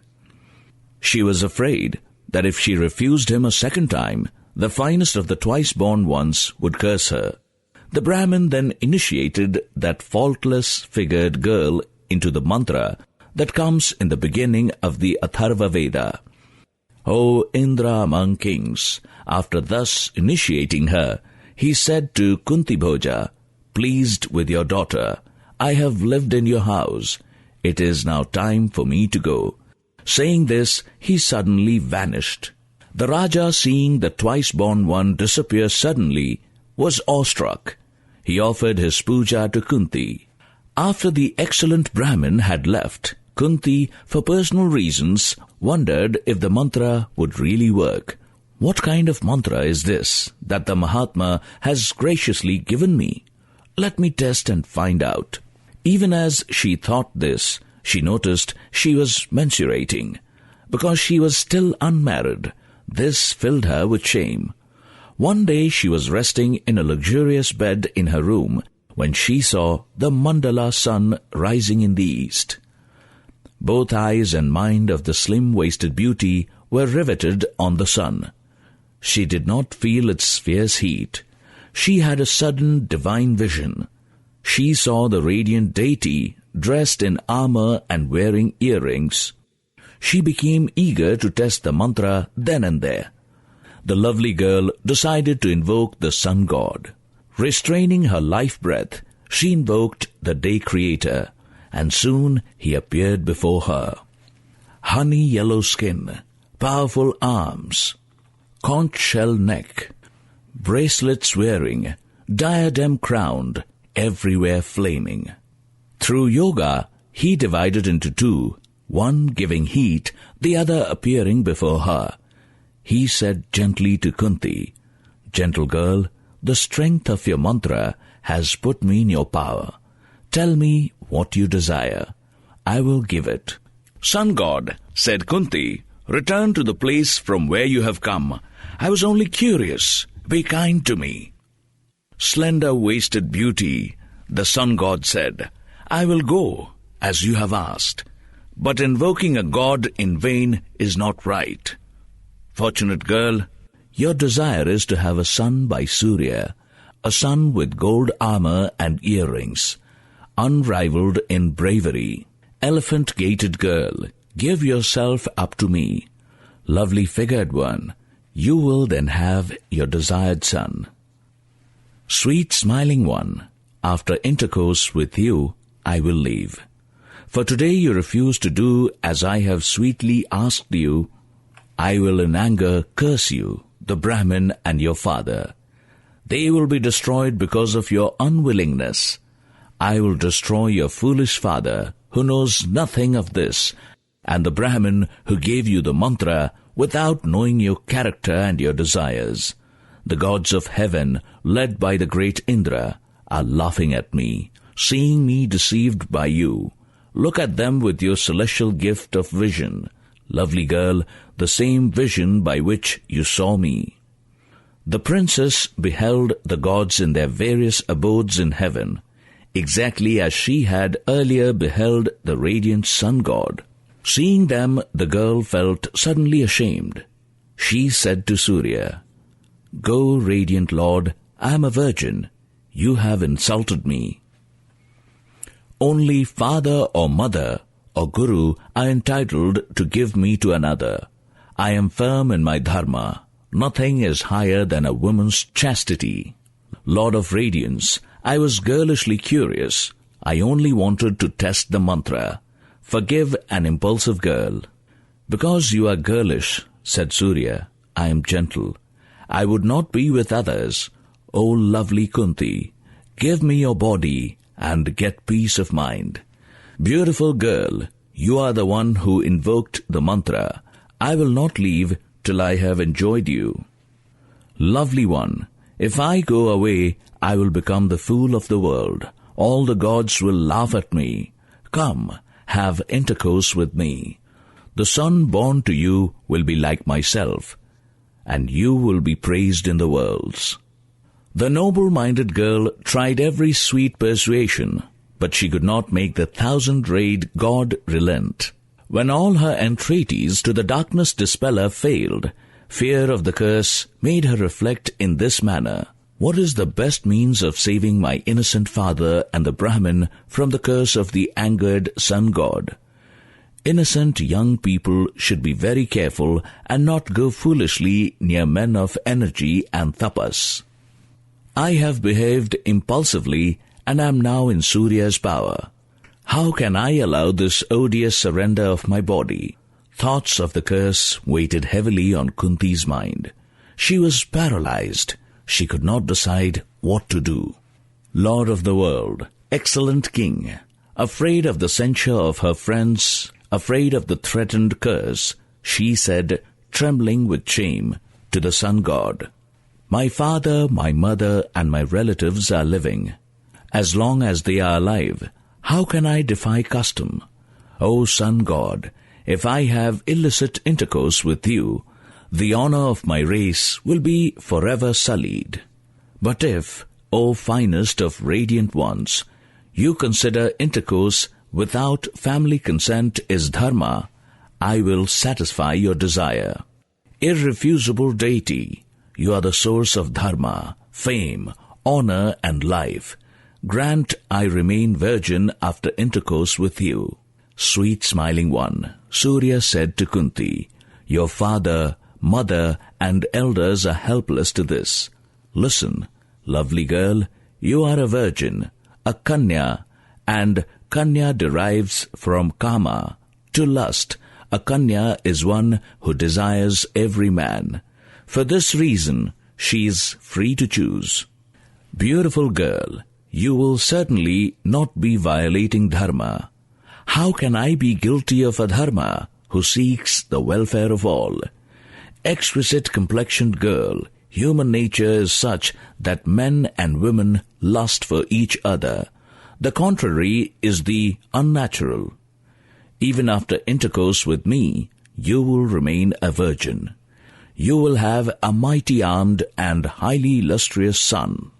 "Dispeller of darkness," said Kunti, "if I have your son, let him have a gold armor and golden earrings. Let him be brave and mighty-armed and hugely powerful." "Your son, gentle one," said Surya, "will be mighty-armed. He will be born with ambrosia-made earrings and impenetrable armor. If both the armor and earrings of the son you will have by me are made of ambrosia," said Kunti, "then have intercourse with me as you have desired. May he be strong, handsome, dynamic, and dharma-firm like you." "Princess, lovely, gentle girl," said Surya, "I will give him the earrings Aditi presented me and his armor." "O deity, O Lord of Light," Kunti replied, "if my son will be as you have described, then enjoy me."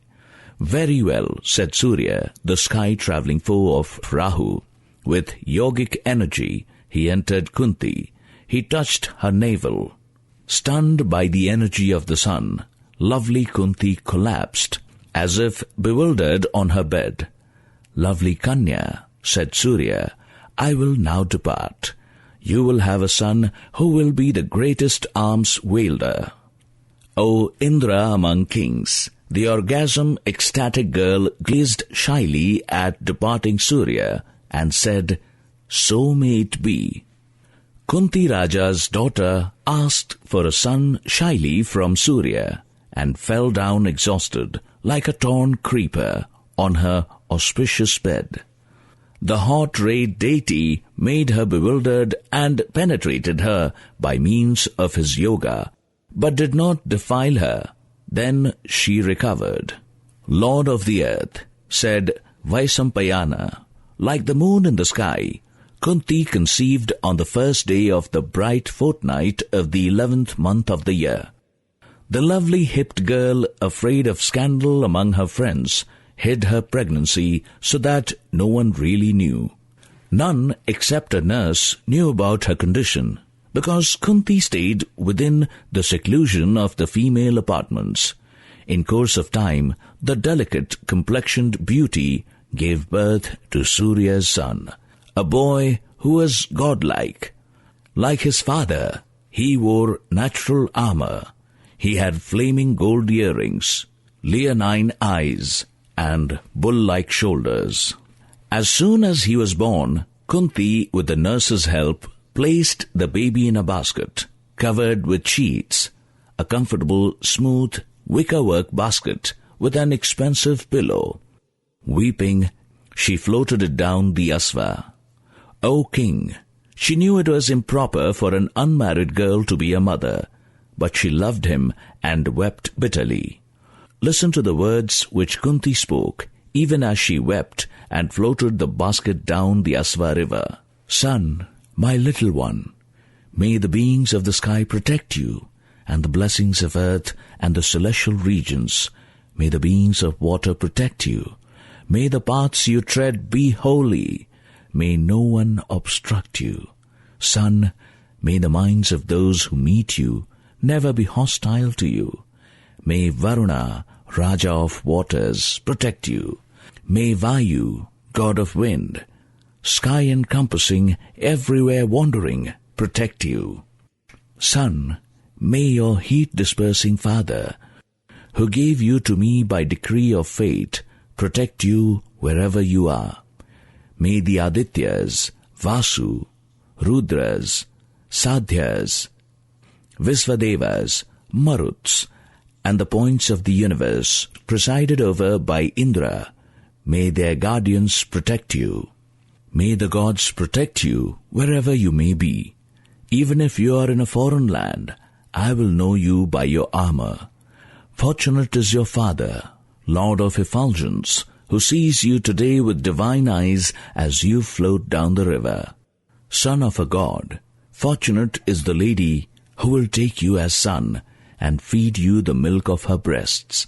How lovely a dream of her, to have a sun-dazzling son, clad in armor, resplendent with earrings, with eyes as large as lotuses, and skin as lustrous as copper-colored lotus leaves, with a handsome forehead and magnificent hair. Fortunate are they too, my son, who will see you crawling on the ground and babbling sweet baby talk. Fortunate they who will see you grow into manhood, like thick-maned lion of the Himalayas. King, when Kunti finished, she wept loudly and bitterly, and then she floated the basket down the Asva. Her nurse was at her side, lotus-eyed Kunti, looking again and again at her son, weeping at night. Floated the basket on the water and slipped sorrow-laden into the palace, lest her father find out. The basket floated down the Asva into the river Charmanvati, from there to Yamuna, and then to the Ganga. Carried by the waters of the Ganga, the basket with the baby arrived near the city of Champa in the Suta kingdom. The child survived because of the nectar-drenched armor and earrings, and because fate had decreed it so. Around this time, continued Vaisampayana, the charioteer Adhiratha, a friend of Dhritarashtra, came with his wife to the Ganga. His wife's name was Radha, a lady of unrivaled beauty. The highly fortunate lady, however, had no son. Though she had tried all possible means to have one, she saw the basket drifting down the river. Securely wrapped against danger and dyed bright saffron, it rushed past her down the waves of the Ganga. Curiosity moved her, and she ordered it brought before her. This was done, and she reported it to Adhiratha. Adhiratha placed the basket on the river bank and forced it open. Inside it he saw the baby, said Vaisampayana, glowing like the rising sun with gold armor, its pretty face set off by the dazzle of the earrings. The eyes of the charioteer and his wife widened in wonder. Taking the baby on his lap, he said to her, "Lovely wife, I have never seen such a marvel since my birth. This baby, I think, must be a god's son, and because I have no son, the gods have given him to me. With these words, he handed the child to his wife. Radha adopted that divine-wombed boy who had come miraculously, who was graceful and lustrous like a lotus. Destiny ordained that milk should swell Radha's breasts. She brought him up in the required manner. The child grew to boyhood. Adhiratha had other sons during this time. Because the boy had golden armor and golden earrings, the twice-born called him Vasusena, the Golden One. So that boy of extraordinary strength and luster became the charioteer's son Vasusena, also called Vrisha. The armor-skinned boy, the eldest son of the charioteer, grew up in Anga, and Kunti knew this through her informers. When the charioteer saw that his son had come of age, he decided to send him to the capital Hastinapura. There the brave boy studied under Drona to learn weapons lore. There he became friends with Duryodhana. From Drona, Kripa and Parasurama, he learnt the use of different weapons. He became a world-famed bowman. His friendship with Duryodhana made him antagonistic to the Pandavas. He sought a duel with Mahatma Arjuna, Lord of the world. The very first time they laid eyes on each other, Karna challenged Arjuna and Arjuna Karna. Maharaja, Surya of course was aware that Karna, his son by Kunti, was growing to manhood among the Sutas. It hurt Yudhishthira to think that Karna's gold armor and earrings made him invincible on the battlefield.